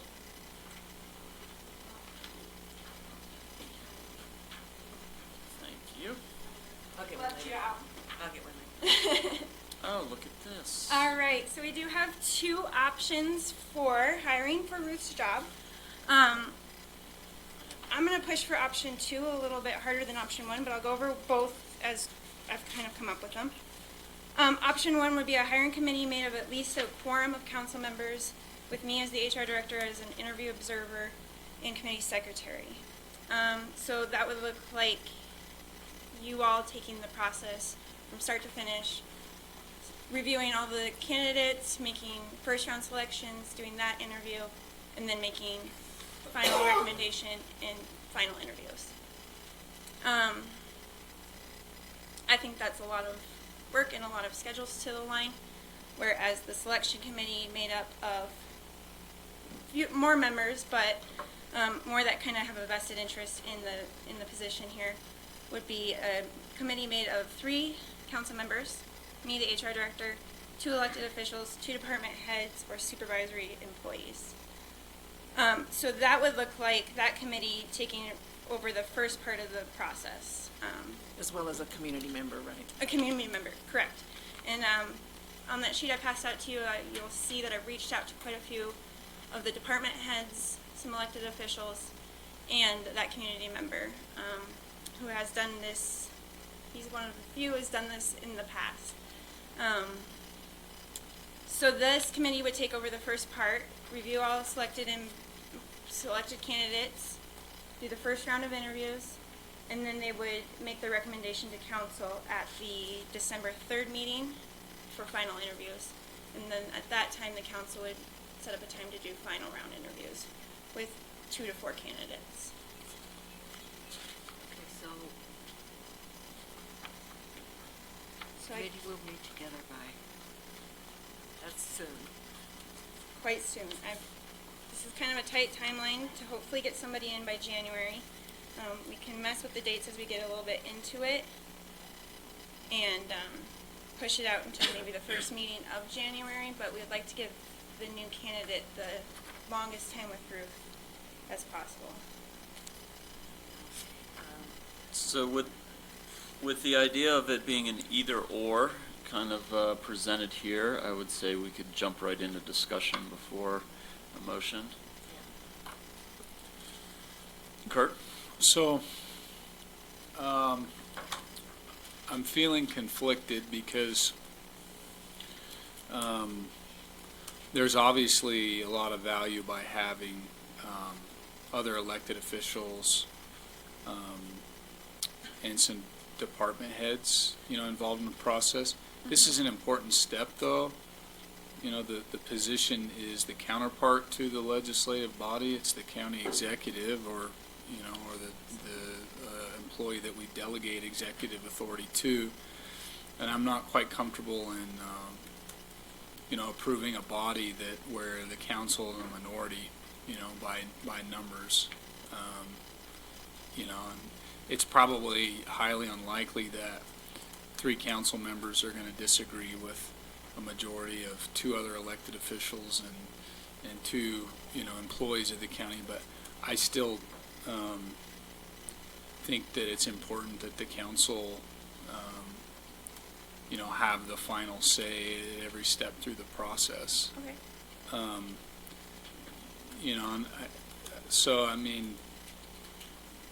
I think that it would be, like option 1 would be good, and to have input from the folks, that's been presented in option 2 in addition to council, including yourself,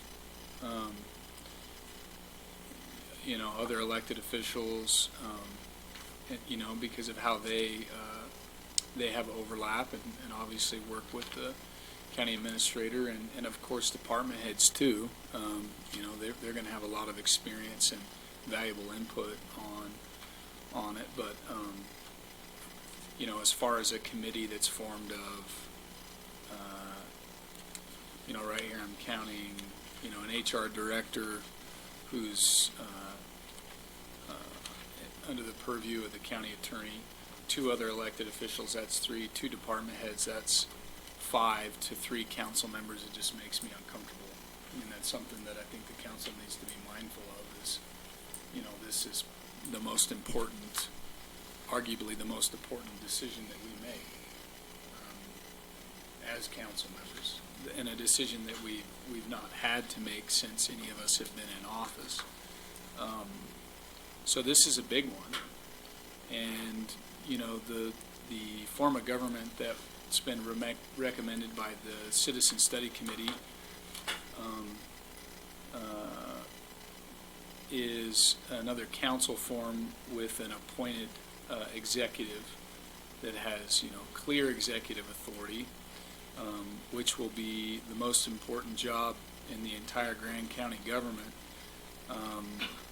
And whoever is selected subsequent to this process, one would think would have serious potential to be the executive in the new form of government if that's what's selected by the voters. So this is a big one, and in my opinion, it's important to keep the council's thumb on that every step of the way. Other thoughts? Mary? I'm concerned, well, with number 1, I just see the difficulty of having, in this time frame and such, of having a quorum of council people at those meetings. It's can sometimes be difficult. Plus, I like the idea of having other input. I think it's really important to have other input and people who are working with the council administrator on more of a day-to-day basis. So I see the value of having other people in this committee. I've read this through, but it was Monday and I'm having a hard time remembering. But the final decision is always with the council. And then this committee just takes the 30 applicants and narrows it down to... So we would do, this selection and interview committee... But I couldn't remember how much. Would take the 30 applicants, select it down to 5 to 10, do the phone interviews, the first round of interviews, and then make a final recommendation of 2 to 4 candidates to the council. So see, I think that And the kind of... council would complete the final interview. So, because we would be doing the final, I'm not as concerned about the council being not, the big 3 to 5, and like I said, like you said, Curtis, I don't see where all 3 council would disagree with the other committee's members' thoughts. Depends who the council members are, I imagine. It could be that too, but I see number 2 being more workable because of that. Plus, I like the fact that it's getting input from people outside of just the council. Sure. Because they're going to see the job differently than we see the job, because we see a different element of it. So I would lean more towards number 2. Could we take our blinders off and maybe do a combination of the two? You know, and so one option would be, you know, give the voting rights to a quorum of the council, but add all of the additional folks from option 2 onto the committee, but give the voting rights to the council, you know, a quorum of the council. So, Like a you know, 5-member committee? yeah, so, you're not disallowing input, you're welcoming input, which is how we always work, you know, with our fellow elected officials and staff. But retain the decision-making authority to filter that list down, because, you know, depending on, so with the interest that we've seen, you know, and how exciting Moab's getting, you know, with the airport director, I mean, this is a pretty, has the potential to be a very attractive job, one of the most attractive, you know, jobs in Moab, you know, which is an area that, you know, this is a place that's tough to make a decent buck, you know, working for a company. So I think that filtering process is not an afterthought to me. It's really important. I mean, there might be, you know, 20 candidates in there that council really likes. So I think the combination, that would be my proposal is, yeah, a 5-member committee, you know, made up of a majority of council members, and then just add these other folks to the committee as non-voting members, which is a common structure that we all participate in too. I'm sorry, I was confused. I guess when I threw out the 5, I was more imagining, yeah, like 3 council members and 1 elected official and 1 department head. I mean, I would just rule it a majority of the council, because I wouldn't, I mean, unless there's certain council members that would want to bow out, but just invite them to the meetings and allow their input in the meetings, but they don't have a vote. No. I mean, do you have to name them an official committee seat, or you just extend an invitation to the HR director, the 2 elected officials, the 2 department heads? Well, it would, I mean, if we were operating as I think we would need to name them, because it would be closed sessions if Yeah. we were interviewing. If there's 5 of you on a committee, we would have to go public meeting and then closed session. That's true, but you could have different individuals at different times. Basically, you guys can do it however you want to. Right. This is your baby, this is your direct Yeah, report. that's why I'm trying to take our blinders off and get out of the, I mean, not that I don't appreciate the option 1 or option 2, but I mean, we should have the flexibility to set this up how we see fit. Sure.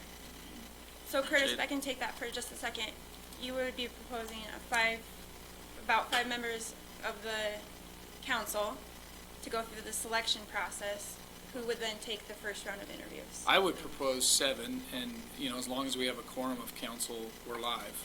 Okay. I wouldn't want to disinvite any council member from the table, just like any working group or anything.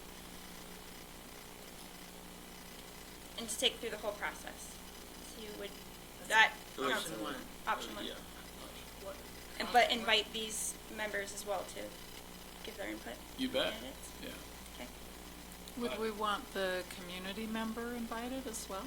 Sure. If you want to designate a special community member. It looks like Zane Taylor said 1. That would, Oh my God, I just wondered. So I reached out to Zane, only because he was the one who's done the process before. I'm more than happy to reach out to more community members. Well, actually, Donna Metzler was on a committee back in 2009. There were 2 separate committees. There was the kind of a filtering screening committee, and we had that community member. And then when it came to the interviewing committee that worked on the questions and the actual interviews, it was Donna Metzler as the city manager. That's a whole separate process that was done in 2009. The only So thing, again, you can make it happen. I was just gonna say is Zane Taylor's mom's not doing very well, And so I worry if with the time crunch, if he can do it, that's great, because he's a good citizen. He agreed, but Okay. Yeah, I mean, it's a little tricky for me because looking at this as interviewing an administrator,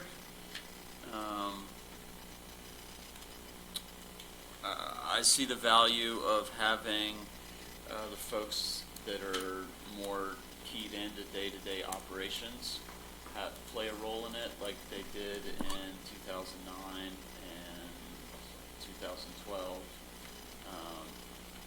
And so I could appreciate the voice of other elected officials that are working full-time and department heads as well. And I definitely recognize what Mary's saying with, we have pretty regular workshops and that are not very well attended by council members. And so to try to get a quorum together in this schedule, there is kind of the thought in the back of my mind of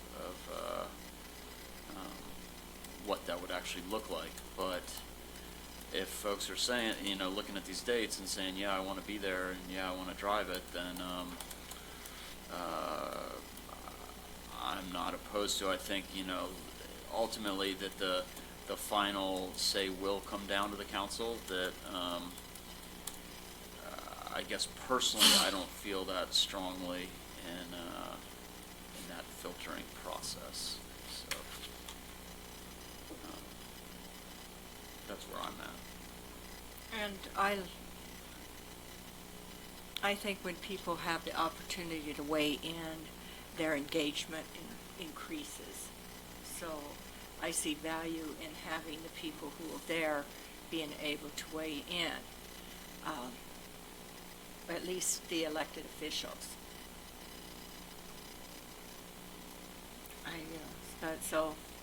And I am not, like I said, I'm not concerned about the council being a small portion, 3 to 5. It doesn't concern me. I think we both though need to rest with the council. They will at the end, right? Yeah. At the end, but as you take the list from the 30 down to the what? 2 to 4. 2 to 4. So your I thought you option said 5 2, to 10. you're basically First round. delegating. First round. Oh, You're okay. delegating to other elected officials, to staff, to those folks, the filtering from 30 to 2 to 4. Then you will weigh in when there's 2 or 4 names left on the list. That's a lot. The point I'm making, that's a pretty big whack at the list before the council's got the final say. Yeah, except that the way I see it is that the timeline's pretty tight, and you will have most probably in that period of time 6 council members. So you'll have 50% of the council there being represented, and then I would invite everybody on the council to participate with 3 voting members. And then I would probably have, I'd change the voting capacity to whatever the council's comfortable with, but maybe 2 elected officials serve, but 1 has voting power, and the same with the departments. So I think if you get too much going on, you're going to have way more conversation than you probably would like or probably need, and I think that I think you can be just as definitive by streamlining it, and having the input, and get it done quickly, and then designating the balance or the voting balance in favor of the council itself, because I think the council is the body that's going to really, at the end of the day, be responsible for what the final result is. Are you thinking you can get through So it says the interviews will be scheduled over 2 days or during the period of November 18th to November 27th. Are you thinking you can get through that many interviews? I mean, how many of the So at that- applications will we filter through without interviews? We hope to get that first round of interviews down to 5 to 10 applicants. It's probably going to be closer to 10. We're going to interview everybody though? We're going to interview the most qualified. Okay. So we'll eliminate 20 right off. This committee that we choose. Yeah. I think we have to interview all Well, qualified. all qualified. Okay, For fine. policy. So I'm with Curtis on this. This is a really important decision, and I had thought even before he started talking, when I read the agenda summary over the last couple of days, I'm heavily in favor of the council, the quorum of the council. It's a really important thing that we're being asked to do. It's part of our job. I looked at my schedule. I can make myself available. I'm ready and committed to do that.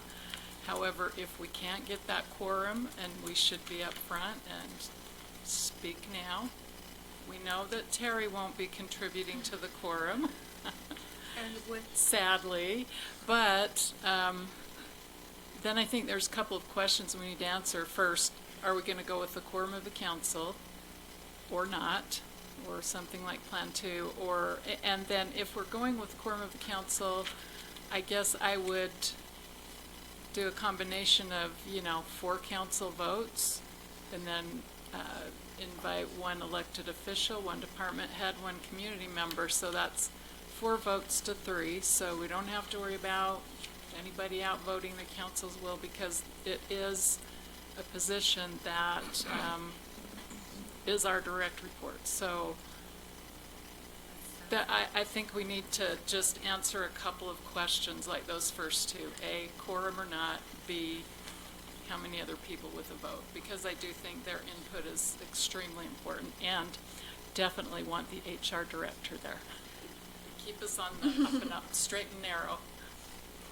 I have a procedural question. We will be down to 6 council members. So does that change the quorum, or will we still be required to have 4? When are we talking, Renee?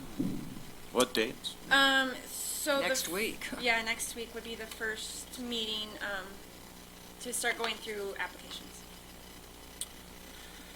Okay, it doesn't change the quorum requirements. 4 is always a quorum for us by Yeah, that's what I policy. thought. I just wanted to clarify. I mean, you're in charge of whether or not you follow policy. I mean, you can do anything you want. And so, there's no, I mean, that's not illegal. And so, there's not really any restrictions on what you do. You don't, but if you do have a quorum, the only real legal requirement is that you have to call a meeting, and then basically the whole meeting will be a closed session. Because it's discussion of character and competence, professional character and competence. But So I have one more. besides that, there isn't a real true vote until you actually vote to hire somebody. Everything up to that point is going to be more like a straw poll. One more procedural question. So we advertise the meeting because we're expecting a quorum to be there. And for some reason there isn't a quorum, there's only 3 instead of 4. Can you still continue to hold that meeting because it's been posted and you don't have a quorum, or because it's a different type of situation, it's all going to be in closed doors? Can you continue to have the meeting if only? Well, That's this my is other this is one of the tricky things, but you don't have to have a meeting to interview candidates, and so you don't actually have to have a quorum to do it.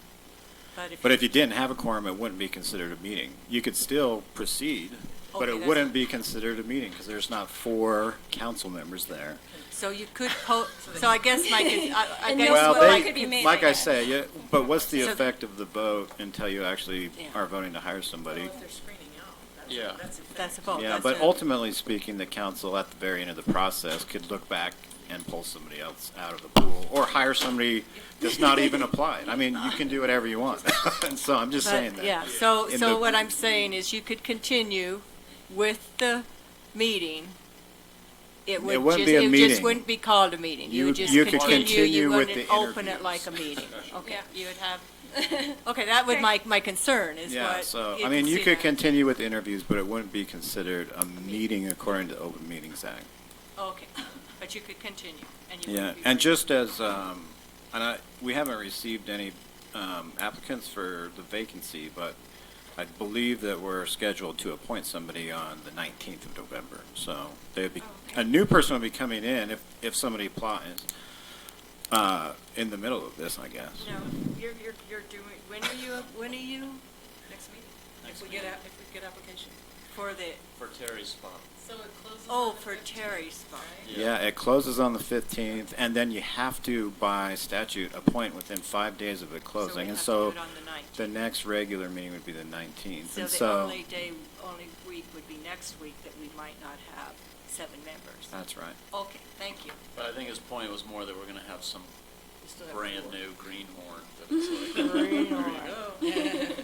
But, anyway, you can do whatever you want, but just realize that if you have a quorum, it has to be noticed according to the Open Meetings Act and all that stuff. But it's not necessary to hold an open meeting to interview candidates. Okay. But if you do have a quorum, then you have to go through the Open Meetings Act hoops. To Jay, sorry to cut you off, but to Jalen's earlier question, I will be unavailable after the 22nd, so. I was going to say, November is Thanksgiving, and I've already got pre-planned. I'll be gone from the 20th on. So I can be here the 18th and 19th. I would be only available for Tuesday and Wednesday of next week. we can't have a quorum. Yeah. That's my concern, is because it's this the the holidays. holiday. It gets really complicated. If I could just throw in one other little idea here. This is a best case scenario to have somebody, hired before January. It's not the end of the world, if I can only give them 3 weeks of training and we don't get anybody until February or whatever. So, you don't want to rush this process. You No, want it to be right. So, and we are going to be in the middle of the holidays. So maybe that's what we should look at, is instead of worrying about having somebody hired by January 1st, let's think, we want to have the process going well, but maybe have more of a wanting someone hired by the end of January. Then it wouldn't make it feel so rushed. Feels really rushed. There is a downside too, is you start to lose candidates that go take other jobs. So, Yeah. So you don't, they're waiting on hearing from us. It's been advertised. We have candidates, right? Oh, yeah, it closed on October 25th. Here we are, November. If we can't get a quorum, then let's get 3 council members that can commit to it, and then 1 department head, 1 elected, move forward. I can be here next week. Yeah, that's fine. That's fine with me. My biggest thing is, I keep saying this. I'm not trying to marginalize input from folks, but as far as the votes on these really important decisions, that should remain with the council. I'm just adamant about that. And if it's not a majority of the council, but it needs to come from council members. And so. Well, you could just establish quorumed meetings at the decision points that you're concerned about, and establish, the committee would be advisory, which it will be anyway. And then at the point in time where you feel like the council requires a majority decision to move forward, you have just a meeting to do that. Yeah, I'm a little hesitant personally, if I'm not able to be 100% involved, to kind of come in, half educated, and then, be that filter if I haven't been part of the process. So, for me personally, if the schedule doesn't allow me to be 100% in, then I'd rather wait till. And why would you delegate all the way from 30 applicants to 2 and then make that decision? Aren't you coming in half-baked at that point? Well, no, because then I'd review those applicants. So, So why don't you do So that? if there's 2 days of interviews for 30 people, which is whatever, 8 hours for 2 days in a row, and I'm only there for 6 hours of 16 hours of interviews, and I get to hear 10 people interview, but I don't hear 20 people interview, then I would feel like I couldn't weigh in without hearing everyone's interview. Whereas if there's a process where it's like, hey, here's, we went through this and here's the best, and maybe we say the council wants 5 candidates or whatever, and then we are presented with that, and then we can digest those and take the time it takes, because I don't want to miss someone's interview and then kind of say, yeah, I want to keep them even though I didn't hear them interview, or no, I don't want them. So why don't you move the interview process from, the 1st of December until the 18th of December, do it all in that time period? Well, I think Ruth brings up a good point that if the posting closed, almost 2 weeks ago, that people are going to start trickling out. I know that I don't sit around with. no, can't we? Now, as far as the first part, we'll be going and reading the applicants and then trying to decide who meets the qualifications. Well, that's something we can all be doing on our own, correct? Correct. And then we would determine a time that we would meet. Was that supposed to be by 15th? The 15th was just to meet, for me to give you the applicants, and then. But you could give them to us before that. Mhm. Oh, well, then that makes the whole, that, and so the next week, really, the council would not have to meet. We would just be reading, all the people that were on the interview committee would be reading the applications on their own. And scoring those applications how that person sees fit. And then we can might all want to meet as a all have committee. the same type of scoring, and so then it would be the first week that we would be thinking about getting together to interview would be the 18th, the week of the 18th? Yeah, I made that period quite long due to Thanksgiving. But we'd meet on the 15th to decide who to interview. Correct. We have, could you, because I'm more than willing to read all the applicants, but I won't be here on the 15th, but I could probably call in. Or we could push that date out. This was just kind of a guideline. We could push that date out somewhere into the 20th, let's say, and then meet. Oh, I'm going to grab this. We could do it Gather all earlier, over right? I'm sorry? Yeah. We could Whatever do you that, we could move that November 15th earlier. Mm-hmm. Because the November 15th is like, who do we want to interview? Mm-hmm. Yeah. So Mary, we do that on, I when could do do you it like become that. unavailable? I become unavailable. I'm flying out of town on the 14th, and I'll be returning on that Monday, so I'll be here for the council meeting. So I could meet on the 12th or the 13th, because I'll be driving back into town on Monday. So I could meet on the 12th or the 13th, if we could get a quorum for the 12th or the 13th. The 12th, I'll be out of town, the 13th works for me. Okay. Anyone else? They both work for me. Yeah, I can do the Are we now talking, are we back to a quorum now? Were we going to, It's not clear. I liked your idea. 3, was it 3 county council? That was No, only 4. if we couldn't get a quorum. We wanted a quorum, county council people, and also have One of each variety, plus the HR group. But you're not gonna have a vote this process. So it would be Guidance, a right? minimum of 4 county council people, an elected official, a department head, and a citizen. Okay. And those are in voting rights for the non-county council members on the committee? Or just, we just Still have that, input? we still have the quorum. I would like at least the elected officials and the department head to have voting rights on that part. And just one of each? So that would make it, what did you say? One of each with voting rights, sure. So so that would be 7, so we would still be the majority. Is that a motion? Well, I think that I did capture a quorum for the 13th, I think, right? Greg, Jalen, Well, we Mary, haven't, and Curtis. voted on. No, I'm just saying, if you were to go with the quorum idea, you've We got could meet one on the day. 13th. We could meet on the 13th. The only caveat I've got on the 13th is I've got Thompson Water Board at 6:30.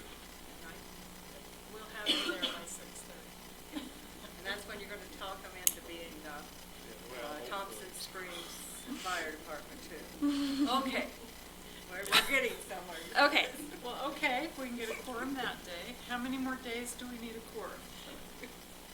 If you're going to be doing the first round of interviews, we need a quorum for 1 to 2 days for the first round, somewhere probably between November 18th and the 27th. The 27th is the day before Thanksgiving, so I know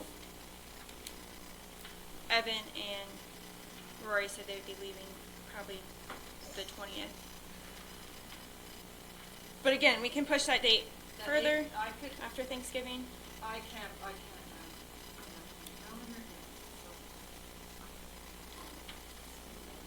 18th I won't be here, but we'll be here for the 19th for our meeting. I don't want to take up your whole day. I think there's probably a budget meeting that day too. No, I think we're done. Well, I don't know, I guess we haven't talked about that. We haven't gotten there yet. Go through the- I didn't think about that. Oh, that's true. We're so far. Well, I was gonna bring it up during the calendar after, but. What if, I could be, What- I'm available the 19th through the 22nd. what if I propose this? The quorum meets on the 13th. We go, by then you'll have the chance to go through applicants, think about some interview questions. We can meet on the 13th, select candidates, and then set up a process for first round interviews. That might look like a committee of different members or a quorum of you. But then we'll know a little bit more of what kind of candidates we have and what our schedules will look like. We don't have to make the full process idea yet, just the first review of applications. But I like the idea of the same filtering committee going through the whole process. If we're going to have filtering committee and quorum council and those other 3.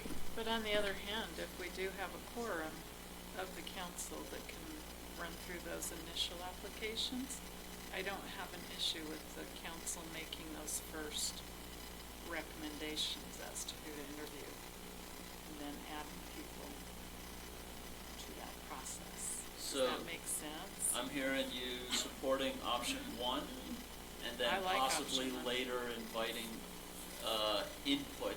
I like our HR director's suggestion, if I understood her correctly, to go ahead and do that first round with council, and at that point, set up the next step of the Is that a process. motion? Yes. Second. Motion made by Jalen Hawks, seconded by Curtis Wells. Do you need that repeated? Yeah, just, Come on. let me make sure that I get it. So you're saying that at least a quorum of the council for the first round of selections, and then after that you'll We'll create a. define the process This is on the further 13th. after that. Okay. Okay. We made headway. Woohoo. I'll be I in. guess I should have said option. Yeah, we finally got there, didn't we, Curtis? I will be in touch tomorrow. Hold on. with That applicants. was just a motion. Oh, that was the motion. Any further discussion?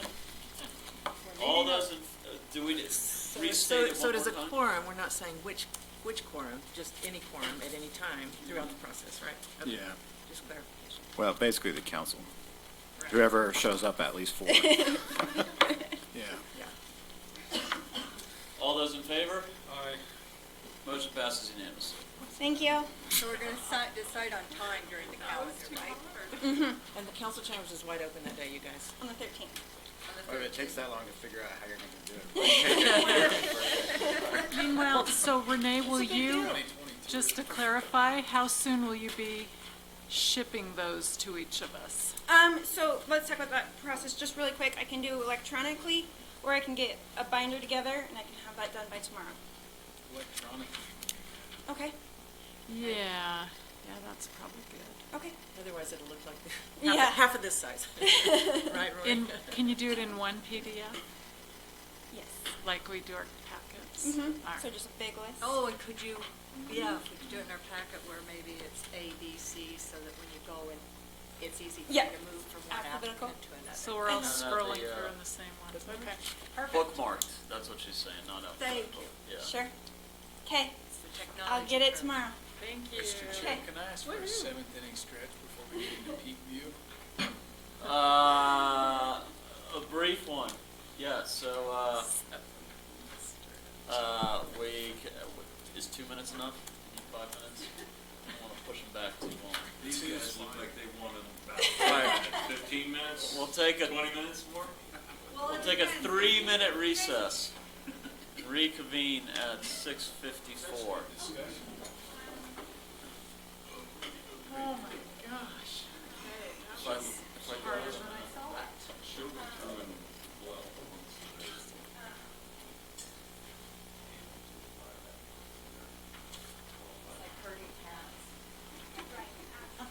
Hands off you guys.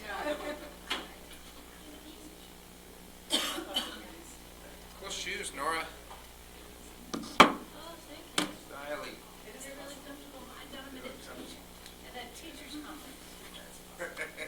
People who are on their feet all day.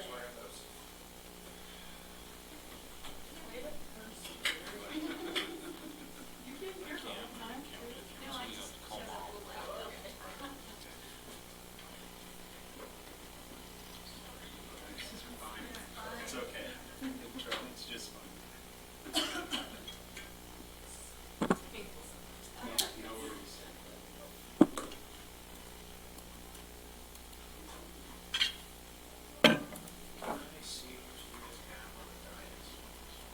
This is T.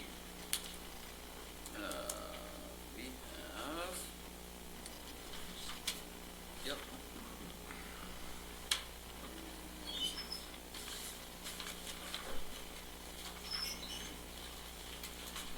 There might be a couple, if I relayed one. There's a map to, or Did they pull me one, because Chris wanted an amended motion, and I sent that in. And There's- then she sent another one in, and it's amended again. yeah, there's more T stuff buried under here. So the most recent one is the one that has the most conditions. 7 of them? Yeah. From the attorney. Do you know the website? Let's see. It starts off with the email from Christine. It's 1203. This No, it would have been this afternoon. 2:43. 2:43 p.m. The one that's stapled. Yes, you got it. So ignore the other, the individual. this one is the most recent. Did you copy that? There's another T buried deeper in the pile. You're welcome. It's earlier.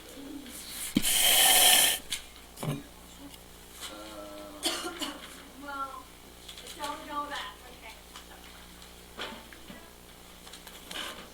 Yep, those have since been updated. These are no good.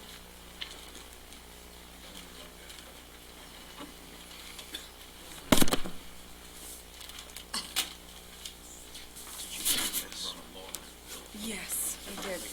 Yeah, That's not it gonna doesn't have any affect us, effect. yeah. I figured you wouldn't, but just. Yeah. 1203 and then 1218 and this one are passe, right? Ooh, I'm not sure about the are we still looking at this one? Or was that? No, that's the. No, Throw that discard one. that. Okay. There's a whole pile of different Ts. The Ts that are stapled together are the most current. The individual page Ts are. Which is what you want to be seeing, right? Yeah. From them, from this vantage point. What's Are you mocking us? Not at all. I think she wants to do this. She wants to take Carrie's place. Oh, yeah? Yeah. Nice. No way. Good. Maybe.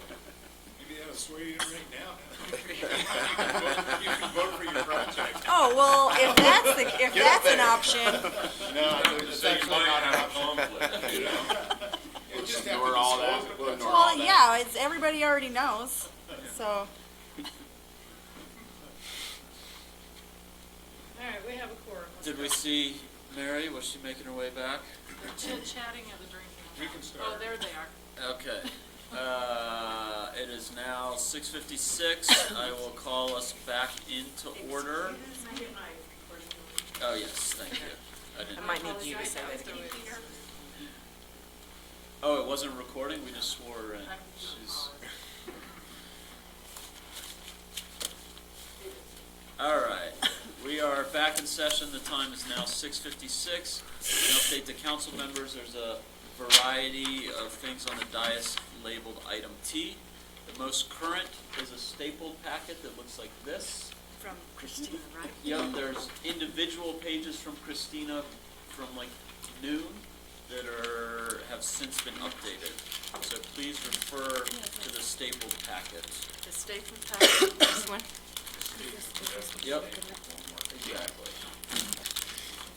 All right.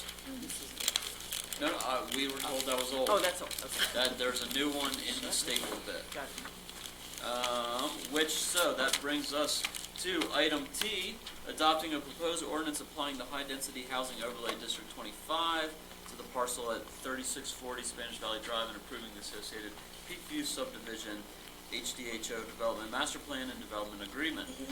Zachariah. Okay, so, the Planning Commission reviewed this application in a public hearing on September 10th and provided a favorable recommendation for the high-density housing overlay. They also provided the applicant a conditional preliminary plat approval. The condition being that you apply the overlay, otherwise the preliminary plat would not make sense at all. The council held a public hearing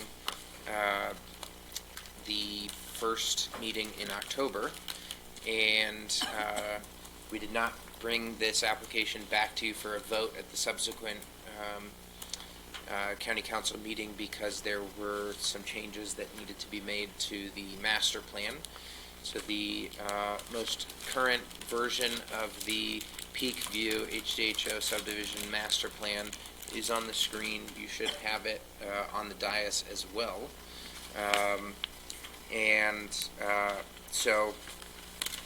We put this item on the agenda for today's meeting. A new version of the master plan came in. You have that on the dais.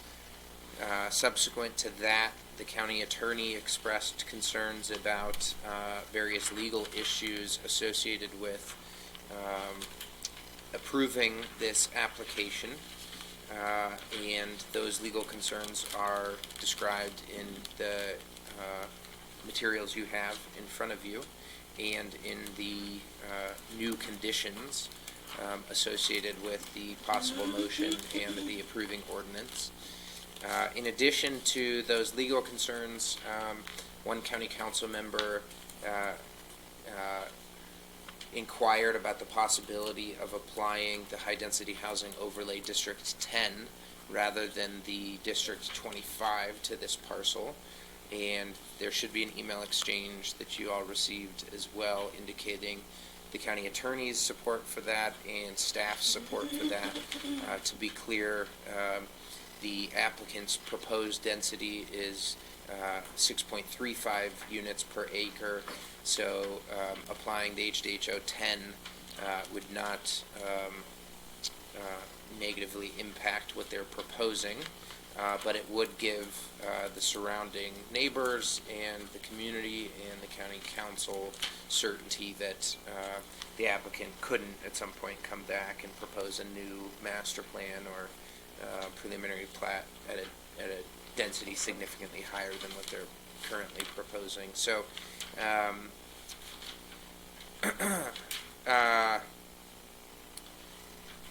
I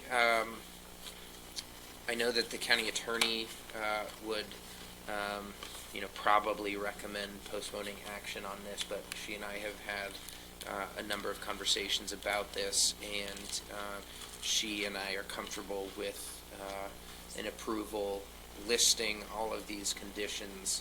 I know that she would be adamant that you not take action without these conditions being in place, but with them in place, that does two things. First, it essentially, vests this project in the context of the high-density housing overlay having a 300-unit cap, and the applicants have invested a significant amount of time and money. Not that that's the only reason to, provide an approval, but I think that there is a lot of support for this project. We haven't received any public comments in opposition other than the verbal comment you received during the public hearing, and that, in my opinion, wouldn't be a definitive oppositional statement, but rather raised some concerns. Other than that, we haven't received any oppositional statements, and I think that from my estimation of your discussion and position on this application, there's a lot of support for it. So I think that there is good reason to get this project vested, although the concerns that the county attorney has raised are legitimate and serious, and the applicants are aware of that, and obviously everybody would have liked to address these things 3 to 6 months ago, but this overlay and the resolution that approved it, that was called into question, the CMNRS master plan overlay, doesn't even show up in the title report. So there's reason to believe that this was missed just by honest mistakes. Again, my position would be definitive support for the project, and I think it's okay to approve the ordinance with all these conditions, even though it's not good practice, best practice. Curtis, I'd like to make a motion. please. I move to approve the application of the high-density housing overlay HDHO 10 to the parcel located at 3640 Spanish Valley Drive, the Peakview subdivision, HDHO Development Master Plan and associated development agreement, conditioned upon the following. Number one, the applicant initiates and the council approves an amended CMNRS Group Master Plan as to that portion described as and covering the Carmichael A1 PUD block. Item 2, the applicant complies with notes 7, 8, and 9 on the CMNRS Group Master Plan as amended. Item 3, Rim Village HOA and associated Rim Village Owner Associations consent to an easement relinquishment and relocation for the stormwater drainage and landscape easements reserved on the CMNRS Group Master Plan as amended. Item 4, the applicant records said easement relinquishment and relocation prior to recordation of the final plat for the Peakview subdivision. Item 5, the applicant records a stormwater drainage easement across on parcel OT2 0022-0082, which is owned by Gruce LLC, prior to recordation of the final plat for the Peakview subdivision. Item 6, the applicant finalizes the development agreement subject to approval of the county attorney. And item 7, the applicant shall continue to work with the county to meet all zoning, engineering, and construction requirements subject to approval of the county engineer and county attorney. Motion made by Curtis Wells, seconded by Terry Morris. Discussion? I do have one question. My understanding from what I read in the documentation that the original deed restrictions for the 5-year period that you're going to restrict the incremental appreciation of the properties was 5%, and then you lowered that to 3%. Is that correct? So it now stands at 3%. Okay. That's all I have. Any further discussion? All those in favor? Aye. Motion passes unanimously. Aren't you glad you stayed here since 4 o'clock? Congratulations. Thank you guys. Thank you. I also want to say thank you to Zachariah and the office. It was extremely helpful, so thank you guys. Thank you guys have so good much. luck with Thank you. Next up is item U, approving outgoing council member boards assignments of council representative liaisons to district and county boards, commissions, and committees, and/or other agencies. Let me send up with my name next to it. So in the packet, we got a list separated by name of current duties. Can I hurry and volunteer for a couple? Go right ahead. May I? I would take back this is such an easy one. I'd take back the Council on Aging Board. And I will, what? It's a hard. It's very entertaining. And I don't want to do it permanently, but I would do the Planning Commission until we get someone else to do it, like in January. Anyone want to wrestle Jaylen for those assignments? Are we getting this noted over here? Okay. This is not my pad, sorry. Since I'm on the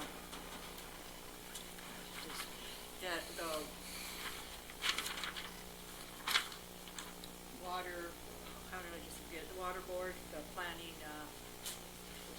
Moab Area Watershed. Thank you, it's getting late. I thought, that might be a nice fit for me to do let me make sure it's the time I can do it, third Tuesday, Thursday. I thought maybe I would be a good fit for the Special Service Water District. Anyone want to wrestle Mary for it? It's yours. I'll do mosquito abatement. Really do the recreation special services report. All right. I can't do mosquito water, the water, because I got conflict on special water service and mosquito abatement is at the same time as airport. So, That's okay, because those two are already taken care of. so we got, only thing left is Conservation District. And did we get recreation? I'll do that. Rory's on it. Doing that, okay, I heard what you, okay, good. Are we gonna give this to the person that takes care of You could, you When could they save get all on, of them. we'll, Except it may not read the same, It kind of, the deck gets shuffled a little bit every time Yeah. somebody new shows. Well, we only So have. you really want to do this reassignment now? I wondered about that. Yeah, me too. Yeah, I wondered You can about it postpone. too. Thank you for bringing it up. Let's wait, I move that we postpone this. there's a lot of these that are second Tuesday and second Monday, so let's just bang it out. We got one more to do, and then we can redo it all when we find out. In other words, these are tentative. Nice. Yes. That was great. Yes. These are the substitute tentatives until we have a seventh council member. And so for any meetings between now and then, Yes. I know. Yeah, which, I'd known it was going to be this much. Anybody else want to do any horse trading while we're at it? First and third Thursday. you're welcome anyone. Not any of them, but. No. And then we'll be redoing them in January, don't we? Yeah. We look at them in January. always. All right. Gosh, that's ridiculous. Do we need to call those out again, or is that, I got it. So, did you make a motion, Mayor? Or somebody? nobody does. I move Go ahead. that, That we do what we said? Yeah. that we, do what we said. That's just set an unbelievable precedent. We're going to accept that. Yeah. That, I could probably remember it, that, Just read that, the, How about, so, The recommendation Mary as moves to approve discussed. outgoing council member assignments of council representative liaisons to the district and county boards, commission, committees, and other agencies as follows. Conservation District, Greg Halliday. Council on Aging, Jalen Hawks. Mosquito Abatement District, Curtis Wells. Planning Commission, Jalen Hawks. Recreation Special Service District, Rory Paxman. Water Special Service District, Mary McGann. But this is tentative until when? Until we bring it up again. Well, we're the ones usually bringing it up. Do you want me to bring it up again, or just let it be? Just, let's do it. Not tentative. It's only gonna be the end of the year. Let's Yeah, let it be, first let it be. of January. Let the poor person have a little breather before. So- Give them a break. So I'm calling that Mary's motion that was just read in the session. Yes. Is there a second? Yes. Jalen Hawks, any further discussion? All those in favor? Aye. All those. Yeah. Motion passes unanimously. All right. Next up, item V, adopting Grant County tentative budget for 2020.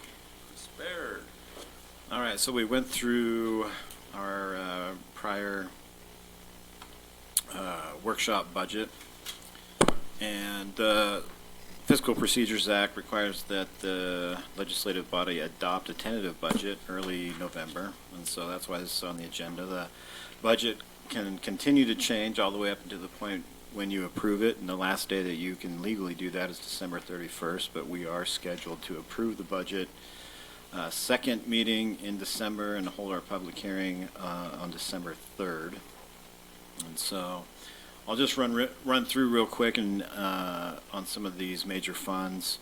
Right now, the general fund total budget is $16,087,325, and that includes notably a proposed property tax increase of $1,838,756, which is less than the $2,111,000 that was noticed. And let me just scroll through some of these other major funds. Our stormwater fund for next year has a $400,000 budget, but that $400,000 is coming from the money that we budgeted to put into it this year. And so we did not budget to contribute any stormwater funds from the general fund for 2020. As you recall, we shifted mineral lease money over to the Transportation Special Services District, which is now able to provide funding for stormwater projects. So that was a good move in terms of aiding the bottom line for the general fund and still continue to get stormwater projects done. While I'm at it, I might as well mention Thompson Special Fire District, which I've also produced a tentative budget for, which is $25,600. And we'll also have to approve that budget probably the same night that we do our others. The Roads Department, Class B Roads Fund, total budget is $3,993,659. Our restaurant tax, restaurant and car tax, TRCC fund, $1,204,265. Travel Council is $3,034,851. The mitigation side of the transient room tax is $3,307,950.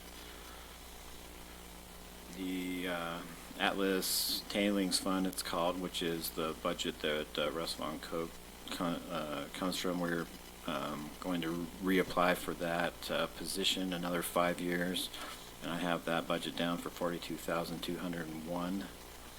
We also have some debt service funds. Our debt service budget for the courthouse general obligations bond is $218,276.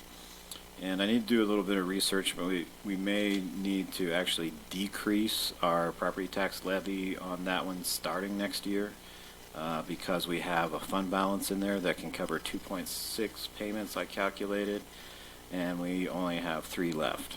So we may actually be reducing that. I need to do a little more research on that. But right now it's budgeted for the full amount, but we may be able to reduce that. The building authority is at $5,212,930, and the vast majority of that is budgeting for the EMS Special Service District project because they applied on behalf, or we applied on their behalf as the municipal building authority. There's also several debt payments in there, 3 for the airport, and also a couple for other entities like the Health Department, Fire, Mohawk Valley Fire Protection District. Debt service on the library, $160,458. We established a capital projects budget of $380,456. The capital projects fund for the road department for 2020 is established at $2,500,000. Our healthcare sales tax is projected to be $2,270,358. I still do have a residual budget for our emergency medical services department at $50,000, and that's just a kind of a placeholder just in case we process any more payments or anything happens, but I'm not really expecting anywhere near that. Children's Justice Center budget is $115,806, and that's predominantly grant funded. Family Support Center, $251,080, and that's mostly grant funded, but also it has required some contribution from Grand County. Our new fund this year, the Parks, Trails, and Recreation Fund, is where all of our trail maintenance workers operate from, and also where we keep all of our trail maintenance money that we've built up over the years. That fund is budgeted at $912,340, and it's so high because I budget to spend all of the trail maintenance money every year, and if we don't spend it, then it just rolls back in. But the actual operating budget isn't expected to be that high. Then Canyonlands Airport. Right now we're at $9,837,999. I still need to probably work the apron expansion project into that. This is mostly representative of the 2 new grants that we got, and so that's not entirely done, but that's where we're at, and it's just going to be reflective of the actual grant projects that we've approved. And Sand Flats, their budget's $989,654. The library's operating budget established at $1,024,874, and that includes a proposed property tax increase of $196,810, which again is less than we noticed by $78,590.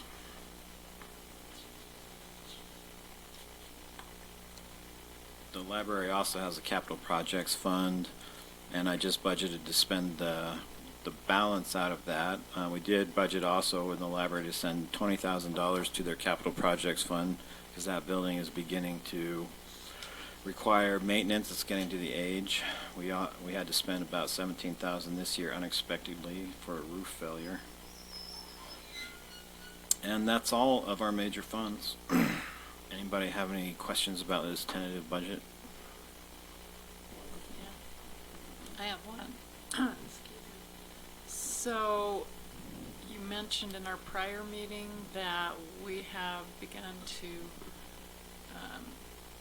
assess a fee for entities that aren't funded by the general fund for the HR and accounting work that the county does for them.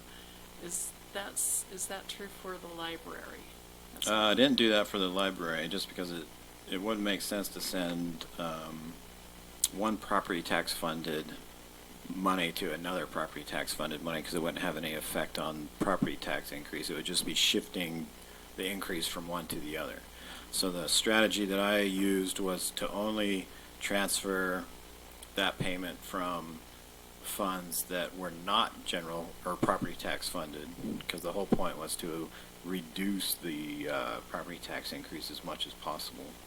So that helped out a lot. I don't remember what the total tally was, but it was probably about 150,000. Good job, thank you.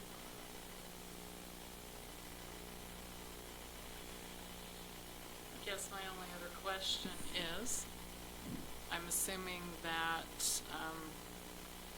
this will go in the minutes or the agenda packet that goes online.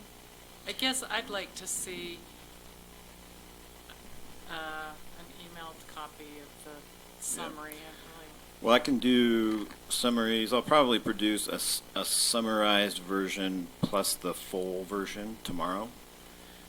And it will be available electronically or by hard copy if somebody requires that. But I'll make sure everything that we did in our workshop session is balanced out. And then I'll produce, like I say, the summary of all of our funds and departments, and then the detail of each line item. And so I'll email that out to everybody. Will that also be on the website? Did you put the budget on your page of the county website? Yeah, we can do that too. Just curious. And so that, that will make it easiest for everybody to get. So, I can't remember in the notice, we're required to make it available to the public 10 days before the public hearing. So whatever 10 days is before December 3rd, but I'm pretty sure I'll have it, in good enough shape to make available prior to then. So I think in the newspaper I said that I would have it available by the 18th or something like that. I can't remember. It was prior to 10 days. But like I say, this is not set until you approve it. And so there's still time for additional budget workshops.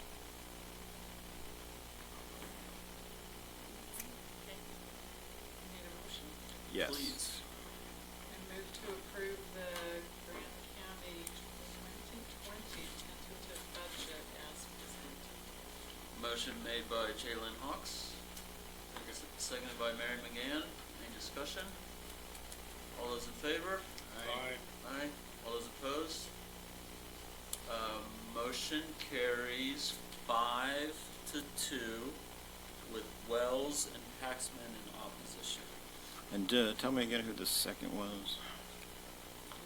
Mary. Okay. Thank you. That brings us to the consent agenda. On the consent agenda tonight is item W, ratification of e-prosecutor contract between the county attorney's office and the Utah Prosecution Council. Item X, ratifying the independent contractor agreement between Love's Communication and the Moab Area Travel Council. Item Y, ratifying the chair's signature on Southeastern Utah Regional Transportation Plan Cooperative Agreement between Grant County, San Juan County, Moab City, Utah School and Institutional Trust Lands Administration, and Utah Department of Transportation. Item Z, approving a grant agreement with Utah Division of Forestry, Fire, and State Lands for fiscal year 2019-20 for Tamara's-Speedo monitoring. Item AA, approving a cooperative agreement with Utah Department of Natural Resources, Division of Wildlife Resources for the completion of the Mill Creek Canyon watershed improvements. Item BB, approval of amendment number 1, contract between Southeastern Utah Association of Local Governments and Area Agency of Aging, interlocal cooperation, and contract agreement reimbursement through June 30th, 2020. Item CC, approving proposed letter of support for Dr. Lauren, Priest, and it is Pressed, and Moab Regional Hospital's application for grants for the benefit of homeless individuals. Item DD, approving proposed amendment on airport hangar lease for ownership change from Chuck Henderson to H&L LLC at Canyon Landsfield Airport. Item EE, approving minor amendments to permit floodplain technician job description for the building department. Item FF, rescinding the October 15th, 2019, appointment of a temporary justice court judge in favor of ratifying the service of David Tubbs, recently named as a senior judge by the Utah Administrative Office of Courts, and therefore eligible to serve until justice court judge is appointed by the county council.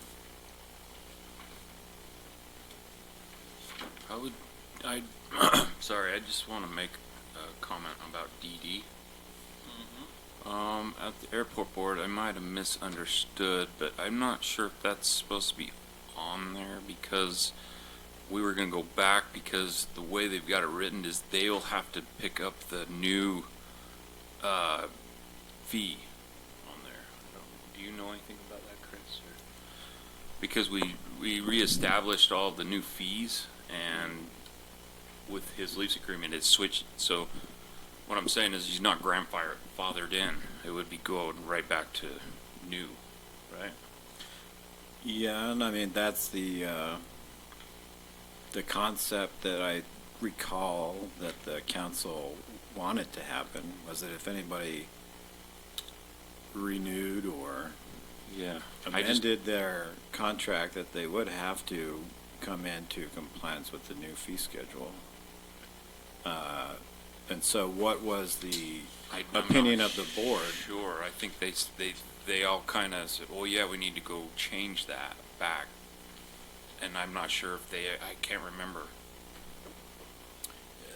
This is item DD. Let me take a look. Do we know? So I'm wondering if we could just postpone that one until next time. I'm not sure. Nobody talked to me about it, so I don't know. Okay.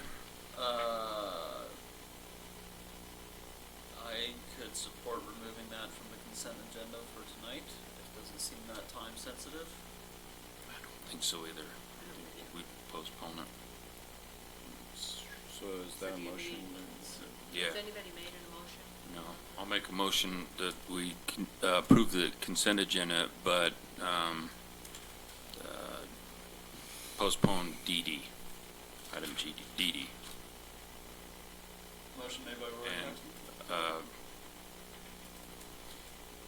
with all the signatures, whatever. I'll second.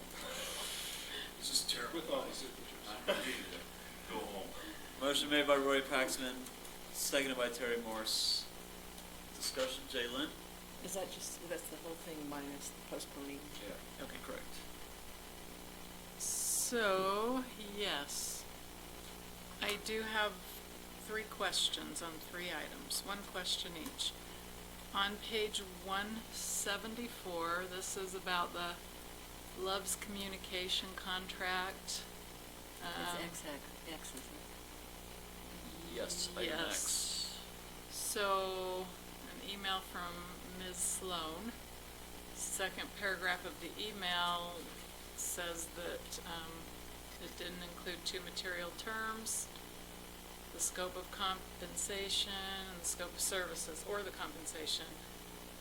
So I'm just wondering if those things, all these documents that were submitted with this, did that address Christina's 2 concerns? So for that particular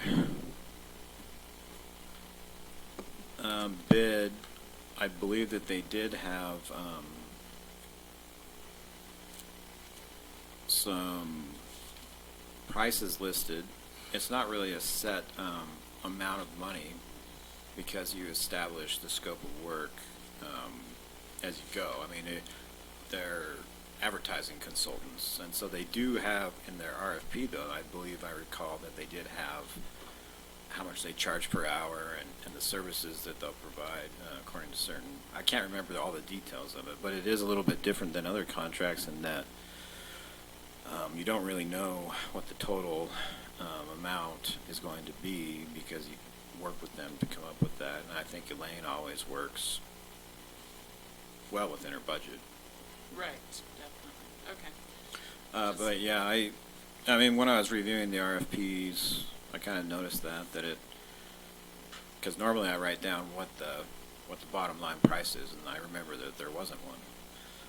But you know, it's just fees for Commission, services. right? Yeah. So. All right. And then on page 192, this is item Y. Let's see what I wrote. Oh, I just wondered if that 10,000 from Grand County was budgeted for. Let me look. So which item are we on now? We're on item Y, page 191 of the packet, number 2.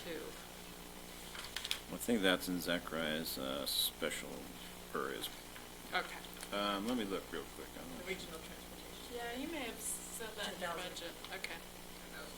Okay, and And then that's in your budget, Zachariah? Bills. Oh, bills, okay. So is that for this year or next year, though? This year. Okay, so he does have it in this year? Okay. Okay, and then on page 259. 259. Item FF.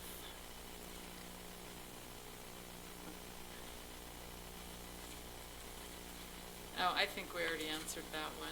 Please hold off on making him your temporary judge. Well, he was already the temporary judge today, so it's kind of a moot point. Okay, I'm done. Do we, with the Loves thing, do you remember who got that on the agenda? Bryony's been wrestling this packet so well that I don't even know, honestly. Well, it'd have to be Elaine. Yeah. Or one of her staff. Somebody. Well, in that That would be email my that we assumption. were just talking about, she said, if I get all this, it can be on the 6th. So if it's on the 6th, I'm assuming she's got it. Scared me, I know you're talking about truck stop stuff again. Yeah. I know, me too. Yeah, Elaine decided to get the truck stop going. Well, she's gonna solve. So motion made by Rory Paxman, seconded by Terry Morris. Any further discussion? All those in favor? Aye. Motion passes unanimously. That brings us to discussion items. Item GG, calendar items and public notices. Okay.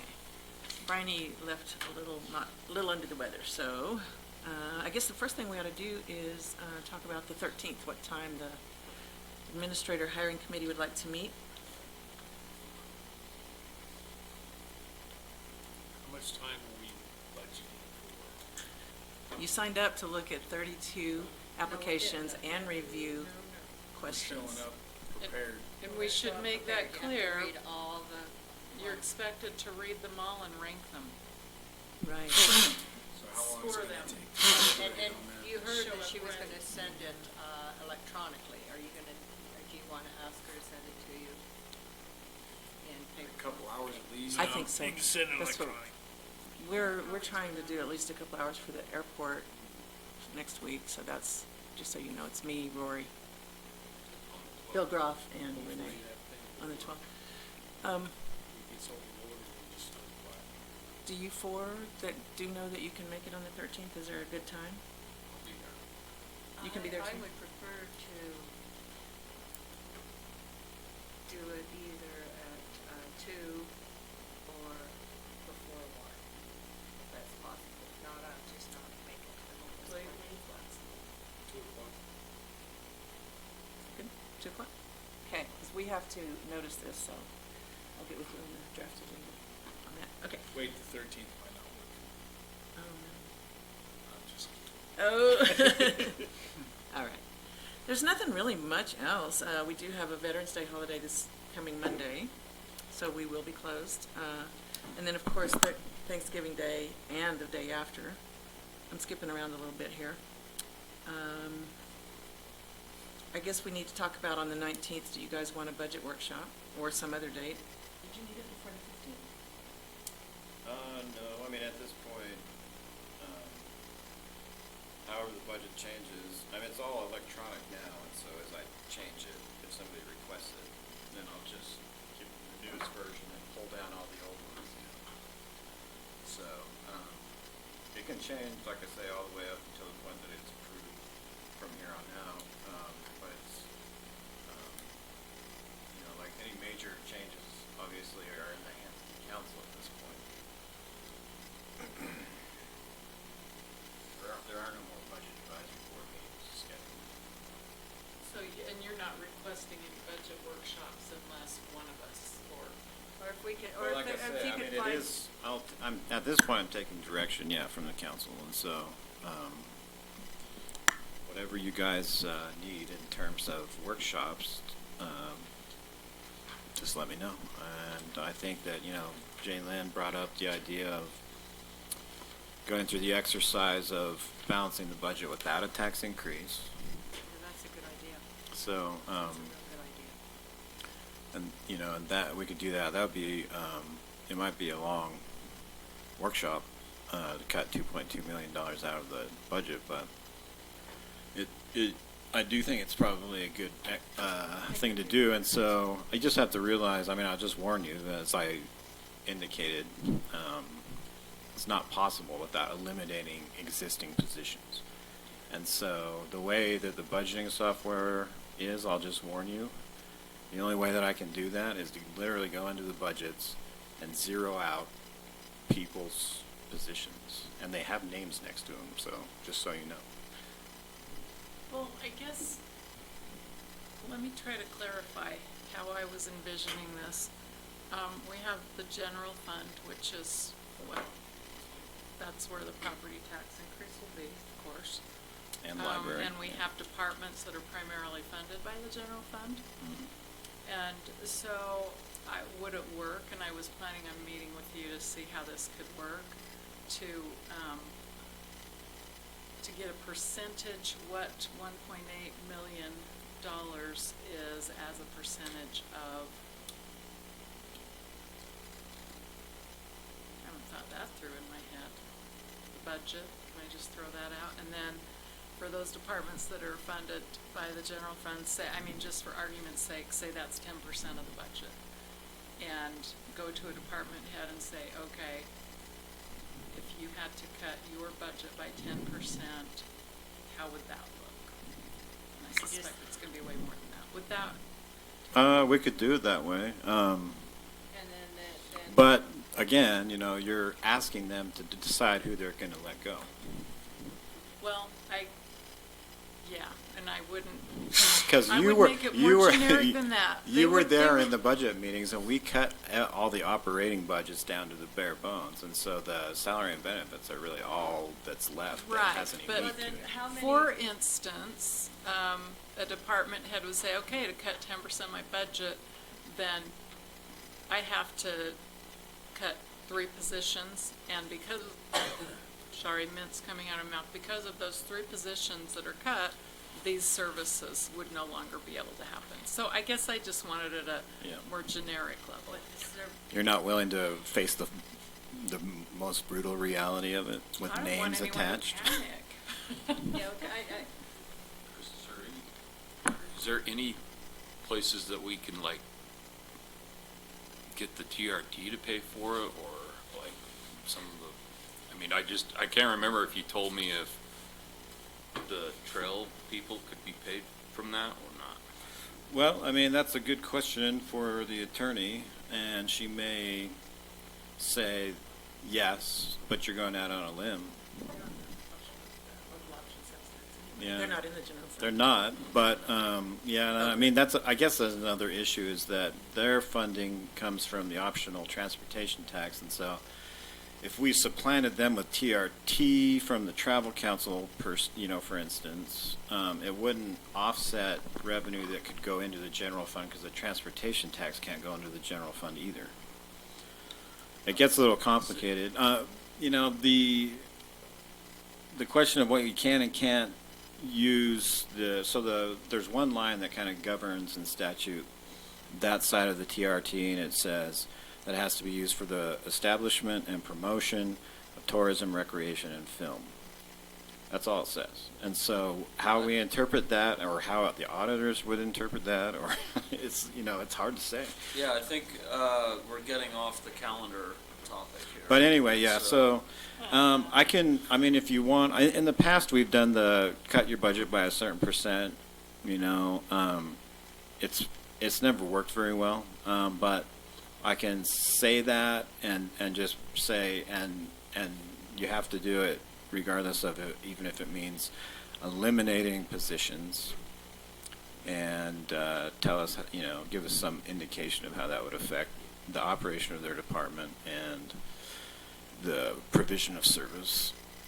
It would be nice to have. It's hard for me though. It would be hard for it's just the way the budget is built. I can't go in and zero those positions out without zeroing out a particular person's budget, because they're all in there based on what their URS tier is, based on what their the health benefits package is, all that stuff factors into it, and so it can make a really big difference. Like if you eliminated a position that was single, high deductible health care plan versus somebody that had a traditional family plan, there's $20,000 difference or more right there. It's just a lot more complicated than just saying cut a certain percent out, because to do that and to be able to quantify it and balance a budget using the system that we have would require that I go in and zero out positions. Yeah, and I want to avoid that for you. So maybe we could get together and decide how it would work. Okay. So is that scheduling a workshop? Is that what you're saying, or is this one-on-one? Initially one-on-one. I mean, I guess part of my motivation bringing this up was to not only let the public know what it would look like, but also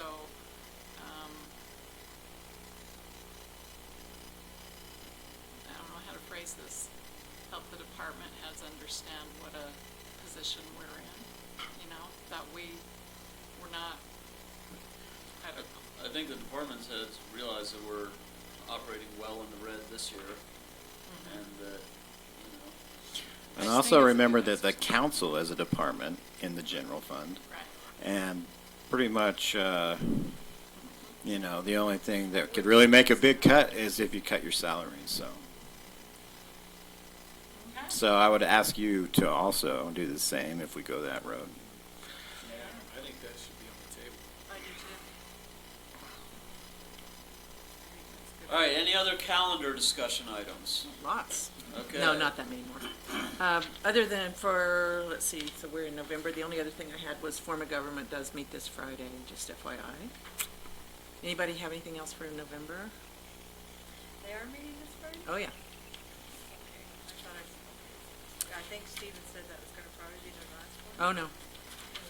Let's fill in December on that. So they are meeting December 13th and 20th. What's their deadline that they've got resubmitted? I think it's like March 5th or something It's like that. March 8th was their very first meeting date, and they have 1 year from that, so. I don't know if that's like a weekend or whatever, but that is, yeah. Okay, the only other thing I have on December really is our holidays. We do take two, the 24th and 25th, and I think it's because we don't take the Columbus Day. I think there was some swapperoo back in the day. I didn't have anything else for December, did you guys? Then special events, coming up, Dead Horse Ultra on the 16th, and Winter Sun 10K on the 7th of December. Employment opportunities, airport director. It's actually, it was posted open until filled, but that's because we weren't expecting to get what we got. It makes a difference when you pay fairly, and so you guys have a good starting salary on that, a fair starting salary. But we are going to close it out this Friday in any case.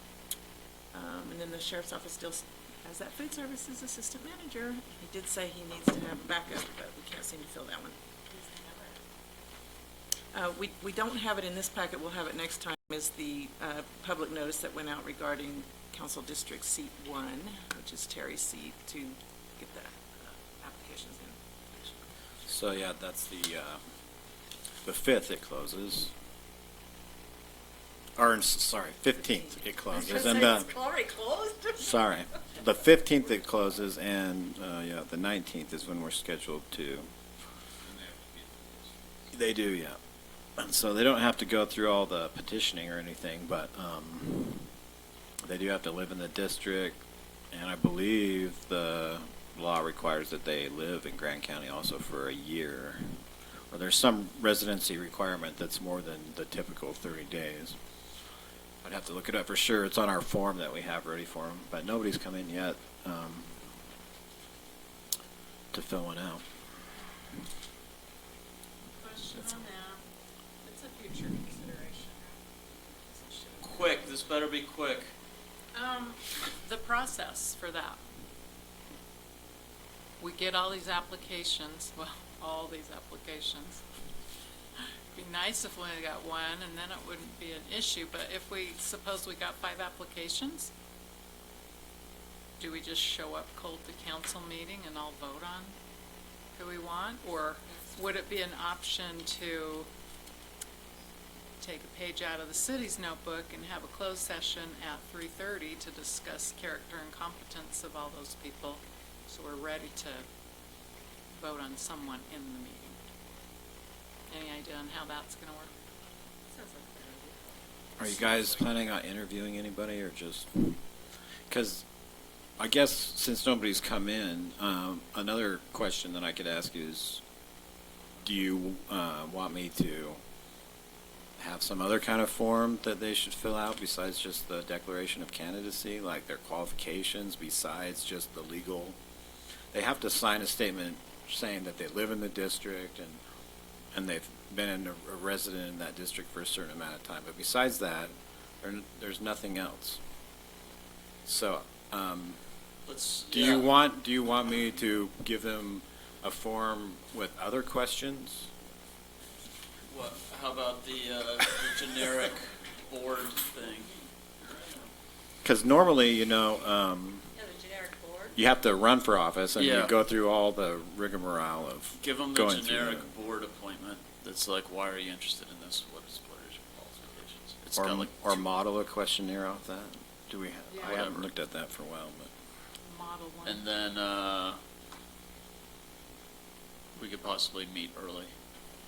Let's because I mean, you might get. let's go ahead and pencil that in as a 3:30, and then if it's a non-issue, then we'll cancel it.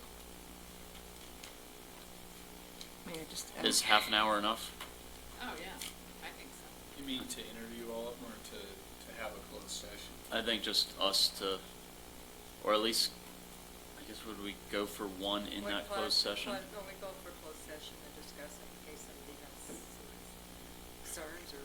We're still gonna have Sure. an interview. But then we'll right? have to then we'll have to have an interview. I mean, did we really interview Terry? I guess, oh yeah, they sat here and we. Well, Terry got elected eventually, but Eventually. but prior to that, you guys did have 3 applicants for Pat Trim's seat, and you interviewed here live. Filter off and, Yeah. I like that process. I mean, and you just had like 3 questions that they all had to I answer. think we need to, I mean, in Okay, my let's opinion, do that one. the closed session discussion on qualifications is good, but I think before we make the final decision, we should, do them a service and give them an opportunity to get up and present themselves to the public. That's true. Okay. So no closed session? Well, I mean, you could to discuss who you want to pick if you have to, but you have to remember this is a public seat. Normally, there is no hiding. When you run for office, it's a very public process, and so I would just. So you say just that- wanna- Andrew let's just- said we couldn't, he really recommended not going in closed session. Closed session Okay. is not good. I don't think we're gonna have 15 candidates that we have to like whittle down. Okay. Yeah. Okay. So for questions, you're gonna produce a model of questionnaire Okay. to give to them, and then we're just gonna move, Then it's, let them interview and Let the open lions council out of the meeting and make cages. decisions. I asked Okay. for that. Do the Friday, minutes but I have didn't- whatever questions we asked last time? I feel like I had a humdinger. No, sorry. Okay, any other calendar issues? Moving along. It's 10 till 8. This brings us to item HH, discussion on new overnight accommodation standards, maximum building and project size. Zachariah.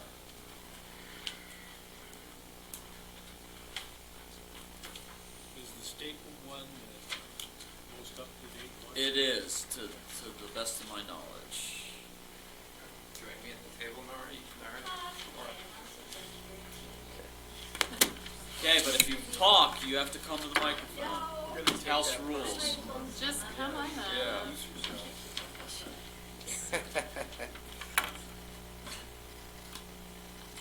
Where is it? Agents. On the dais, oh yeah, agents. Has this changed from what was in the packet? Well, I just added some additional information that I didn't have at the time. Is it red? Gotcha. No, No, the it's just campground, or- the two tables. I didn't have any information on existing like condo developments in there for comparison purposes. So that was the only change. Maybe campgrounds as well, but I did send it to the council's office and was told that you would have it on your dais. So yeah, it was just some additional information in those tables. So the purpose for this discussion is to continue the conversation that we had at the last joint Planning Commission County Council meeting to discuss the overnight accommodations standards. And we spent a lot of time going through individual standards, and as was suspected, we kind of flared out there at the end. And I wanted to bring one standard back in front of you because of its critical importance to the conversation and its influence on the types of overnight accommodations developments we could see proposed and ultimately built should the council approve them. And that is the question of density and scale. And so right now we don't have any limitations on density or scale for hotels, motels. We don't have any limitation on density or scale for campgrounds. The only density component we have there is that each RV campground space needs to be 1,200 square feet, but there's no maximum number of spaces.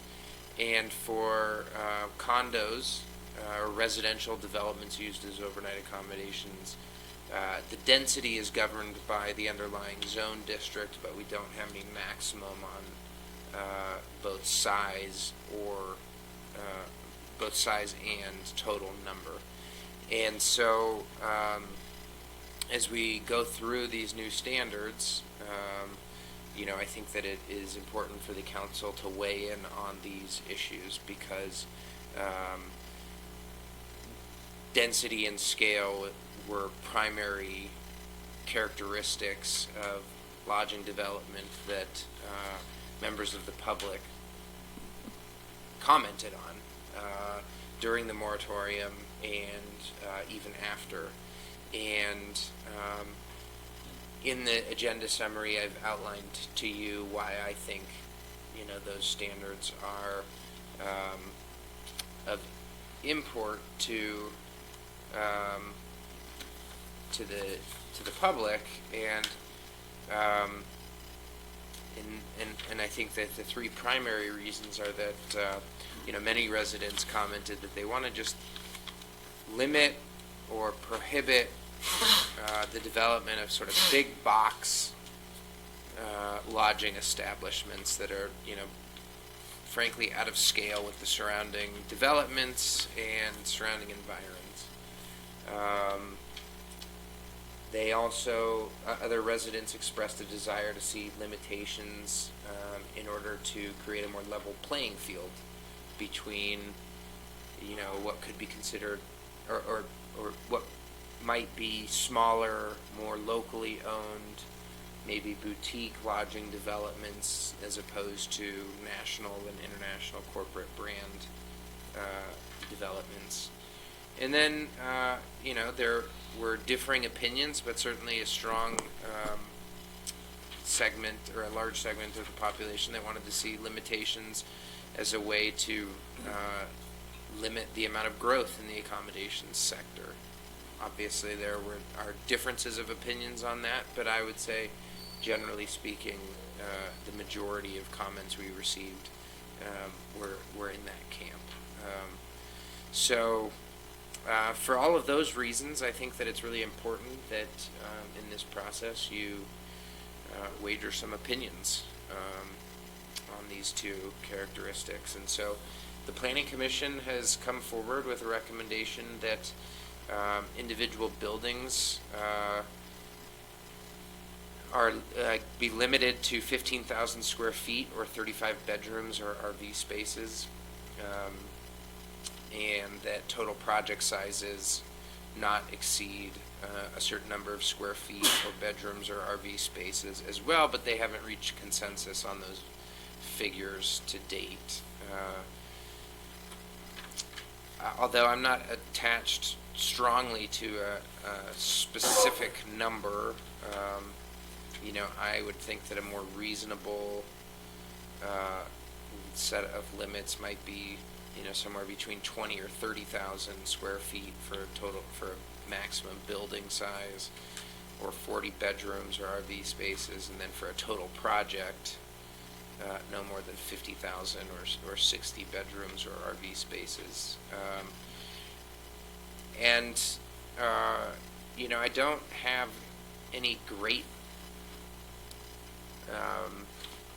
frameworks or parameters for you to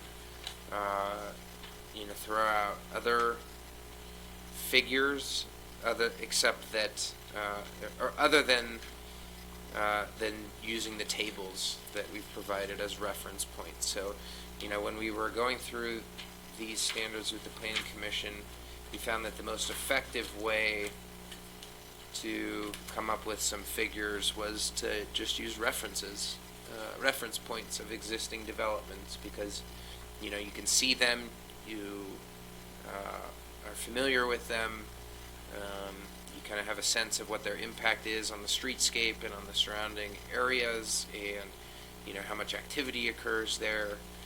And so when the Planning Commission threw out examples of what they thought would be good reference points for sizes, they threw out the Rustic Inn, the Apache Motel, and the Bowen Motel.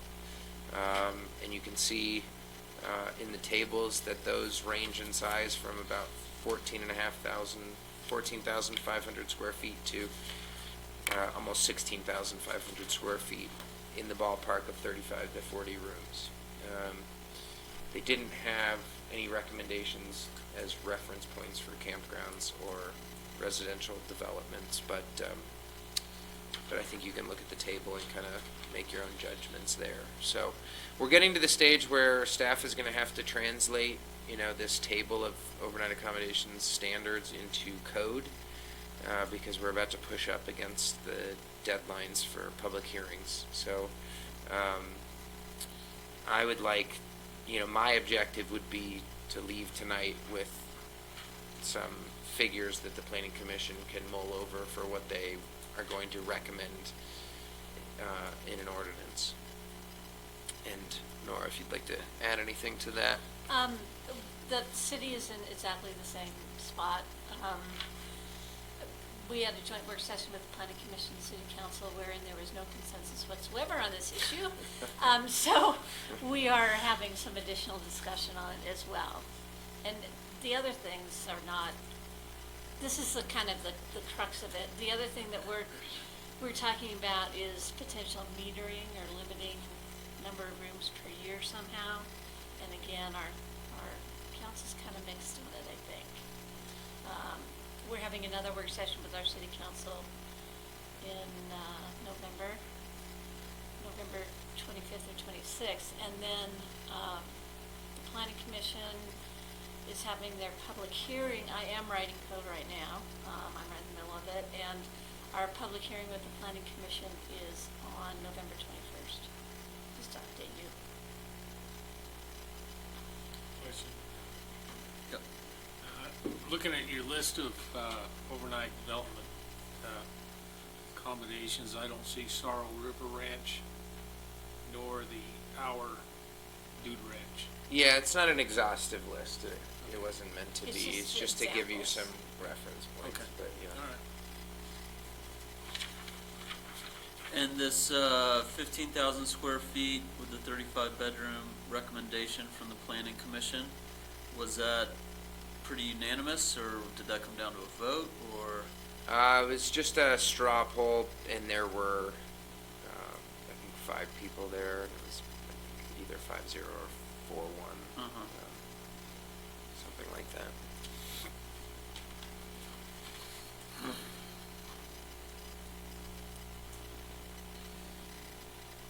There seemed to be pretty good consensus that, like, those were, aside from the numbers, that those top 3 examples were kind of on the scale, and unbeknownst to them at the time, they're all pretty similar in size.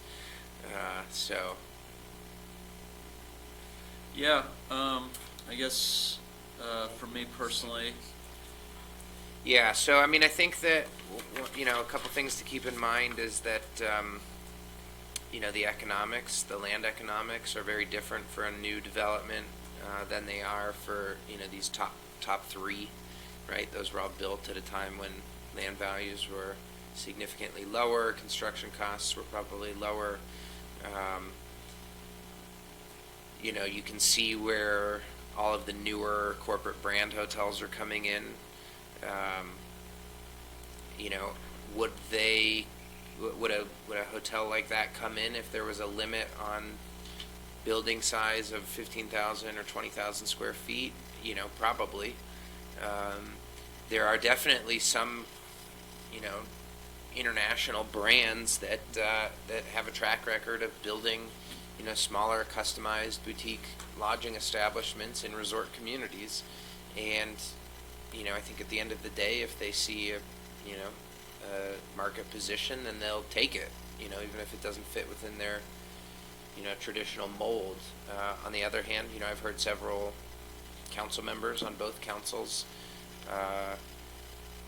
describe a desire to have, more local ownership, smaller scale, more boutique, more customized, and, I think you can certainly get that with larger developments, but you're forcing it when you impose these scale limitations. I think I don't know how a corporate brand hotel would look at, say, a maximum building size and then the maximum project size.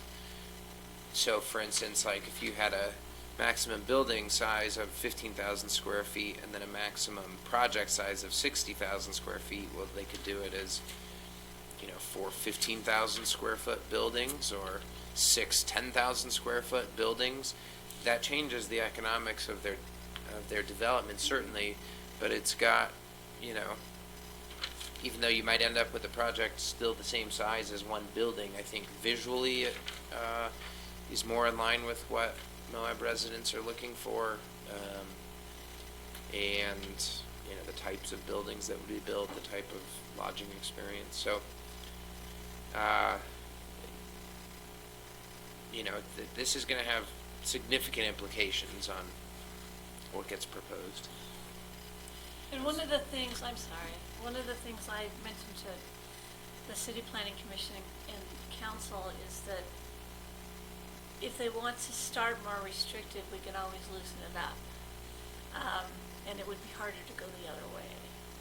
So they're thinking about that as well. Kurt? I don't have a problem with, what's being proposed. I think it's fine. I do have some questions that I think would need to be in closed session about how moving in this direction, this decision point would affect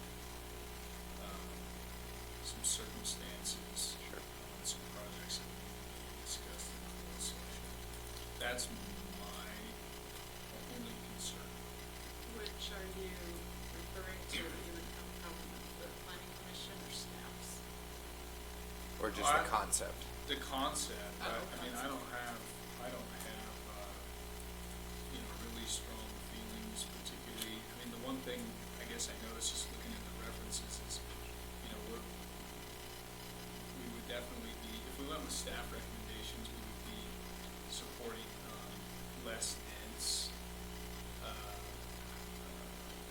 elements of that square footage. I mean, so, you know. Right. Than what which- exists currently. That exists currently, which I don't have a problem with that either. But just You'd see larger units potentially if somebody wanted to max out their size. Yeah, so that, I mean, I guess that's something to acknowledge, but I would really like some clarity on those, you know, to come from those closed session discussions before I feel comfortable saying yay or nay. Terry? Yeah, I would tend to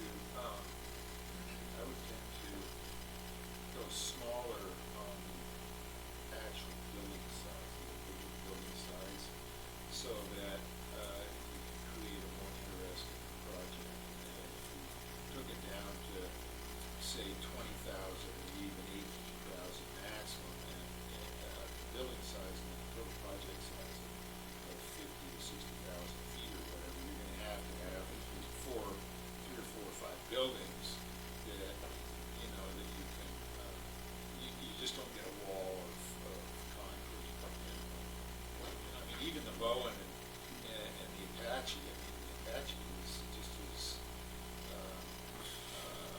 unappealing aesthetically as some of the other places are. You know, how dare you? Oh, it's the song. How dare you? Well, no, I know. It's historic, right? Holy cow. What can I say? No, but I mean, you know what I'm trying to, Yeah. my point is that it's easier to get a project that is visually palatable and, you know, in the millennium instead of, Is anybody not into this concept? Not into one concept. The Like kinda- imposing maximum building sizes, Yeah. project sizes. I'm just wondering, is this gonna create more buildings? I think it depends on where you want to put it. Vern, it depends on what size. I think we need to shut this discussion down before Terry insults Milts or something. Go ahead, Roy. So my question is this gonna create more buildings? That's what I'm worried about. I mean, it's hard to say exactly how it will play out because you got to remember that all this is kind of a moot point until you apply the overlay to a parcel, right? So these standards apply if and only if the council receives an application to apply the overnight accommodations overlay to a parcel and you say yes, and then these standards would, come into play. So that's one part of it. The other part of it is that, I think a lodging developer will, basically look at the cost of constructing multiple buildings and evaluate whether that's, feasible for them. Now, if you're just going to say, 20 rooms or 30 rooms and 10,000 square feet versus 60 rooms in a 20,000 square foot building, clearly you're going to get two buildings instead of one. But I think that ultimately that's preferable and doesn't have any negative impacts unless there's the potential for some of that land to be used for other beneficial uses. And I think in the long run, I think it's gonna make it look a lot worse because you're gonna be having hotels on, you're gonna have a lot more, but you're gonna. well, I think it's gonna make it just look, I don't like seeing a lot of little well, but you got to remember that, like, it's not. We're in a different landscape, regulatory landscape now, where it's not like the market can just dictate that, you're going to see 100 little buildings pop up here and there. You actually have to approve every development, via master plan at this point. So, and you noted this, but the economic development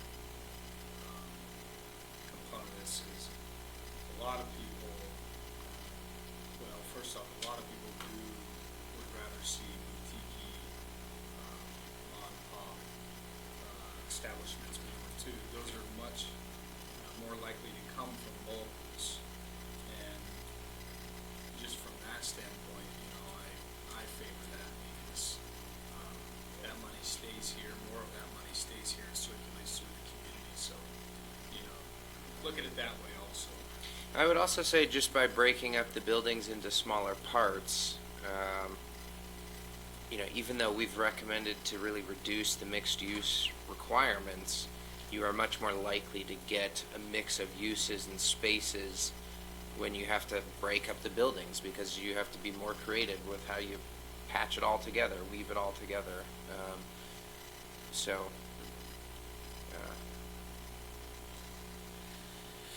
I like it.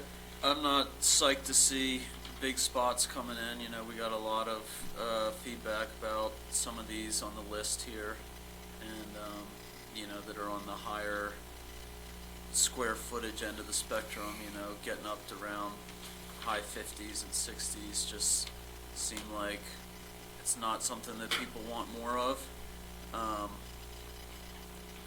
And I don't know how much you're looking for us tonight in terms of like a hard number, or if it's something that we can circle back around on.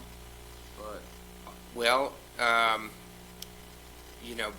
basically, it's too late to advertise November 12th as the public hearing, which means that we need to be, the very next planning commission meeting has to be a public hearing in order to meet our January 14th deadline.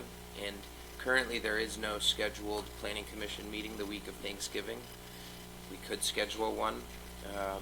If we don't, then the public hearing would be on December 10th, which means that we would go ahead and schedule and advertise a public hearing with you all on December 17th,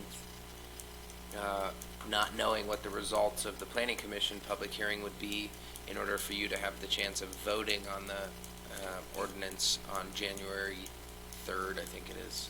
do you know? So, and you don't have to answer this but if we went with the staff recommendations, would we have some of those concerns that Kurt was bringing up for a closed session? I have no idea, Okay. because no information has been shared with Gotcha. me in terms of what Sure. when No. developers' plans are. So we're not prepared to have that meeting then. No. That discussion. But I also think that we shouldn't be making standards based on that concern. Right. We should make the standards that we want to make and address that other issue, Yep. as needed. I also can So, kind of recognize what you're highlighting with land costs and building costs, being greater now than they were in the 60s or whenever a lot of these smaller ones were getting built. I could be more comfortable with 20, 25, even 30. I haven't wrestled with the numbers a whole lot in terms of square footage. I think, the idea of the number of rooms, both of these seem pretty right on.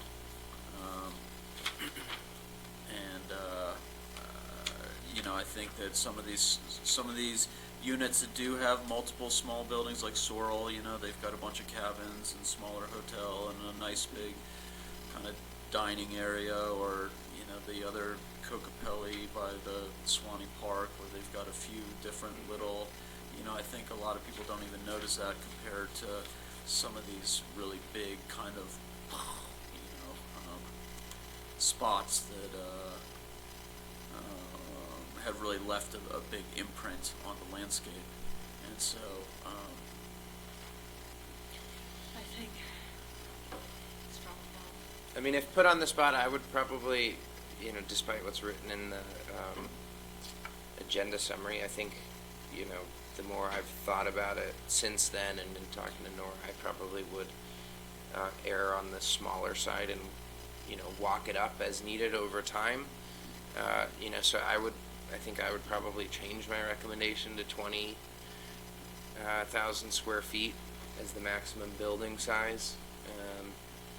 And, maybe 40,000 square feet for the maximum project size, something like that, or maybe 30,000 square feet, I don't know. Kind of going, because like Nora said, it's easier to increase later. Start small and then we can increase. And then Curtis's point that this would be more feasible for people, locals, is a big concern. I think people are sad to see all the money going out. And someone always has the opportunity, sorry. Oh, thank you. You got your microphone first. I couldn't even raise my hand to start. Yeah, and I don't see the issue as a whole lot of buildings as a negative, because the standards that we've talked about in the design and the look of them, it's gonna be nice looking, and it gives it more of a community feel, so I am happy with that. And I like smaller, getting bigger if we need to. I forgot what I was gonna say. Better you than me, so, do you have a strong vote? As I'm seeing a lot of head nods, do you want something? I would love a straw poll vote with some numbers in the With record. some numbers.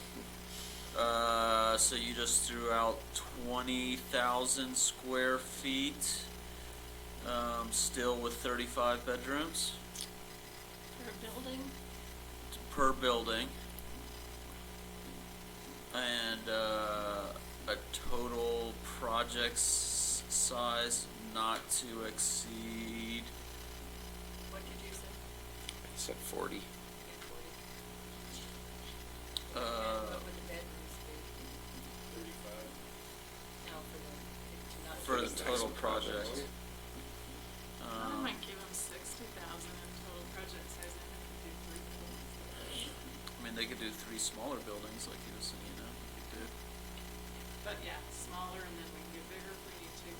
Yeah, I mean, I'm more personally, I'm more interested in maximum building size than maximum project size, and that's in part because, while I, have some concerns and interest in growth management vis-a-vis these, limitations.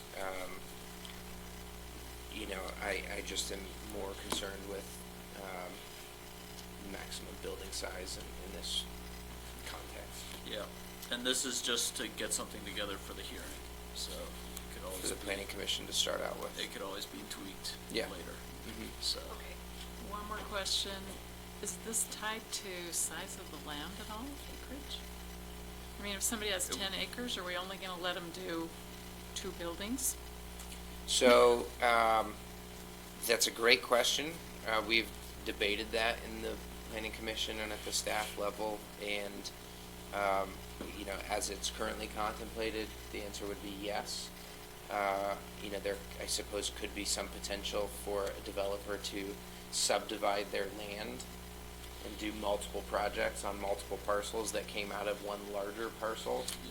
And, I think that's, even if that's a possibility, I think it's less attractive to a developer, first off, but also, at each one of those stages, the county council has the opportunity to evaluate whether or not it wants to apply the overlay to all of that acreage, or all of those subsequent parcels, what the master plans associated with those look like. And so I think, if there were an applicant that really wanted to go that route, I think it'd be a more involved negotiation with the county. So can I clarify that just for the minutes? So you said yes, in the response to the question, is this tied to the size? What is that? Are you saying though that I that said this? no. No, it's not. Oh, okay. I tied thought to you the said size. yes. Oh, sorry. So then, that would So be- regardless of the parcel size, these standards would apply. And this is assuming you approve The overlay in the first One of place. the question. Yeah, so there's so many steps. Somebody comes in, and they say, hey, this is my parcel, this is what I'm trying to do, this doesn't quite fit. what's the response from your office? You know, is it, well, this is the policy, I can't speculate on, you know, any changes that the council may make? I mean, help me understand that interaction. So if we, you know, if the economics of a certain parcel, he needed one more building or more density, and what we have on the books doesn't work for him, or he's indicating it doesn't work, what does that process look like, you know, for that message to get to the council to look at? Well, I think similar to instances where that arises in other areas of the code as well, whether it be distance or setbacks or street widths or height standards. He just takes his case to the planning commission? Well, I mean, if there's an administrative standard, that's not an area where there's discretion. So, I would say that, if you wanted the ability to flex those standards based on a particular application, then you would have to write that option into the ordinance.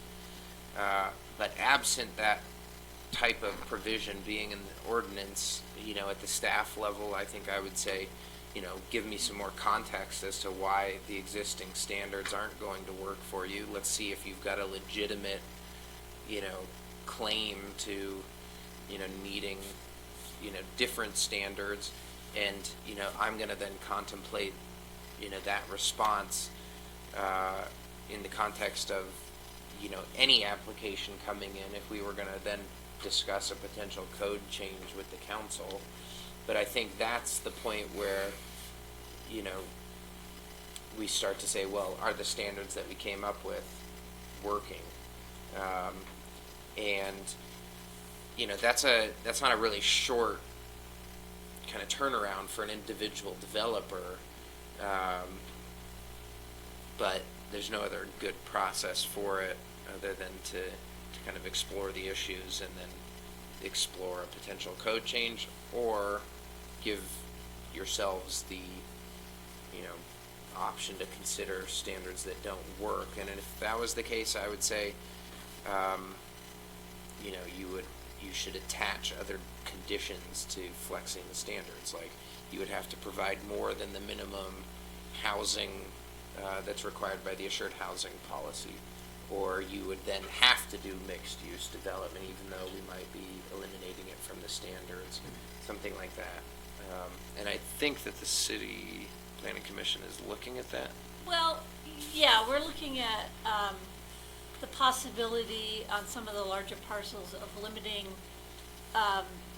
the overnight accommodation size, but not necessarily the commercial piece. Yeah. So they could do, and if they we're also talking about maybe some height incentives to encourage people that like in the entryway, in the gateway, in the RC zone. We're trying to, where's I going with this? That time of night. Yeah, While it's you're been a long thinking day. about that, Anyway, what I would respond to people is I'd put it in the bigger context and say, we have been hammered with overnight accommodations and our economy is a mess. Our city coffers and county coffers, we just haven't been able to keep up with the services. And we want to allow some until we really reassess where we are and get our feet back on the ground in terms of our own infrastructure needs. And so this is a window. You can do some overnight accommodations, but until we have more information on water and some of those kinds of things. So I guess, the legislative discretion, trying to see how that works. So you're saying, you're exactly right, you're saying flex, so just.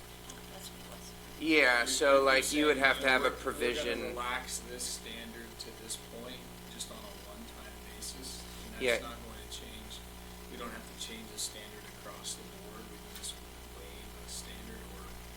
Yeah, you'd have to write that into the ordinance that gave the council, some flexibility in in these like size and density limitations, but you're gonna have to, write into that, what is the scenario in which you would, in which the council would have that flexibility, right? So like, you'd say, in better language, of course, where the council found a project to add, additional community benefits, they could increase this square footage and density limit by 20%, something like that. And you'd want to be as specific as possible, right? But that's the type of flexibility I'm referring to. We're just setting a ballpark template for people to come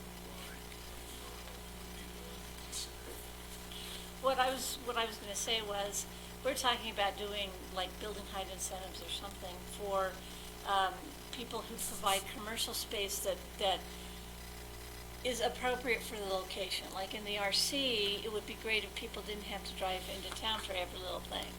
So if somebody was willing to do a small grocery store that's 20,000 square feet and doing overnight accommodations, then maybe they get an extra story, or maybe they get some additional square footage, so that we actually get the meaningful commercial that actually helps with traffic impact and some of those kinds of things. So that would be tying the mixed use standards to the size and scale as an incentive rather than as a base requirement.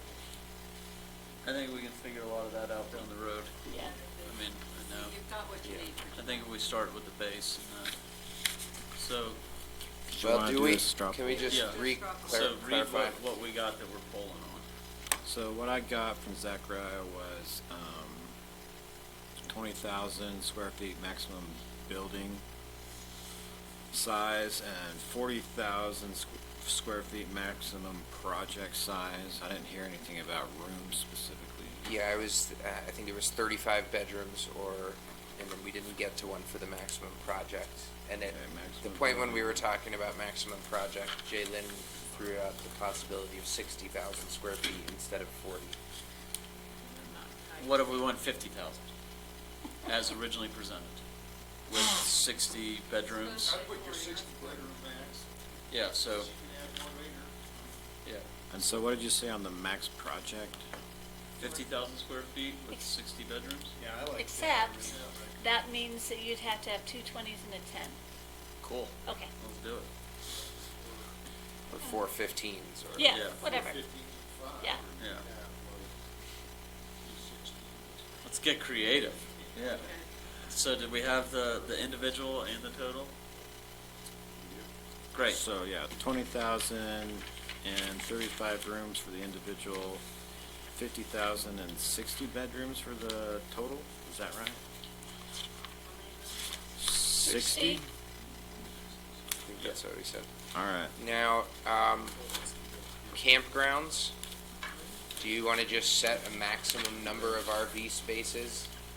RV or cabin spaces? Sure. So you've got a table in your packet. The median's 44. And this is county only. Right. Well, if we're telling these guys they can, well, I guess. Oh. Yeah, up the creek is in there, so. I guess there's some in the city. I really don't feel comfortable trying to guess what is economically feasible for these guys and what isn't. Well, I mean, I guess the point I would make is, by virtue of your vote on the ordinance itself, the market is completely shut right now in the county. So what you're setting here is some parameters for somebody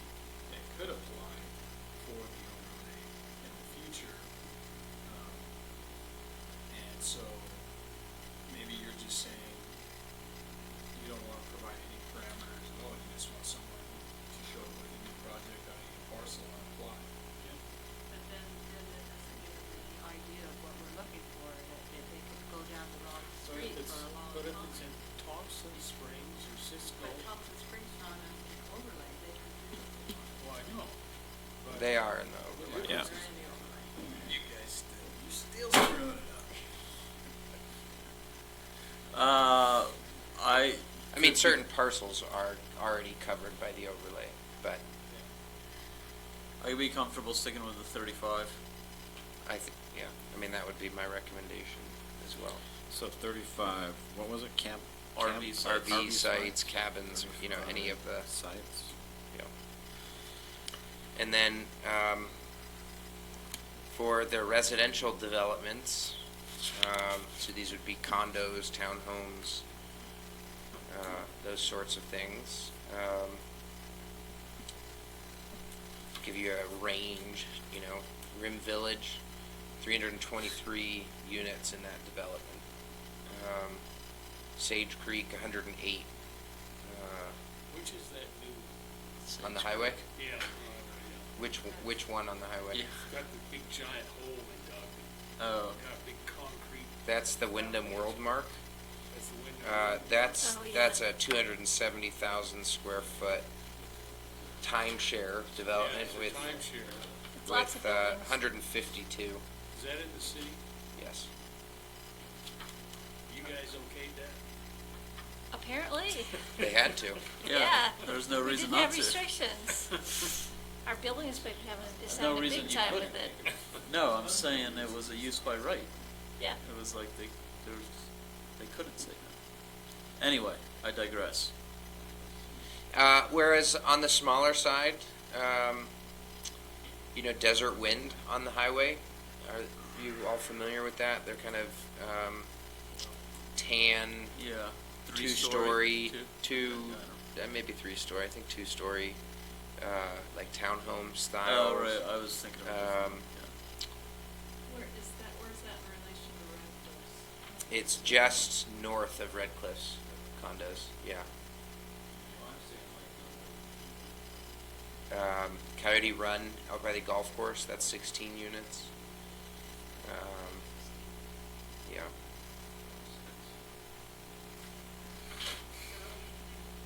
I would need something around 50. Because, you know, you probably have to do, you know, like several buildings. Yeah. I gotta say, even though Rim Village has 323 units, I like it way better than Red Cliffs condos. They're just tall monstrosities. So I certainly like it better than Sage Creek. So it's hard, it just depends on what it looks like, I don't know. So what number do you like? Or do you not want a number on? Oh, I do want to know. Okay. I think 50 is okay. Height limitation. So what are we doing for the units for the straw poll? Are we doing all the straw polls all in one go? Just so you know, I'm recusing myself from the straw votes because I own a motel. How big's yours? And I'm the one that takes the money away from this community. So I don't use it.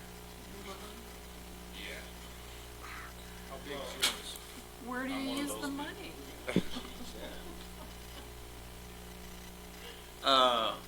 So 50 on the overnight accommodations? You mean the condos? So, townhomes, so I sorry. think what's important to know with these is that there's a difference between the number of units and the number of bedrooms, right? So you could say, you know, 50 units. Well, we might start seeing a lot of folks coming in with like 6-bedroom units. Oh, so you want number of bedrooms? Well, I think it's both. Bedrooms. And unfortunately, I don't have the number of bedrooms for these developments, but in this particular category, that is an important part, right? Let's go And I with think 100 then. Bedrooms? 100 bedrooms? 100 beds, and then they could do 2-bedroom, it would be like 52 bedrooms, or 30-something 3-bedroom. I'm just trying to keep it going. To give you a sense, Sage Creek, those are all 4-bedroom units, so that's like 432 beds in their development. So it's like, you know, pretty significant, right? When you think about, and this is where it comes into like where the issue is, you know, just the volume of people that would be using one development. Granted, it's unlikely that every single bedroom is going to be occupied all, in one night, but to also give you some context, this is what the city dealt with when considering changes to Lions Back. I think anybody that's gonna, apply for this is gonna, they're going to acknowledge and understand these specifications, but I think and still make their pitch for what it is. Probably. I'm not too hung up on, wouldn't want them to be so restrictive that if the county was interested in applicants at some point, it turned people away, but know that anybody with the kind of money to propose something like this isn't gonna take this in black and white and plan strictly on it. They're gonna come to the planning commission and say, this is what I'd like to do, and then horse trade for housing and mixed use and stuff. So this isn't the Ten Commandments. Say 100 bedrooms? That's what I said. I can go with that. I'd go with 60.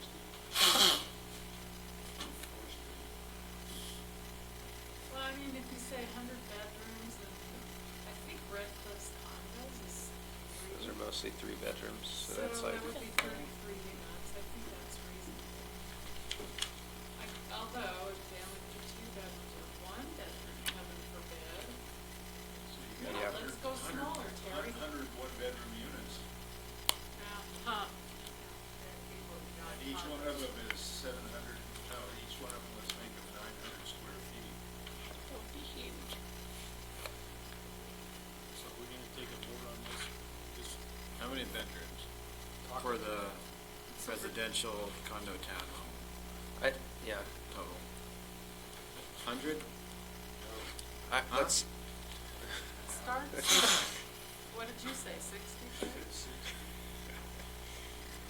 Or 75?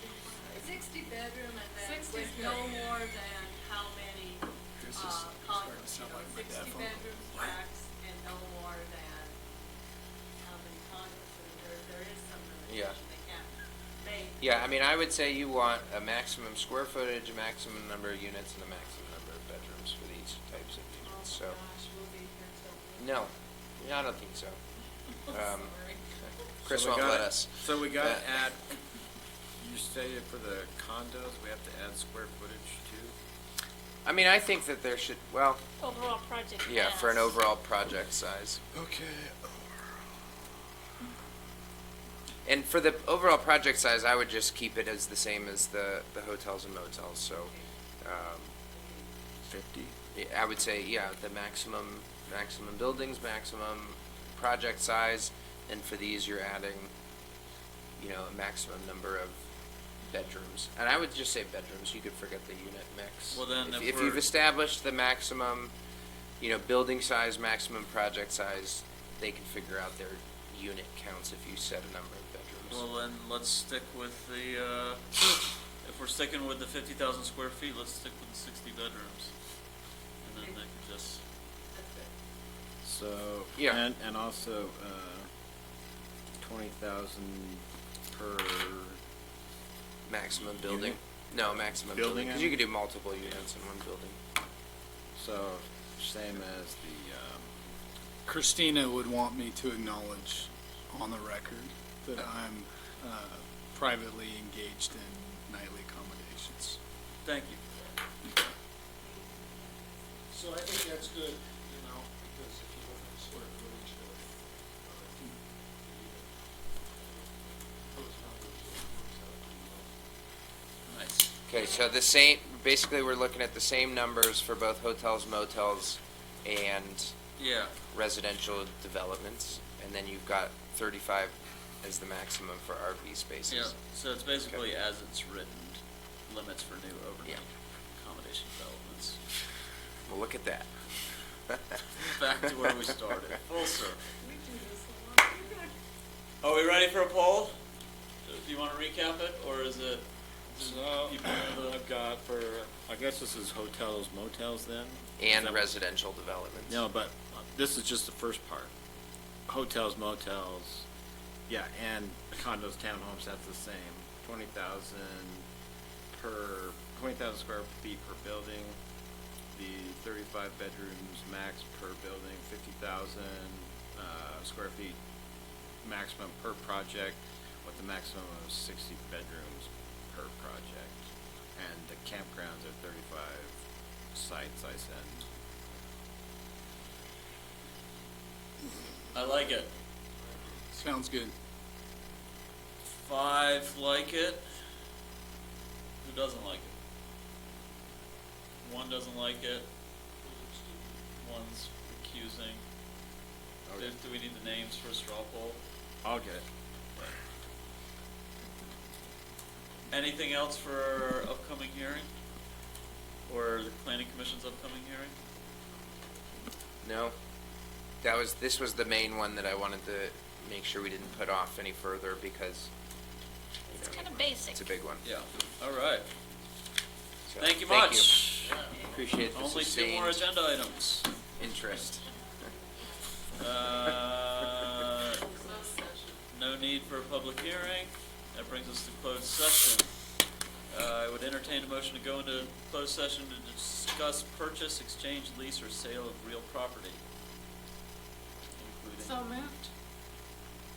Is there a second? Thanks. Motion made by Jalen Hawk, seconded by Mary McGann.